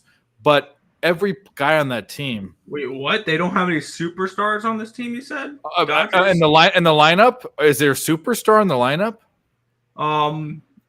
Yeah, they have multiple MVPs on their lineup. This year. Mookie Betts, Freeman. Come on. They're not superstars this year. Cody Bellinger used to. Cody Bellinger is batting 9th. What the fuck are you talking about? I'll tell you exactly what I'm talking about. I'll explain exactly. They have players that at one point in their time were MVPs and all this, but none of them are super. They're not a LeBron James. They're not a Michael Jordan. They don't have name one guy in the Dodgers lineup that's a top 5 hitter in the major leagues. That's the top 5 superstars. Mookie Betts, Trey Turner. No. I'll name 5 other ones. I mean, there's a bunch of them. Didn't Trey Turner win in hits last year? They're just what I'm trying to say is they're an overall above average line. I mean, they're a top tier above average lineup. I see what you're saying, though. I do see what you're saying. They don't have I'm gonna say Juan Soto, but they don't have Aaron Judge, Ken Griffey Jr., an Aaron Judge. They don't have one of those. They don't have one. They do. His name is Mookie fucking Betts. No, he's not. He's not. What? He's not. No, get back to football. Anyway, Does anybody have the Bengals and the Saints on their book, or did they that's take the it off? next game we're going to go over. Good segue. Okay, the game I could give a fuck about on Sunday is that It's not game. on my book, though. I'm asking, is it on y'all book? Can y'all see it? Because they took it off my book. I have to look. Well, let's just we'll go right into it. It is still on my book. I'm seeing the Bengals at minus 140 or minus 2.5. Yep. And Wow. So It is not on my book. Bengals, it's on Bet Saints, Online. two teams that have underperformed. I promise next week. I promise you. I'll get my check next week. I promise I'm gonna get it. You need Bet Online's a I know, good I just site. be messing with you that. No, I know. I got you, though. Bet Online's the best offshore Yeah, book. LJ, I'll send you a referral link. I got you. Oh, give me a break. I sent one to him a couple of weeks ago, Tim. This one's mine. You got Nathan, I get him. So cool. What do you guys get? $50 or something? $200 in free $200. Oh, well. Wow, that's working. Good for you. Bengals Saints. I had the line at -2. Now it's -2.5. Both complete garbage. I don't care about this game. It's too close for me to care. We'll kick it off with Tim. Go ahead if you have a pick in this game. Yeah, Cincinnati's one of our circus. And Why? it's because the New Orleans Saints have Kamara on offense, and yeah, that's it. I believe Michael Thomas is still out. If your main wide receiver, if your first wide receiver is Olave, nope. They got Kamara. They got the Red Rocket throwing passes now, which he did well last week against Seattle. I don't know about you. Cincinnati's defense is about the only thing that's keeping them at 2-3? Because they've gone under in every single game. The most amount of points that they've allowed up in a game was 23 in overtime to Pittsburgh. Cincinnati's got a good defense, and that's about it. Their offense is a little bit lackluster, but I think that this is a low-scoring game, and it's like a 20-17 type game. I like Cincy, and I like the under. Occupancy. What do you think? I'm leaning Bengals -3, but I also want to try to be a little responsible and take a team total under maybe for the Saints. The way the Bengals defense has been looking, I would lean towards an under for this one. I caught a little bit of the game, the Saints game on the radio last Sunday. I was on the Seahawks, and they were getting some trouble. Like they didn't just like take care of business quarter 1 through quarter 4, I remember, and they did end up with a win. But it's also like you saw how that game went, and then look at the games before, like 3 straight losses, the Vikings, Panthers, Bucks. So with this game, I would be leaning Bengals -3. I don't know if I'm going to get to it, but I would also be leaning Bengals -1 in the first half. It could be an interesting look. Let's move right along. Tim, what do you think? I already went. I already went. Yeah, it's. Oh, you're going the other way, LJ. Yeah, Go ahead. yep. Sorry. Yeah, I like that occupancy play first half. Bengals. Saints has given up 27 points in the last 3 games. And there's too many moving parts with them. And I trust the Bengals can come in here and put up some points. What is their team total for the game? Like I said, it's not on my book. They took it off. Give me a second. By the way, if you do the offshore, a lot of them don't do the team totals to like the morning of. I mean, it's No, I have every other game except this one. Oh, do you? Okay. Yeah, they took this game off for some reason. I don't know why. It's 23. 23? Mm-hmm. Yeah, that's sharp. But I definitely take the first half. I like that play better because the Saints start off slow. They're bottom 3 in first half scoring. So The Bengals are averaging 14.5 points in the first half, the last 3 games. So yeah, I would probably take the Bengals first half, and that probably pretty much would be it. Their defense is good, like Tim said, so they probably can cause some turnovers on the Saints. Get some points that way as well, get in good field position. I see Everson again, field goal kicker, over 1.5, maybe get some field goals in there. But other than that, I can't trust the Saints. Their defense has digressed drastically from last year. So I would just be on the Bengals first half and pretty much leave it there. You know what's Also, great? I found another team total on DraftKings Sportsbook, the official sponsor of all sports bets. Follow the link in the description below. You'll figure all that. It is 22.5 for Cincinnati. Yeah, that's a good. That's a good. Like I said, DraftKings Sportsbook. Follow the link in the description. Use the promo code EarlPMP. I wish I could use DraftKings. I wish I could use DraftKings as well. Man, See that when I go back to California to work and see my family, I have to work off offshores. It's so great living in a state now that I can bet whatever the fuck I want. It's the best. Yeah, FanDuel also on DK up there. Yeah, it's the best. All right, Nick, you're last in this shit show. What do you like? Bengals money line. I got it earlier though. I did not get it at -140. I got it at -127. So I beat a nice little 10-15 cent line movement depending on your book. That's good. Early lines. Yeah, that's the nice advantage of betting early. So I got -127 with the Bengals.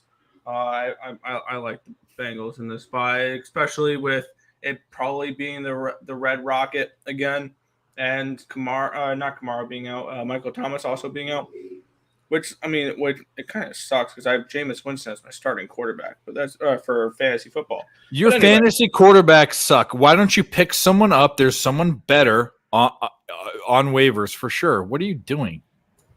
In my defense, I drafted him in the 10th round because I went. Well, you deserve to lose. You drafted your quarterback in the 10th round?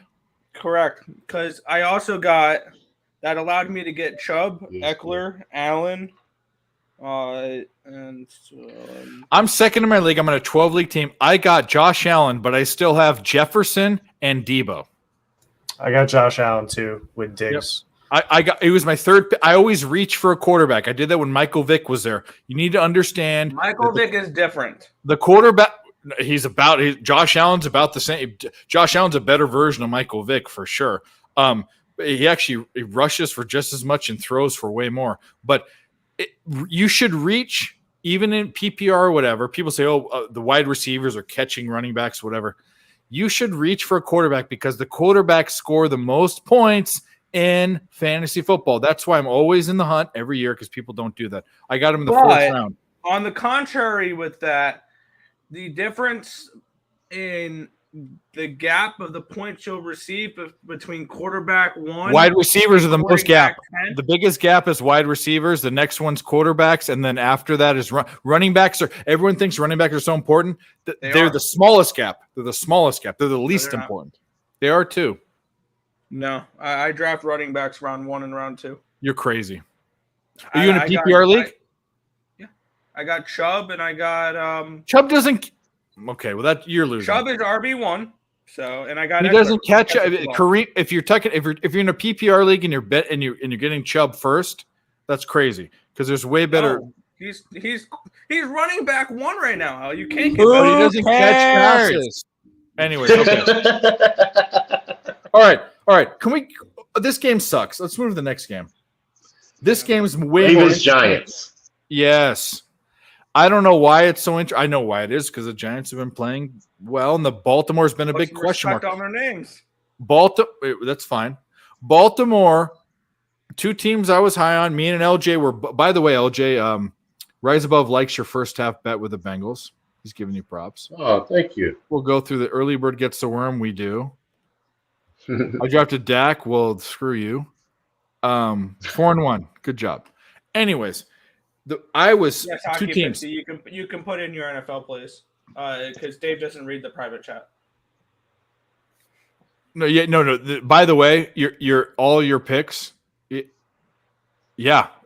And by the way, I don't read private chat. Just tell me, interrupt me if you're leaving. So I don't. Whatever. Oh, I'm not leaving. I was just wondering. No, no, there's no rules here. Baltimore and the Eagles, 2 teams I was the highest on. Baltimore and the Giants. Oh, that's the matchup. Unless you're. Yeah. Oh, Nerd Talk Capper Collective on picks from Dave, by the way. I was high on the Ravens and the Eagles.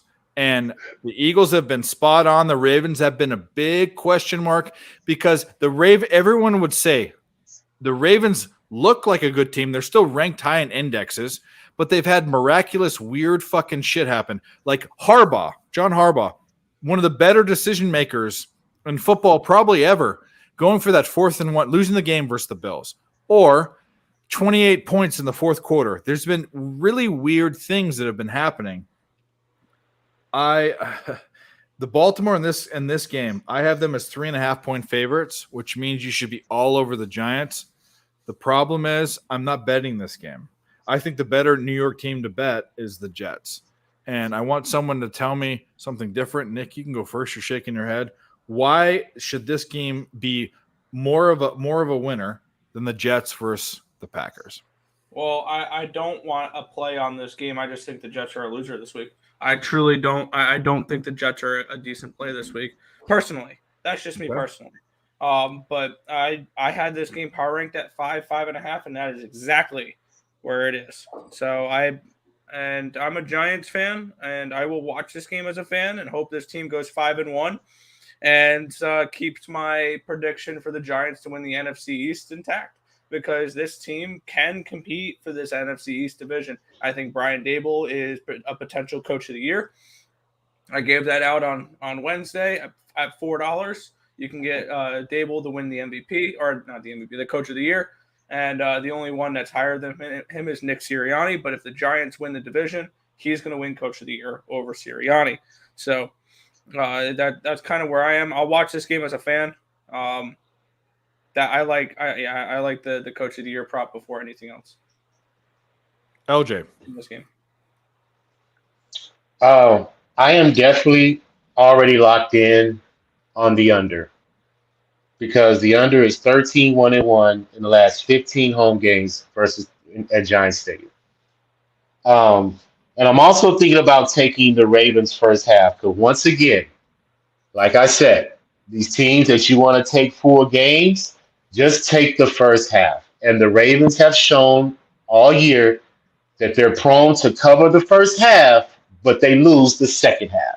And the Giants, I do believe, y'all can fact check this for me, every first half that they played this season, they have either lost or they tied.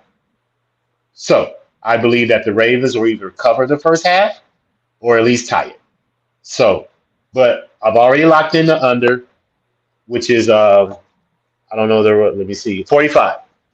I've already locked that in. But I do believe I'm going to get to the window with the Ravens first half minus the 3.5. But I do believe that the Giants have lost at least 3 out of the 5 first halves that they played. Because I know the Packers were up on them in the first half. I know Tennessee was up on them in the first half, week 1. I think Dallas was up on them Monday night in the first half. So I think the Ravens will come in here and at least be up on them, at least by 4 or by a touchdown in the first half. Giants may come back and cover the second half, but I do believe for sure that this game is going to be under 45 because, like Nick says, fade the London teams that came off the game last week. Tim said that. Cool. Yeah. Tim, I'm sorry. I know Tim and Nick have to do some videos, so we're going to try to rip through these games because we still have to do NCAA, and we're running way late. But I mean, I have no problem with it, but you guys do. Occupancy. Do you have any play on this? Yeah, I'll keep it real quick. I was on Packers -9. I felt foolish. No, this is Baltimore, New England. Baltimore. Yeah, my bad. I'm saying last week I tried to gotcha. beat the Giants. Yeah, that was one of the first things I tried to do. It didn't work, and then I kind of had to scramble a little bit, but we did okay as well. just looking at the Ravens here. I think what LJ said, like backing them in the first half would be the way to go. Not sure I'm going to get to the window with this one, but it's really lean towards Ravens outright. As also said earlier, like the headlines on Monday morning, like that both New York football teams are kind of making this splash. Like I think it's too good to be true, and like I've been around a lot of Giants fans, and they're going to get let down sooner or later. So I think it's tomorrow. Tim. Yeah, I'm going to keep fading the London teams. I'm kind of looking up. All right, they would have covered there, and then what was the other team? It was last week. It was the Seahawks or the Saints, and then the Vikings. Okay, Vikings. So it went 1-1 last week. Whether or not you did first half or full game, and actually the teams that won the first half lost the full game, and vice versa. So it would have went 1-1 no matter if you did first half or full game. I'm going to keep fading the London teams. That's why I'm going to be on the Jets, and most likely I'll have a Ravens ticket. Sorry, Nick. It's something I'm going to be doing because you could look at that. You could look at unders, but even though, I mean, probably wouldn't have worked with unders last. Yeah, no, never mind. Unders wouldn't have worked. But just the time switch and the travel spot, I don't think it's a good spot for the Giants. And Nick's all about selling high. This would be the perfect opportunity to sell high on the Giants. After a big win versus the Green Bay Packers, this would be a perfect situation to sell high on the Giants. And that's where I would have to go in this one. I would go Ravens. All right. Next game, Bucks, Steelers. I have the Bucks as 3.5-point favorites. I don't know why they index at that because Steelers are doing nothing right. They can't stop anyone on defense. Kenny Pickett's, he's a rookie. I mean, we could say he's a mess, but I don't know. He's a rookie. That's it. Yeah. He's not a mess. Tim, start it off. I have no play in this game. He's a rookie. And that's exactly. You know it's going to be a shit show for him when the first 2 weeks that he's fully starting games, he had to play in Buffalo as his first career NFL start. I don't know how much more you could throw him off the deep end. And then, sure, you get a home game. It's against the Bucks, which is another really good defense. He's going to get eaten alive. This one's an under. I want nothing to do with the side because we've seen bigger favorites, including the Tampa Bay Bucks last week, get backdoor covered. Do I think they get backdoor covered this week? Probably not, because by the time they put up, 20 points, they're good for a cover because the Steelers aren't putting up shit. But this is a rookie quarterback in Kenny Pickett. You're going to need a lot. Yeah, I know. Padres, we mentioned them. It's a rookie quarterback, and I just don't think he can get it done against a really good defense in the Buccaneers. Under. You're muted. You're still muted. He knows he is. Occupancy. Technology. Yeah. I love technology. You know what that's from? No? Napoleon Dynamite? Anyways, occupancy. Go ahead. Pass. All right. That's good. Me too. LJ. Tampa Bay -8. Tom Brady has not. Boom goes the dynamite. Tom Brady has not lost on the road versus the AFC since he's been the quarterback with Tampa Bay. Okay. And he's not going to do it this game. Steelers are horrible, man. They're allowing 30 points in the last 3 games. They're allowing 300 yards passing in their last 3 games. Yards per play, they're ranked 30th. They're allowing 425 yards. I mean, I don't even want to go on and on, man. Steelers are horrible. There's no way that they're going to be able to do anything against the Tampa Bay. And I'm on Tom Brady's prop, pass attempts and pass completions. So yeah, I'm all in on Tampa Bay because they should have covered against Atlanta last week. So I think they're going to have it on the blade on the road, going into a vulnerable team. So yeah, I'm all on Tampa Bay -8, man. Heavy invested. JoJo likes first quarter Ravens. I don't do first quarter NFL bets, but that's a pretty good one. Hey, let me check that. I like that. I knew you I got would. first Let's quarter look for you. bets. I got first quarter bet. Yeah, plus 100 minus the half. Yep. I'm with you, JoJo. I'm with you. Nick, you're up. Who's talking about the Lakers? I mean, Hold on. I didn't realize the Lakers were in midseason form. no. The problem is they need to take Russell Wilson, drive him out to the desert, and kick him out of the truck. Westbrook. Westbrook. Both those idiots. Westbrook and Apparently, we should all learn don't sign Russes or Russells past their prime. I mean, Hey, Skip Bayless came up with the best term for Russell Westbrook. He is defiantly delusional. That's the best phrase. I don't want to get into it, but I have a lot to say about this last thing with the huddle, with the little group and all that we saw that he didn't want to go in. We're going to talk about that another day. Nick, go ahead. I lean towards the Steelers plus the points. Probably not going to bet this game though. I had to do it for a show for picks and parlays. I gave out Steelers, but this was a pretty simple stay off for me. Cool. We'll go on to the next one. Panthers and the Rams. Rams I have as a 9-point favorite. They're getting 11 points. I mean, we all know how much I hated Baker Mayfield and this team. Granted, now it's PJ Walker. We also know how low I am on the Rams. But one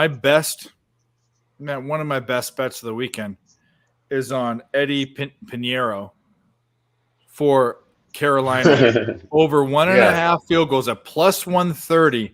Here's the thing. Yeah, that's what it is? Yeah. Here's the thing. Wow. Here's the 4 angles. I told you 4 angles. Here they are. So the Panthers are one of the worst teams, bottom 5 or 6 teams. I'll pull up my stats, but I've got 15 windows open. The Panthers are bottom team in scoring TDs in the red zone. The Rams are one of the better teams at not letting teams score TDs in the red zone. The Rams are also one of the highest teams that gives up the most field goal attempts per game, way over 2. And then you have Eddie Pinheiro, who's scored 11 field goals in 10 games, over 2. So at plus 130, this is one of my best bets of the weekend. I know PJ Walker, he's not going to get on their side of the ball. Here's the deal. You get to the 35-yard line, and they're kicking field goals. I think this is a money bet at plus money. Eddie Pinheiro, which I don't know anything about him. I think he was an undrafted kicker for the Panthers. Over 1.5 field goals. Undrafted. Yep. I that's the only play I have in this game. Nick, go ahead. I stayed off this one. I had an angle that I was looking at, but I realized that it applies to both these teams, so it canceled each other out. That I forgot the exact record, but I saw this on TikTok actually, where if a team is covering at a less than a 30% rate that season, they're up 64 units in the last 20 years. And that would have landed you on the Commanders. That would also have land you on the Vikings this weekend. It would land you on, can't remember the third team, but then the fourth and fifth team are the Rams and the Panthers, because both those teams are covering at less than a 30% rate this year. This was an easy stay off for me. A 10-point spread. I lean towards the Panthers getting the points. This was probably the easiest pass on the board, though. LJ, what do you think? Yeah, I agree, man. It's easy pass because you don't know how Carolina's going to respond. Coach being fired, Baker Mayfield's hurt. I heard reports here in Carolina that he lost the locker room. Yeah, so I don't know. And the Rams are horrible, as far as offensive wise. Like I said, Matthew Stafford, offensive line is trash. You can't predict what's going to happen with them. They can't run the ball.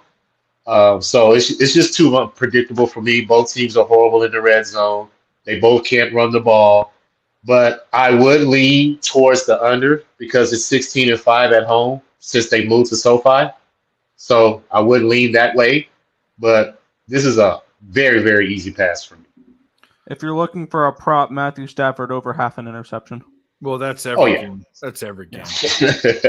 Occupancy, what do you think? Anything? I'm trying to contribute here, but Feel free to pass because we got to. You don't have to. Yeah, we're at a good recording time. I'm good. Yeah. Yeah, let's go on. This is the thing. When I saw that angle, I mean, this is the best prop I have. The only prop really I have right now. I was like, this game just sucks. Another game that I'm not high on. Cardinals Seahawks. I have the Cardinals as 1-point favorites, which means you should lean to the Seahawks at +3. But again, both teams I don't give a crap about, and it could go. They're both bad teams. Bad coaching on Arizona, bad QB play on Arizona. Good coaching for Seattle, but a horrible team. Tim, you can start if you want to. We're on Arizona. That's one of our circas. Okay. I think that Seattle is awful. They've been better lately, but they haven't really played much. Last week, they got to go against the New Orleans Saints, and they put up 33 points and a lot of offense. This is going to be a high-scoring back-and-forth game, but I think that Arizona is going to ultimately be the one that comes up on top. So I'm going to be on Arizona minus the points. I think we got it was 1.5 or 2.5 for Circa. I think this is a 2.5 for Circa. Yeah, I think so. I think that Arizona wins this game by 7+. Occupancy, anything? Yeah, I know you don't love this word, but it's something I'll tease. I'll tease an over here and try to get in at 42 somewhere. Kyler Murray is not the most responsible guy with the ball, but he can also make up for it. If you just look at the numbers that the Seahawks have been putting up in their last 3 games, they're high, 50 and over. On the other side, Cardinals games haven't been soaring too high, but I still think this is just a matchup where I would have to lean over a 45. So just got to figure out how to invest in that. I see. LJ, what do you think? You love the Cardinals. I am no. Oh, okay. I'm on Seattle first half. Cardinals start off slow. They're averaging 6 points in the first half of their last 3 games. They're only averaging 1 point on the season in the first half. Mind you, Seattle is averaging 21 points in the first half in their last 3 games, averaging 18 points at home in the first half of the season. But I'm not going to take a full game side because the Cardinals do play well on the road. I've mentioned this before, and this is a divisional game. The difference is that Russell Wilson is not the quarterback anymore, but Kyler Murray is, and he has good history versus Seattle. And that's one of the reasons why I'm on his prop over 26.5 rushing yards, minus 114, because he's hit this prop 4 out of the 5 games this year. He's also hit this prop twice versus Seattle in the 4 games that he's played in his career. And he also hit it in 2019 in both games versus Seattle when he was a rookie. So I'm going to take that for sure. And we all know that, well, we all should know that the Cardinals are 10-0-1 ATS when Kyler Murray has 10+ rush attempts. So if Cliff Kingsbury can instill the game plan to get Kyler Murray some rushing yards, he doesn't have to get a first down. He doesn't even have to get yards. Just the threat of the rush to get the defense on his heels to make that a threat gets the Cardinals in good positions to get down the field and score. So if he can implement that in their system, usually they win the game or at least cover the spread. So considering that they are the favorite, they could possibly win this game. But I'm leaning towards occupancy, saying that this game could go over because Seattle has been putting up a lot of points. They're averaging 34 in their last 3 games. Oh, hello. But they also given up 37. So they've given them more than they've scored. And that's why I think the sharp number is on Arizona this game, even though they've only averaged 18. So that kind of scares me. So I'm just going to stick to the first half, considering how slow the Cardinals start, because they're the worst team in the first half. but they're top 2 in the second half because they're always playing from behind. So I'm just going to trust Seattle. Jumps on them early in the first half. So Seattle plus the half, -110 first half. Nick, in this shit show, what do you like? I like the side and the total. There you I go. got Go ahead. Yeah, I got to the Cardinals -2 at -115. I had this game power ranked at -4.5, so getting less than a field goal signed me up with the Cardinals here. And a couple things with the total is it's a 50.5. And there have been 10 totals so far in the NFL of 50 or higher. Seven of them have gone under the total. Divisional unders. Wow, that's a good 21. stat. That's a good stat. Divisional unders are 21-4. So I'm on the Cardinals -2, and I'm on the full game under 50.5. That's an LJ stat. Did you hear that, LJ? That's right up your alley. What was that again? There have been how many games over 50? There have been 10 games with a total of 50 or higher. 7 of them have gone under the total. 70%. Which that would apply to this game, and this would apply to the marquee matchup that we will be talking about next. Yep, which we need to get to. These two other – I've been waiting. This whole schedule sucks. These are the 2 games that mean more. So let's just move on. Yes. Hey, what was that stat one more time? Totals of 50 or higher are 7-3 to the under this year. There's only been 10 games that have been over 50. Well, yeah. That's how low the scoring has been this year in the NFL. They call the baseball the dead ball era. This is the same thing for NFL. Well, I love good defensive battles. I'll tell you, in football, there's nothing that makes me go from 6 to 12 more than that. But Buffalo, Kansas City, probably one of the next 2 games we're going to talk about are the 2 best games of the NFL card. Thank God we finally got to them. I have Buffalo. The best game of the season. It could be both of these games. I mean, these are marquee games, and only one of them is the Dallas-Philadelphia is the Sunday night game, right? Yep. Yeah. Okay. This has a feel of that type of game. This is probably going to be a primetime type game, not in a primetime spot, which I know someone's going to talk about that under, I'm sure. But Buffalo. I have as a 0.71 favorite in this game that takes into consideration being on the road, which I'm all over KC. Here's the deal. These are the 2 best teams. I say the Eagles because I'm joking, but really, honestly, the Eagles are probably the 3rd or 4th best team in the NFL. These are the 2 most talented, best teams, best coach teams, all around best teams. You're giving me Mahomes, Andy Reid, in Kansas City at home as a dog versus a Buffalo team, which I will say, if you had to vote whether they've overachieved or underachieved, I think you have to say they probably slightly underachieved, in my opinion. So, and by the way, I'd say Kansas City, if you said the same thing, they've slightly overachieved, in my opinion. I've watched Patrick Mahomes drive down the field with the Niners defense in the Super Bowl, one of the best defenses. He's not Joe Montana, but he has that comeback type of deal. He has it.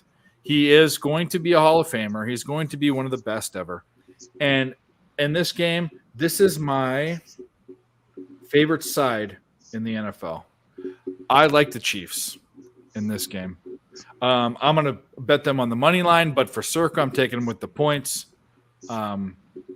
Let's start with this. I hope someone. I want this to be an argument, but anyway, we'll go with Tim. Go ahead. Cool. I'll start an argument. I like the Bills. Why? Go ahead. I know it's 1 week, but we look back at last week's Monday Night Football game. Right? It was Monday night or Sunday night. It was Monday night between Kansas City and Las Vegas. Kansas City's defense looked awful. And that was going up against a lackluster offense in Las Vegas, and they allowed 29 points, and they could have easily lost that. Their offense is not lackluster, by the way, this season. I mean, it's been underperforming.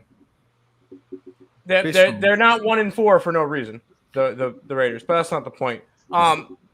This Kansas City team is just a little bit of I still have a question mark for me. Patrick Mahomes is the best quarterback in the league. I already know this. It is what it is. Josh Allen's a close second. Agreed. Yeah, I would say that too. Kansas City opened up as a 1-point favorite, and it's gone to a 2.5. When did it open? Was it that Sunday's line or was that like preseason line? No, I think that was the line. Sunday. It was the Sunday night, Sunday before the Kansas City Vegas game. Okay, fair enough. So they are 1-point favorites, and then because of how bad Kansas City looked, now it's 2.5. I would have taken Buffalo to begin with, and I think Buffalo is the better team. That, and you can play the revenge angle of Buffalo from last AFC Championship game, or it wasn't AFC Champion. It was the whatever game against them, the coin flip game. I just think the Bills are the better team right now. They had a kind of a tune-up game last week against Pittsburgh, where half their players didn't really play in the fourth quarter. So this team that's rested versus Kansas City that's coming off the Monday night game, low rest game. I think Buffalo is the better team. I would take Buffalo minus the points. I would say if I had to say who's a better, this is the thing, who's the better team best team on paper? It's not Buffalo. even close in the whole league. It's Buffalo and everyone else. But I would say Kansas City has their defense is suspect. I will say that. But here's a big question: if you're indexing teams, if you assign a point value to one player in the entire league, who has the highest? I mean, any position. I'm trying to think right now, real quick off the top of my head. I think Mahomes is the big. If he went out, if it's I think this is like an 8 or 10 point shift, like that big. Right.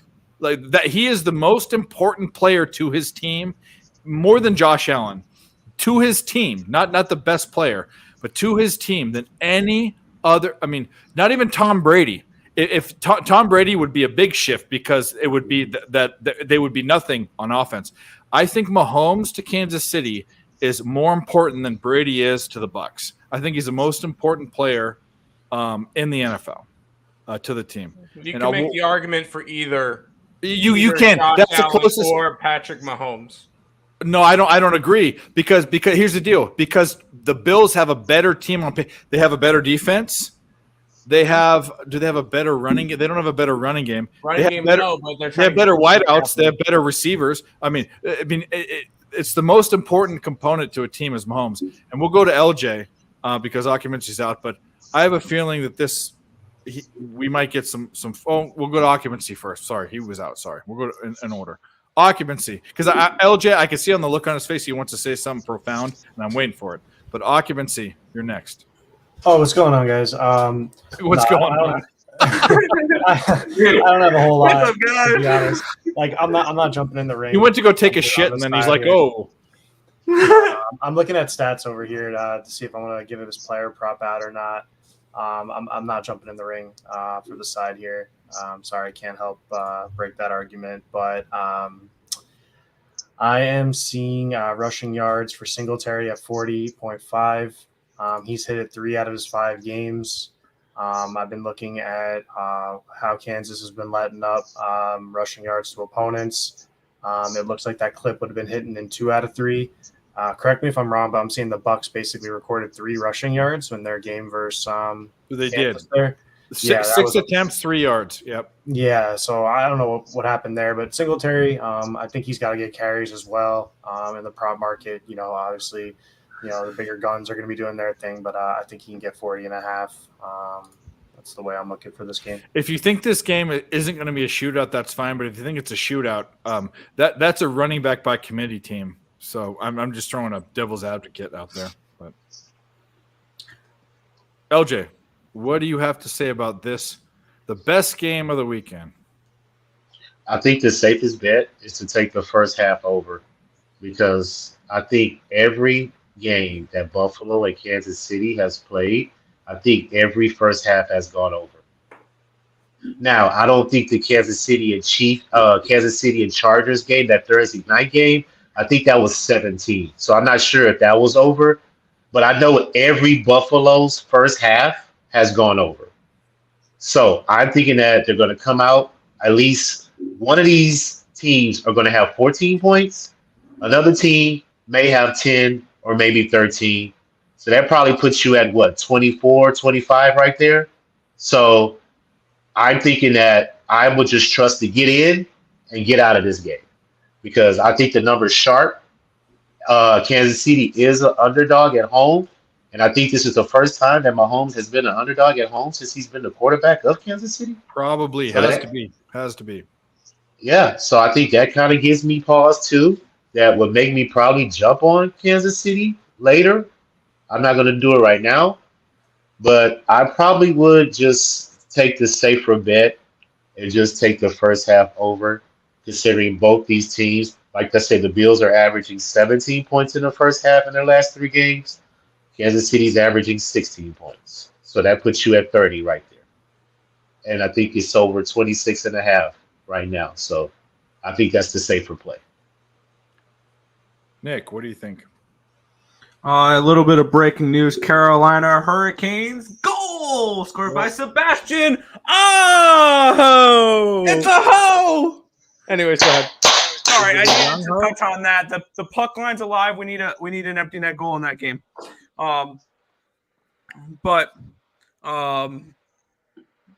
Kansas City and Buffalo. That's right. That's what we're talking Yeah. We're talking about real sports. Come on. Yeah, I'm sorry. I got excited. Carolina just scored, but I locked in Kansas City already. I've got Kansas City money line. I got it at plus money. I had this game at a pick 'em. Actually, I have Kansas City as a 1-point favorite in this game. I think that line's a little off, and I don't know why we're getting Kansas City at plus money, but I do think that they are the better team still. I think these are the top 2 teams in the AFC, definitely, if not in all football. These 2 teams will be meeting back in January. That will happen when these 2 teams play in the AFC Championship game. And I might be that madman to take this game under the total as well, under 54. I think that number is a little high. I think we can see decent defense because Buffalo has actually been a defensive team this year. I believe they're 1-4 over under.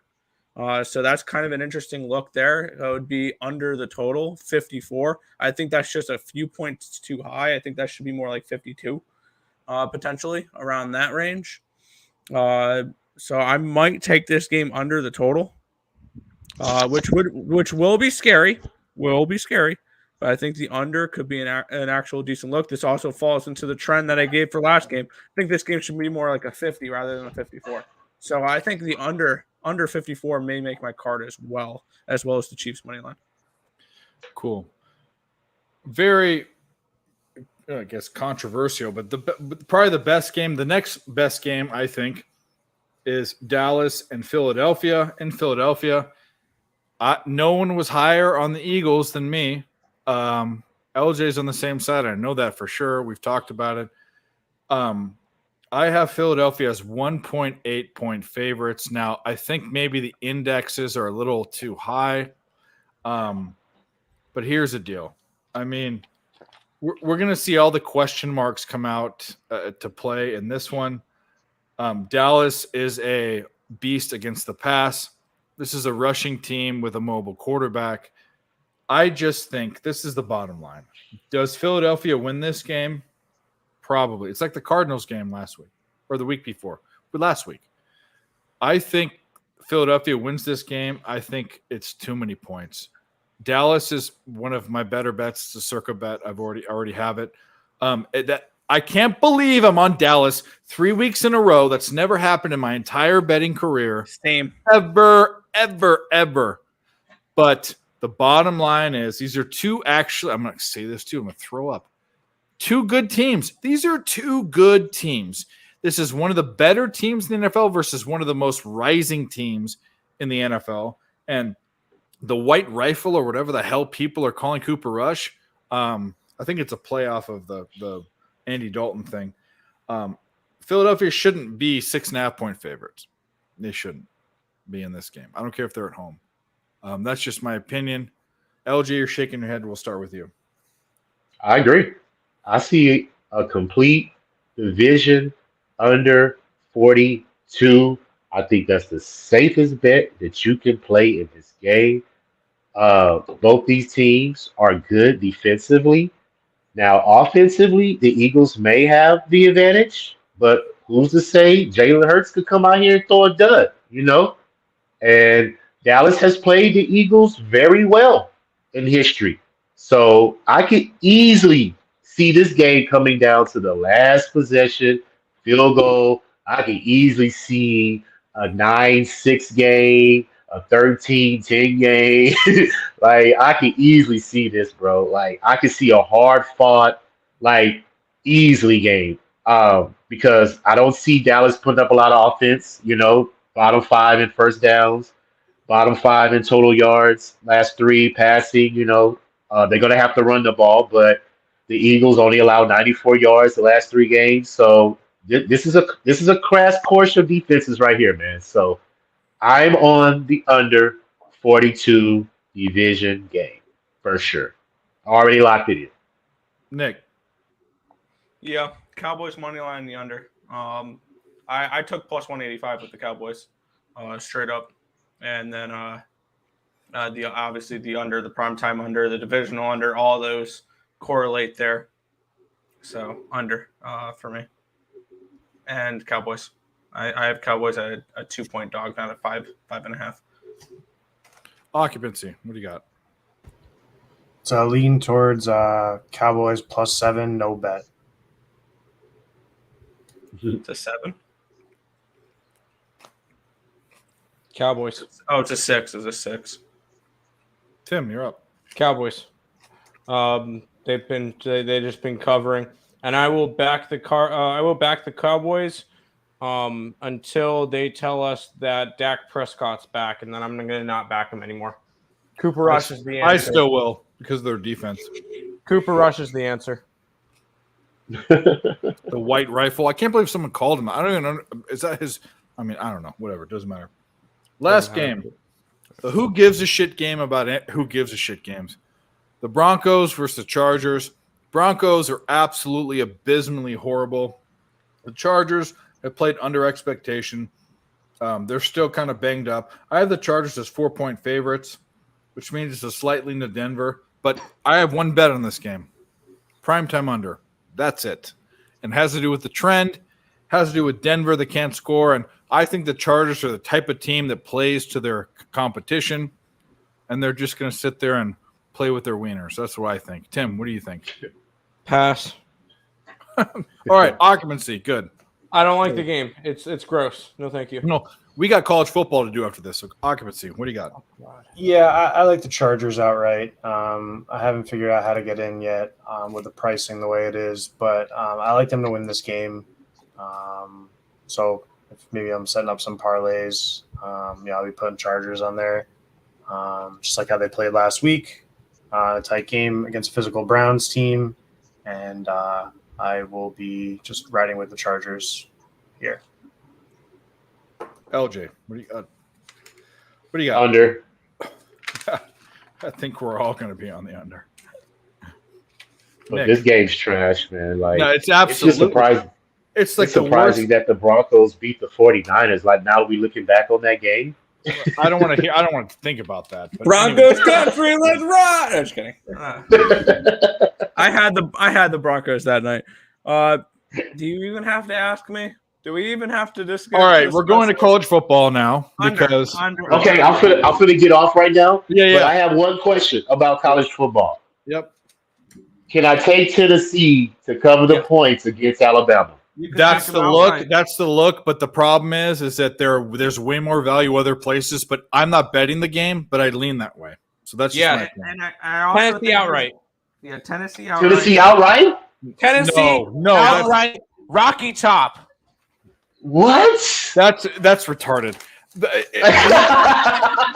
I mean, here's the deal. Alabama's still one of the best 2 teams in football. Are you seriously betting that, Tim, or you just playing? Are you seriously betting that? Yeah, I seriously bet it. I've already locked that in. Tennessee. Oh my God!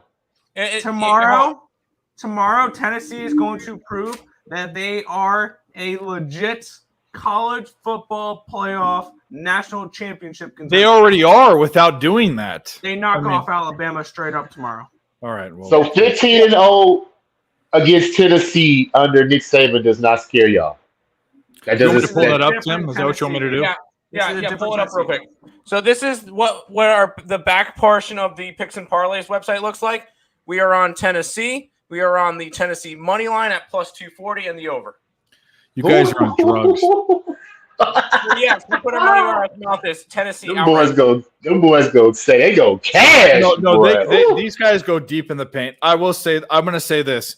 This game is close. Tennessee is a good fucking team. Hendon Hooker is what Malik Cunningham people think he is on Louisville, but Alabama's still maybe the best team in the country. Is their quarterback back? Is Bryce Young back?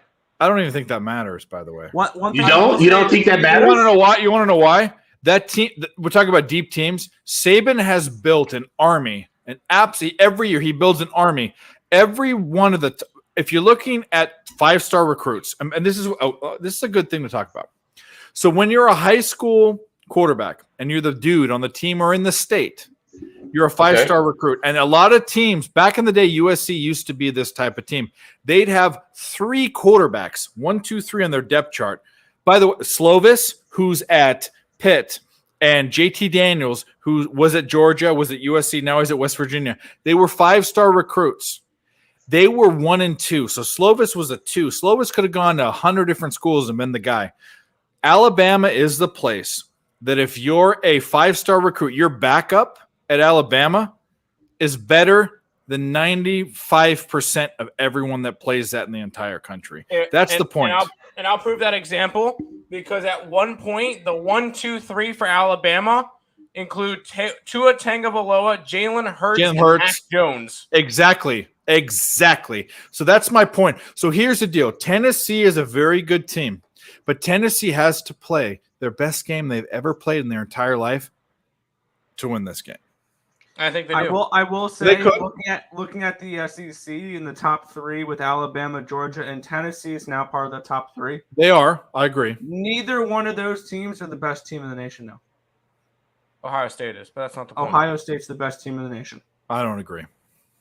That's fine. So what about Ohio State's number 2 now? I still think Georgia and Alabama are better, but that's just my opinion.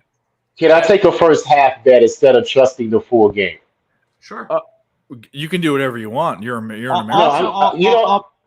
I also gave this play out when I did a free pick video on ESB for Tennessee and Alabama. I gave out Tennessee outright. I also gave out another prop here, not a prop, but a futures bet for Tennessee at plus 750 to win the SEC this year. JoJo likes first quarter Tennessee plus 3. Yes, that's not a bet. That's actually probably the better look. First quarter plus 3. I don't get first quarter for college, but I got plus 5.5 first half Tennessee. Yeah. Take it. Is that what you're telling me to take it? I'm gonna say this. I'm not saying that. I'm saying that my look officially lean, and I'm not betting this. My lean is Tennessee to cover, not to win the game. That's my okay. Look. Well, you saw what we're on. That's what our paid subscribers see as well. I got you. So it's gone now. All right, LJ, give us. Did Carolina win? What? Yeah, Carolina won. They didn't cover. Yeah. I hit my parlay. I took all of them in a parlay, and I just hit Hurricanes, Jets, Red Wings, and Lightning. Oh, nice. Shock. That means tomorrow bet dogs. Anyway. LJ, let's do this. Give me your 3 bets. What do you got? My 3 bets are, and I would love your props are open too because they're hot as shit. Tampa Bay -8 over the Steelers. Wow, that's one of your best bets? Yes, that's my best bet. That's okay. I'm just saying. Fucking Steelers You don't suck. challenge LJ. Don't challenge LJ. No, I'm not challenging. I'm just saying wow. That's all I was saying. Ravens and Giants under. Love it.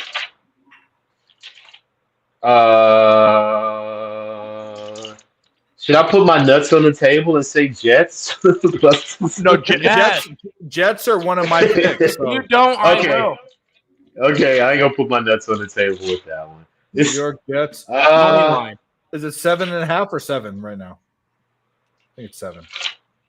Come on. 7. If you're putting your you nuts get on the 7.5. table, you gotta go money line, right?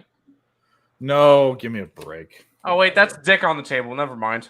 No, we are kind of concerned about a dying couple weeks. By the way, I can do first halves, right?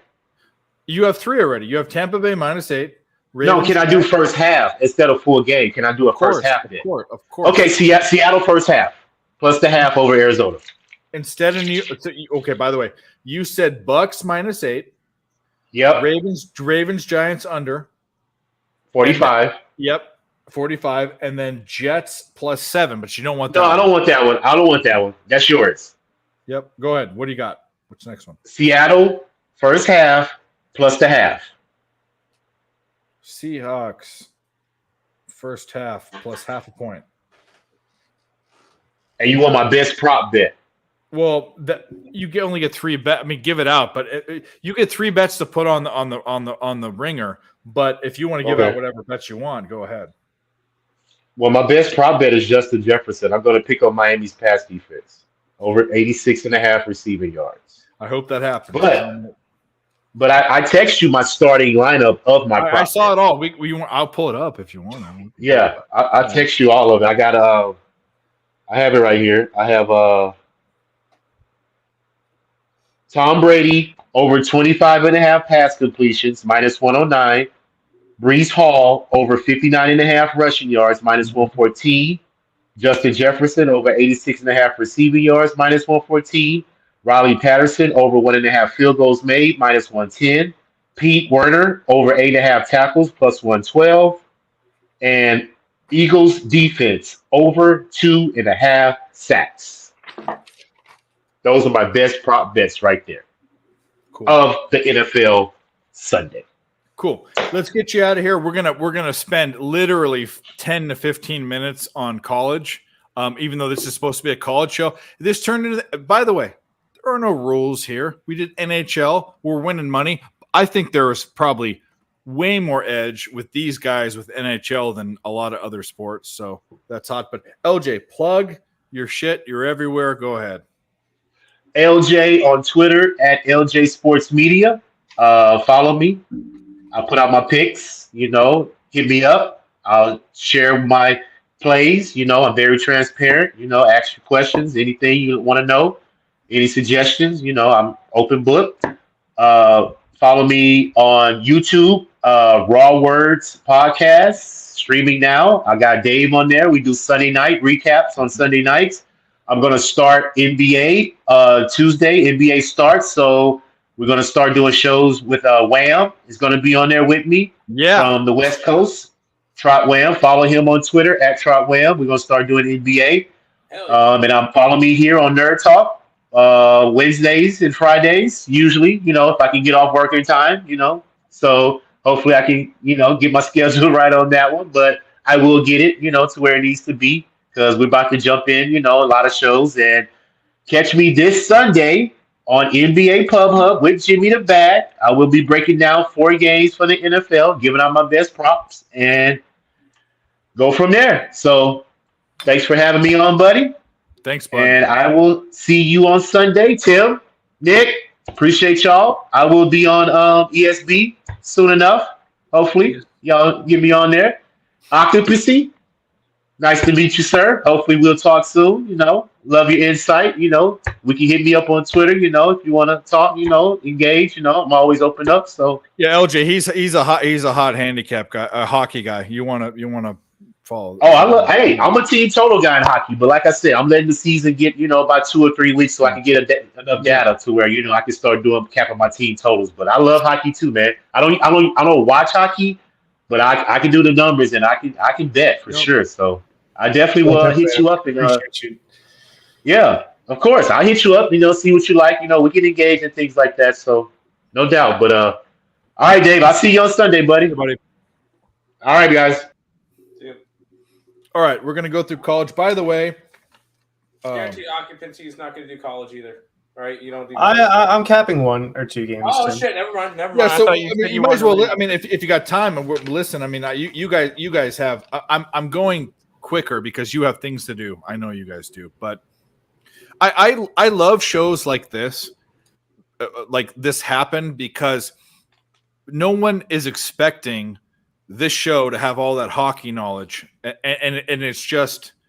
I mean, I'm blessed. We're all blessed. But anyways, I will say, Trot Wham.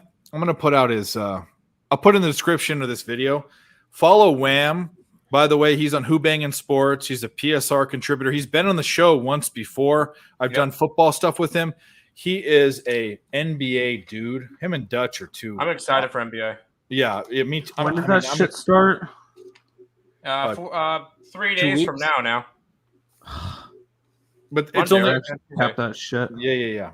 Okay, let's go. We're gonna do it this way. Bunch of games. I have a bunch of question marks that I'm going to look at, but we'll go to some bigger games that I think you guys will be interested in. And we'll start with Penn State, Michigan, which is like one of the first games. I have Michigan as 4.5-point favorites. I have Penn State +7 is probably a game that I'm moving on. But the deal with this thing is Penn State has that 5th-year or 6th-year quarterback who's done okay. Michigan's looking like a team to be reckoned with, and they're at home. They're going to control this game on the ground, I'm assuming, with their defense. Someone tell me why I shouldn't be taking Penn State with the points +7.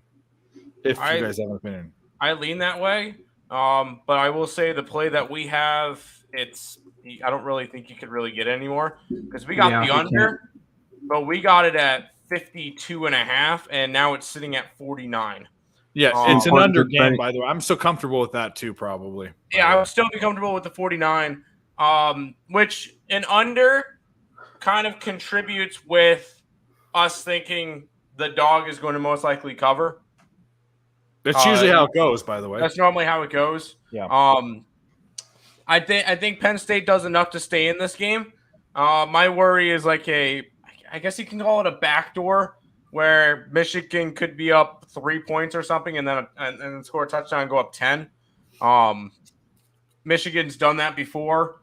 I just like the under. I feel like this could easily be a 24-17 type of game or something. 14-17 type of game. Yeah. 14-7. Yeah, something in that. This is going to be a defensive game. This is not going to be one that they're going to be slinging the ball back and forth. This is going to be an under game. So we got under 52.5, and that one is moved a whole 2.5 points. Yeah, 9. Yeah, according to BetStamp, we got 9, or I got 9% CLV on that one. That's crazy. That's crazy line value. That's not even the best. That is not even the best line move we've beaten. 3 points on a total in football and college football is crazy. That's not even the best line movement by CLV percentage that we've had all this. But by total, I'm just saying by total. Yeah, total, yeah.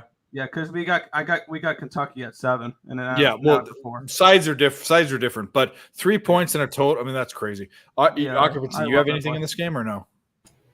Not a whole lot. I was just looking at JJ McCarthy over 1.5 touchdowns, but I didn't get to it. I was going to try to maybe take a stab at the dog, but I'm also not going to bet Penn State outright in Michigan. So ultimately laid off. Yeah, it's one that I haven't bet yet, but I'm probably betting Penn State. I might even be in the under. I don't hate it. I don't hate Penn State. I have more. You're saying they're shit. This weekend, I think I have more bets than I've ever had that I think I want to take, but I haven't. Oh, we have like 25 plays in college football. Yeah, it's nuts. I'll save a couple small ones just because occupancy's on. I mean, let's talk about Alabama, Tennessee. I'm ultimately off this game. I have Alabama as 8.44 point favorites. It's at 8.5 now, so it's right on the dot. I don't see I don't see Tennessee beating Alabama, but I also probably don't see that spread being covered by Alabama. I don't think it's out of the realm of possibility. I think just off of eye test and logic, it's a stay-off game. I think people are kind of hoping Tennessee covers. That's kind of what I think. But you guys can tell me something different. I probably would have looked more towards Alabama if this was in Alabama. Maybe. I think in Tennessee, there's going to be 100,000 people there tomorrow. This is probably the biggest. Yeah, it's sold out. This is their biggest game in years. But also, according to big time. This is one of the biggest, the closest games they've played in a long time. Yeah, for sure. This is an actual good Tennessee team. Hooker's the quarterback. He's in the Heisman talk. Yep. Yeah, I liked him last year. The Purdue game where they lost to Purdue. I mean, I've been high on him big time. Yeah, we've been high on Tennessee.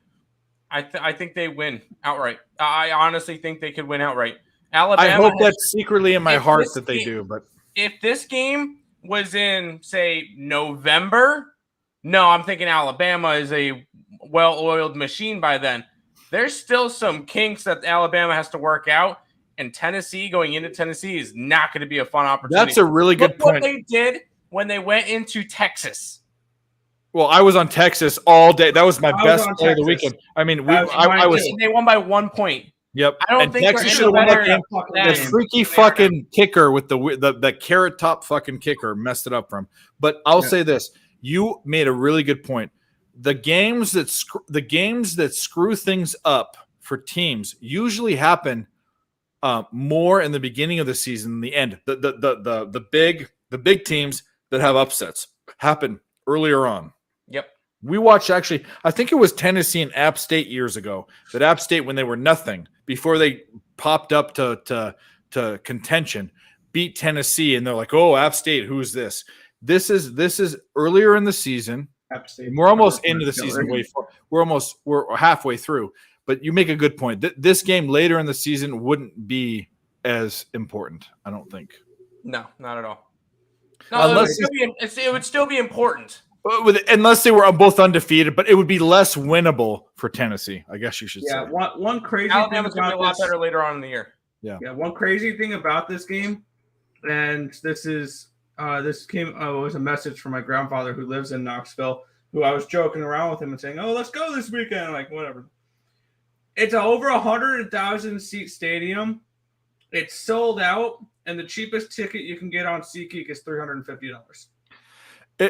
It's for a college game. Oh, this is big time. But in 100,000 plus seat stadium.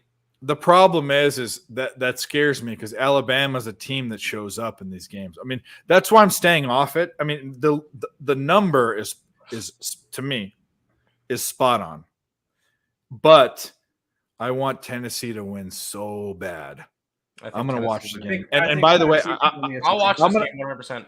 I'm going to hope that Alabama goes up in the game, and I can bet it live with a ridiculous like plus 14.5 points or some stupid shit that happens. This is a live betting situation. Occupancy, what do you think? Yeah, I like betting the Southeastern Conference games. I had a couple buddies. I lived down in the South for a few years, and I had a couple friends who are big time fans across the board.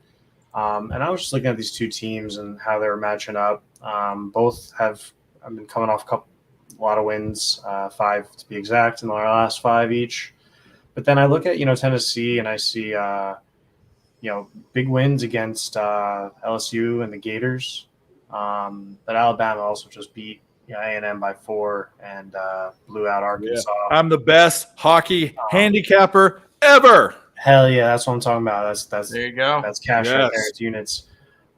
With this game, and I'm actually more interested in a different SEC game.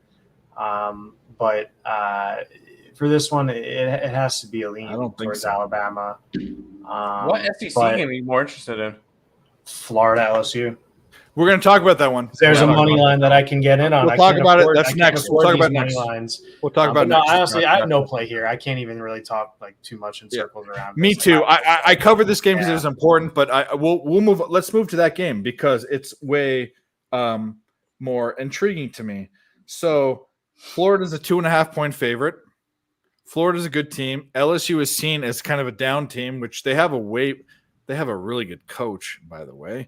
Granted, the question was how would he assimilate from Notre Dame? Notre Dame, Catholic school. I know a lot about. Went to Catholic high school. A lot of guys that went to my high school was just a very big football school. We were in the league with Mater Dei, Servite. A bunch of guys went to Notre Dame. They're tie and suit guys. This is deep South football. It's different. These guys don't do. So the big question was, could Kelly come in there and coach the team? And he did that goofy thing where he did that Southern accent and all that, and that one pep rally or whatever. But I'm still big question mark with how he gels with the team. That's my question mark on this team. Because by the way, LSU is still, if you're a 5-star recruit, LSU is still a top 10 school you're looking at. So they have talent. Probably more talent than Florida does if you look at desirable schools. But Yeah. I have LSU as a 0.5-point favorite in this, even in Florida.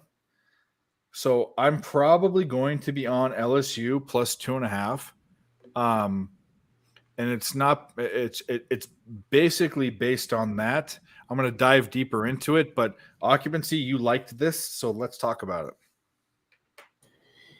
It's not a huge angle, and I obviously don't know as much about the teams specifically. But when I look at the last two games, Florida beat Missouri by a touchdown and then whomped on the Eagles from Washington. LSU lost to this Tennessee team and then beat Auburn by 4. The game before, Tennessee beat the Gators by 5. So, I'm looking at the Tennessee game as a marker. And when I see the Gators only lost by 5 to that team and then LSU just got blown out kind of by them, It's just one little angle that if I had to bet this game, I would take Florida on the money line. And the minus 135 is I'm always a number kind of person. I look at all that, and minus 135 has always been an interesting line. So I'm not sure if I'll get to the window, but it would be that. I got you. Nick, what do you think? We landed on LSU money line. I got it at what did I get it at? Or I believe we're on LSU. I'm not 100% Yes, sure. LSU money line plus 120. Okay, there you go. We are just on said it. fuck the points. We don't need them. Point. Yeah, no, LSU money line is where we landed on this game. I don't know if I tracked it on that stamp here. I'm gonna have to do that. I have it right here sitting for me at least. Yeah, I know I bet it. I just 1.5 forgot to track it. Yep. Yeah, we're on LSU. I had this game at. Where did I have this game at? Let's see. LSU. I had LSU as a 1-point favorite in this game, so we took the points, or we took the plus money. Yeah. Yeah, it's tough. I will say that Florida's win against Utah, which I was on Florida, everyone was high on Utah. That's looking less good now that UCLA trumped Utah, which is going to be a game we're going to talk about because it's marquee. We're going to talk about 2 more games, and then we're going to talk about maybe games that we like, but these are marquee games. So the other one, I know you guys are interested in this for multiple reasons, NC State Syracuse. Yes. Syracuse at home has been phenomenal. I mean, historically, they are. I've been on Syracuse this year. I think I'm actually 1-1. What was the last game they didn't cover? It was anyway, it doesn't matter. NC State, I actually have as a 2-point favorite. I think the team, even though Syracuse is great at home, I think the wrong team's favored. Yep. I'm not taking the money line. I'll take if I love taking not 3.5. If you're giving me a hook too, I'm not going with the money line. I'll take the hook all day long because that's basically a 2-score game technically. NC State's defense is good. Syracuse, their offense has been good, but NC State to me, is a contender to win a conference, whereas Syracuse is a good team that will not win their conference. And that kind of is the backbreaker for me. I'm on NC State. This is a for sure bet for me, getting points. And we'll go occupancy. If you have a bet in this, go ahead. I know the other two probably do.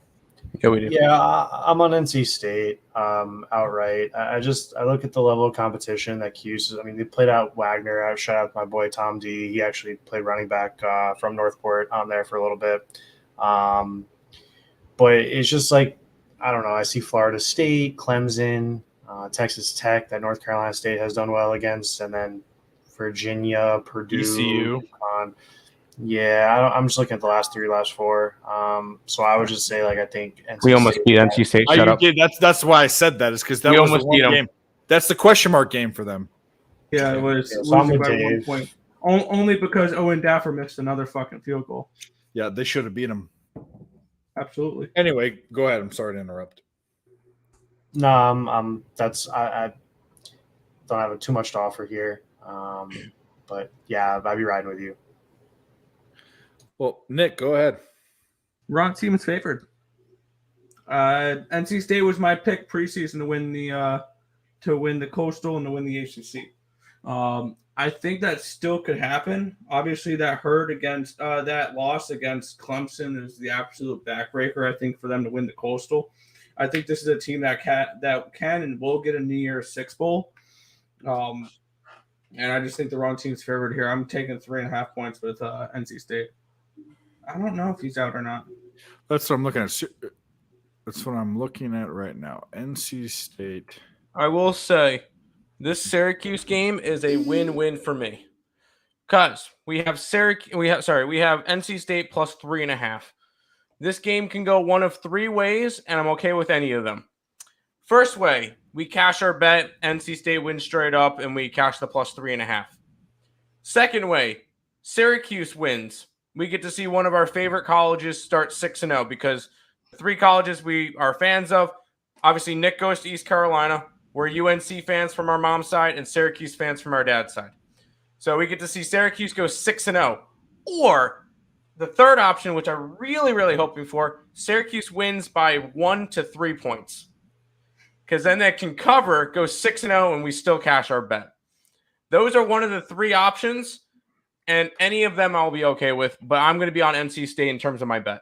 To be completely honest, I'm not, and this is crazy, I'm not even sure that their starting quarterback matters that much because of the defense. I mean, this team to me is superior. I mean, superior.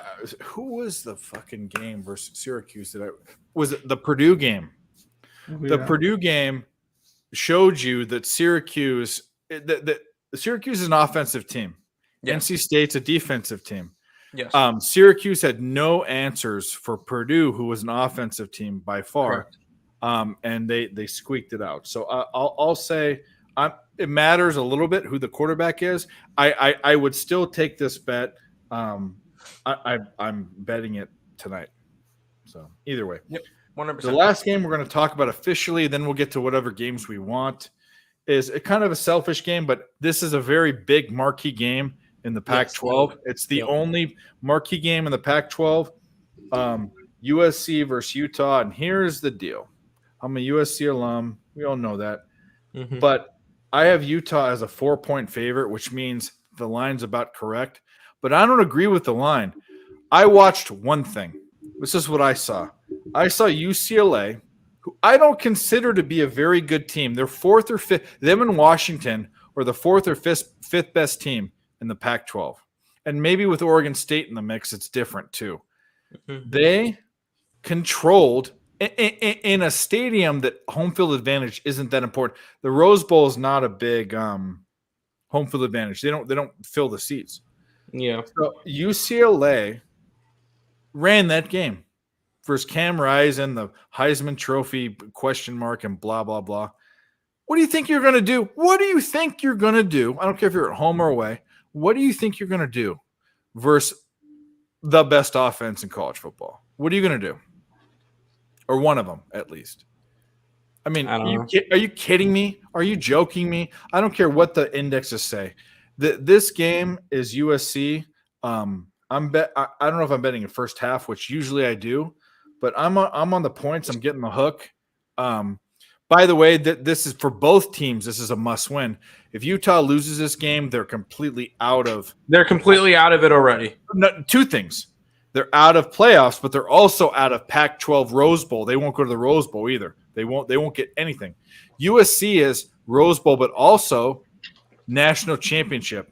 And if Caleb Williams is a leader, and if this will show, if he steps up for this game, if they win this game in noticeable fashion, he is probably the Heisman Trophy winner, I think, in my opinion, because this is a marquee game. Utah's still a good team, but you can't tell me what UCLA did to Utah and tell me that USC isn't going to do the same thing, or at least compete. Stupid. USC, my favorite play of the college football slate. Occupancy looks like he's going to throw up. So go ahead. No, dude. I don't have too much here. Okay, I thought you were going to disagree with me. Oh no. Not really. I mean, I see a higher rank for plus money. It just looks pretty good. I was looking at Caleb Williams over 32.5 rushing yards. Take it. Yeah, I'm telling you, because he's like a Lamar Jackson type where the game is going slower around him than he really is. You can watch him run, and he'll just be like, it's like the Matrix. It's like this guy goes by him, and it doesn't look like he's going that fast. But that's a great bet. I'll put 5 on it. Yeah. I'll put 5 on. Is that song? Anyways, go ahead. I like the under. That's where we're going to go with it. What's it at right now? 64.5. I don't hate it. I like the under. I also think Utah wins this game and they cover the spread. I'm not betting Utah. I am not betting it, but I always say this. When you see a better ranked team at plus money, that just sends off the red flags for me. I think they're wrong this time, though. I agree with you. I could be wrong. Okay, I can 100% be wrong. But the fact that USC, who's supposed to be a possible national championship team, is not even favored against a team that's 4-2 is a big red flag. But that being said, and I will say for this one, this is a must-win game for USC if they want to have a chance at the playoff. If they lose this game, I don't think they make the playoff. They're done. They're done. I said A that one-win preseason. Pac-12 is not making it. I said that preseason. The only way that that they can go to the national, even be considered for the top For a 4 teams, playoff.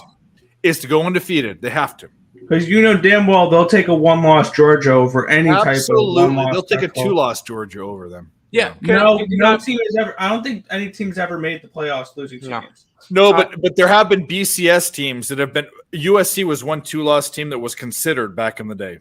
So I mean, considered, yes. Make it, no.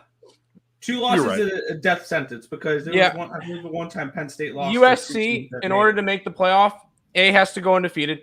Even if they lost one game, they're completely done. Even if they go undefeated, they still need Clemson to not go undefeated, or they need Alabama to have 2 losses, or Georgia to have 2 losses.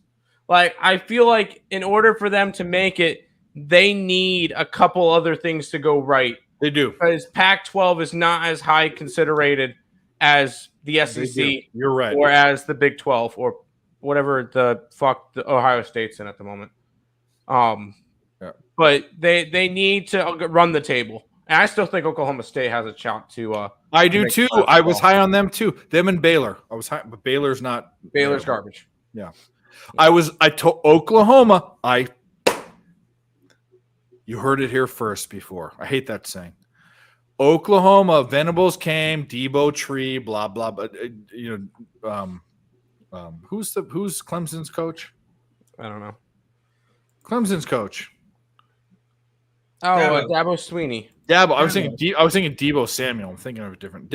It's DS. It's the same weird name. Okay, those are both weird names.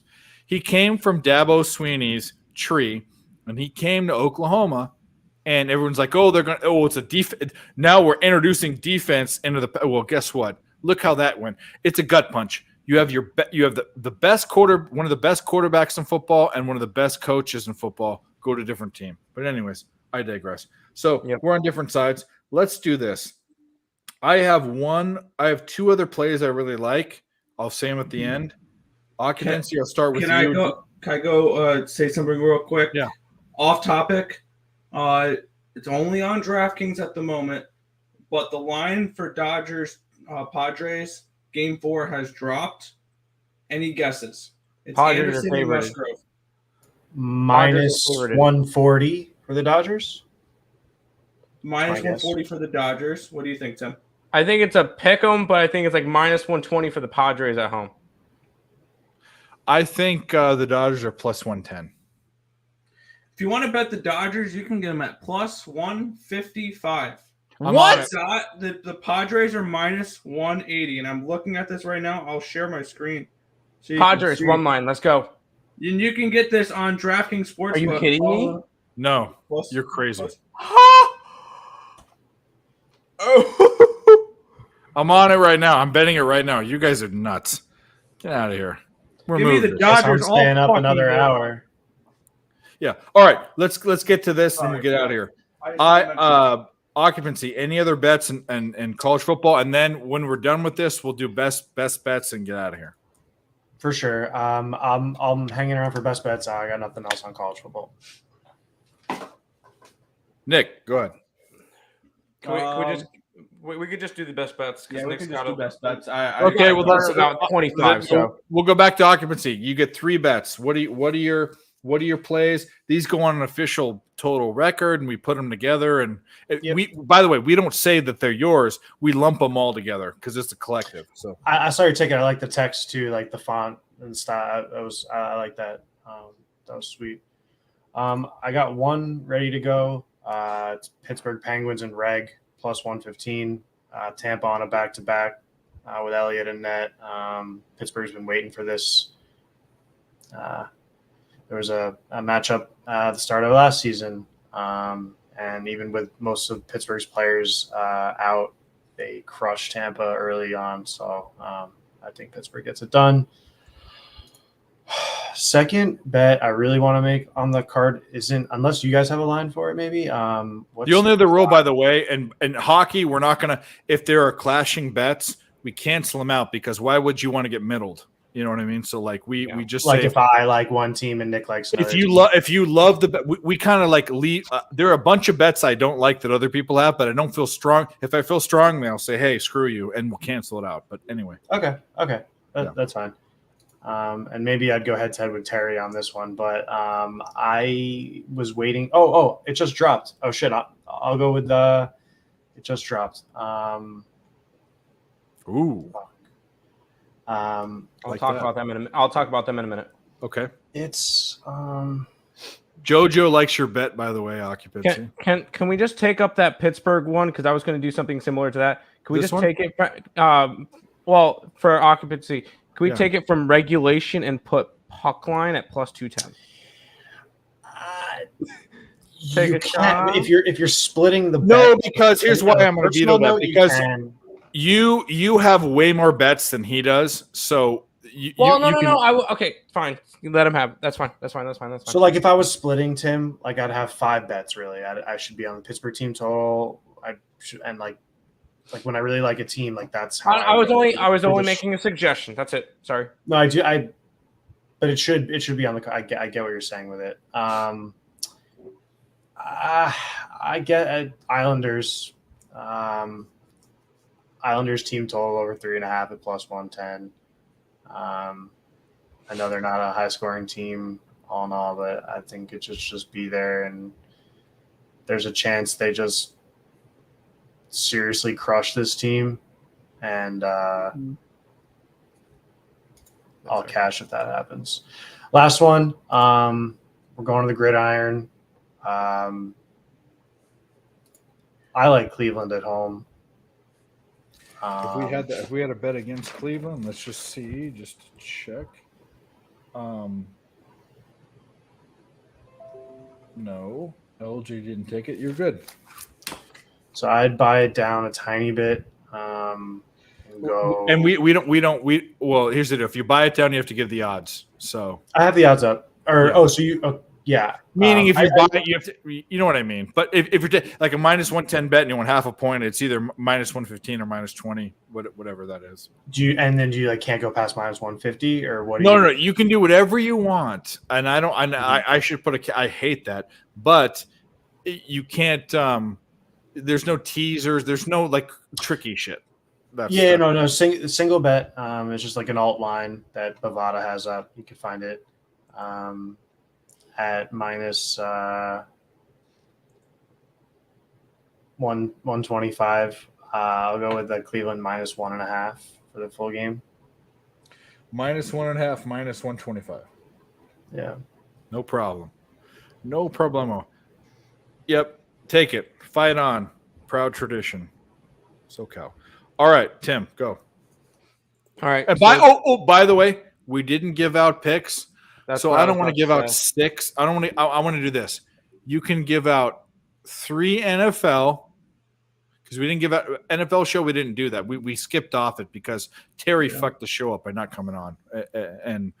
Anyway, 3 NFL picks, and you can do 3 more, but they can't be NFL picks. So you can get 6 picks, but 3 of them have to be NFL in the tradition of the Wednesday show. Okay. Well, then go to Nick first. I'm going to edit my list. All right. I had 5 college football and an NHL. I did not have any that would NFL. work. That'd be great. Just do it. Why not? I have 5 college football and 1. I have no NFL on my. You don't have that I to. was gonna give you. Here's what this. Let me say this about college football. We need major help in college football. I got 5 plays in college football and Go. 1 hockey one. Go. Hockey one, I'm taking the Sabres in the early game plus 169. I know everybody else was on it as well. I wouldn't have taken it if everybody else was against it. A lot of people liked it. Sabres money line plus 169. That's good. To college football. This may sound gross. I like Northern Illinois money line plus 120. They're 1-5. They're against a 4-2 EMU team, and they're only a 2.5 point dog on the road. That just seems like a very fishy line. I jumped all over it. And Tennessee. by the way, I love it. With NIU, Tennessee, I can get 8.5. NIU. It's a plus 140 you can get on 5. Tennessee plus 8.5. Tennessee, 8.5. We've already talked about that game, though. Yep. Probably one of our favorite teams right now. Take the Red Hawks of Miami of Ohio, minus 6.5. Against who are they against this week? I don't even know. I didn't cap that game. Bowling Green, because Bowling Green's garbage, and Miami of Ohio, I think is going to win the MAC. Bowling Green, Raging Cajuns. Okay, go ahead. What's the next one? Oklahoma State. Love it. I have them as one. I'm very, very high on them. I grabbed them plus 4 versus TCU. I think I legit think, like in the beginning of the year, I gave out Oklahoma State to win the national championship at 50-1. I think they have a legit shot to make it there. I said, if you're not betting Georgia, Ohio State, or Alabama, that was my pick. Them and Baylor were my 2 big troll teams. You have one more pick. And as I always give you the gross play of the week. And that one is New Mexico. We call that the Tim Barf play of the week, by the way. And that one is New Mexico minus 6.5. Oh my God. Hey, the gross play of the week is 5-2 so far this year. And by the way, New Mexico State is fucking horrible. That's why I decided to do that. That's all right. That's why that's a gross play. But there you go. There's the 6. All right. We need our next play. We need some aliveness. So we'll I don't know. We won't go with that. Nick, go ahead. All right. I'm gonna mix things up. I'm not gonna have any. I'm gonna be like Tim. I'm not gonna have. What do you call it? NFL. That's good. We if you please have some winners for college football for fuck's sake, because we've gotten smashed. One week we got smoked like 6 or 7 plays, 0-6 or 7. It was crazy. That's fair. Yeah, we're still up here. By the way, anyone that's watching, we're still up. We're still up like over 5 units. So anyway, it doesn't matter. There you go. All right. So not that team yellow. All right, I'm writing these down so I can say them quicker. Rickett Pickett, you're right. They are one of the worst teams in college football. They suck. New Mexico right. State, look at that. Yeah, they suck my balls. That's fine. Okay, we're gonna start. I have 3 in the NFL. I have 2 in the NHL, and I have 1 in the CFL. You said okay. Whatever. Go ahead. Wait, yeah, 3 college, 2 NHL, and 1 CFL. Whatever you want. Go ahead. Duke plus the points against North Carolina. What is it? 7. Okay. Duke plus 7 against UNC. I'm also going to go with Arizona, Washington under 73 points. That's at 73. Correct. Arizona is trash. I mean, that's a gimme bet. Okay, that's fine. And then Colorado State plus 12. I thought about that one as my best bet, by the way. Well, sorry, what was your last one, Nick? Colorado State plus 12. Okay, that's what I figured. That you said. Utah State is just as bad as New Mexico State. I mean, they're bad. Yep. For my CFL play, I'm going to go right back on a wagon here, and that is fading the Edmonton Elks at home. Give me the Toronto Argonauts minus 5.5 in Edmonton. Edmonton what? 0-7. Plus 5.5? Minus 5.5 Toronto Argonauts. Minus 5. Minus 5.5. You're Minus taking 5.5 Toronto. You're taking a dog line and Favorite. and Russian chess. In CFL, that doesn't. Yeah.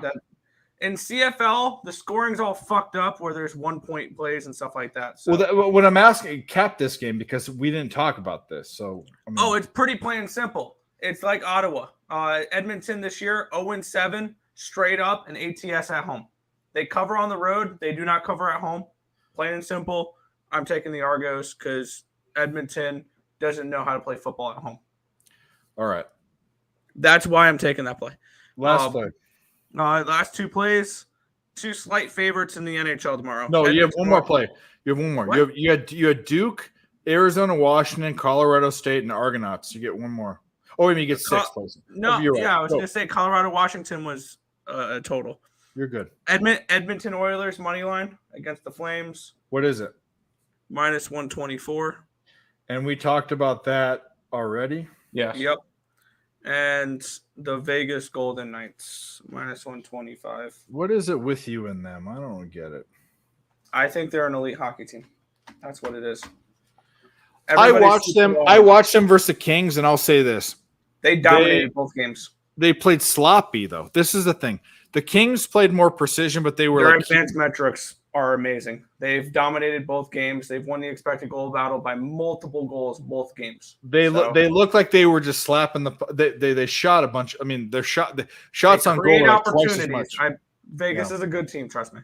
They're I'm just saying what I saw. I'm learning quickly, but what is this? Okay. Anyway, doesn't matter. All right.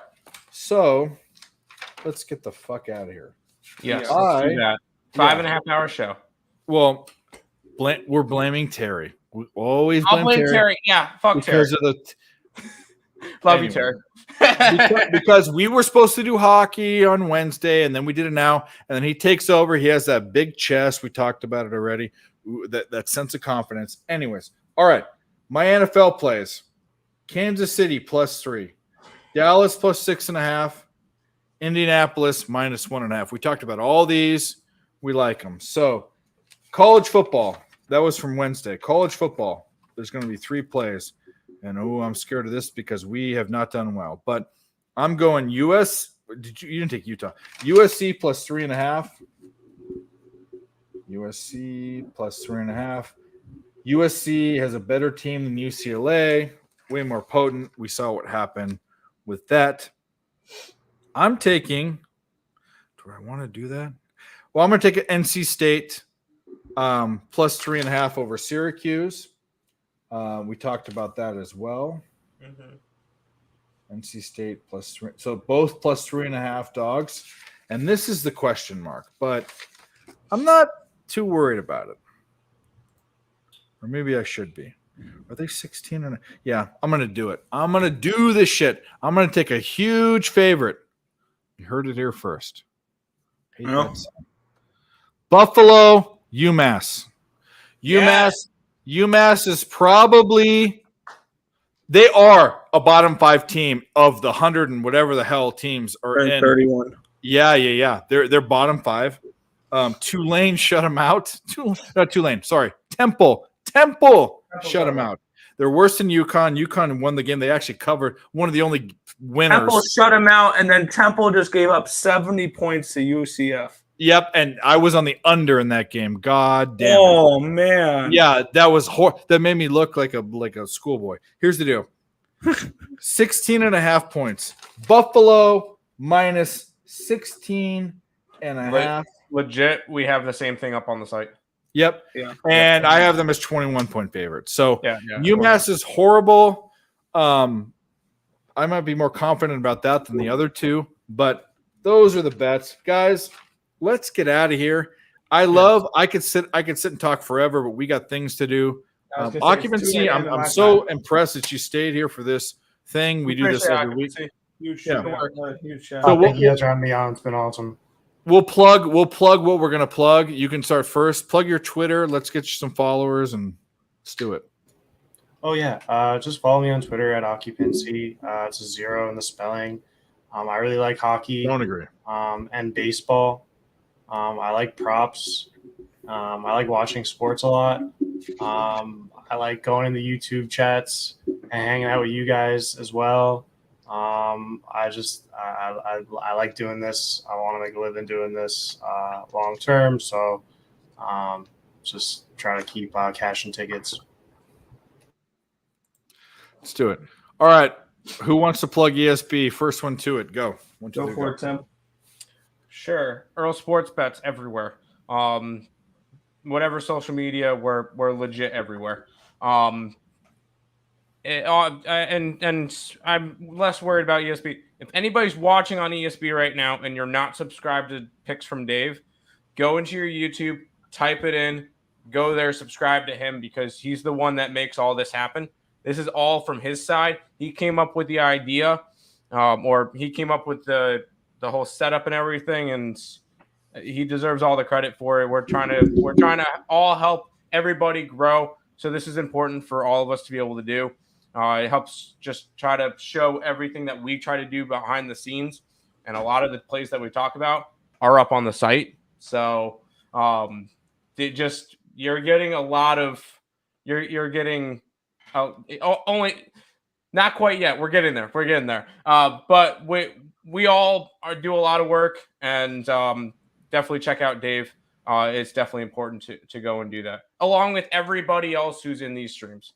So, absolutely. check that out. Everyone here. I mean, that's why we try to plug.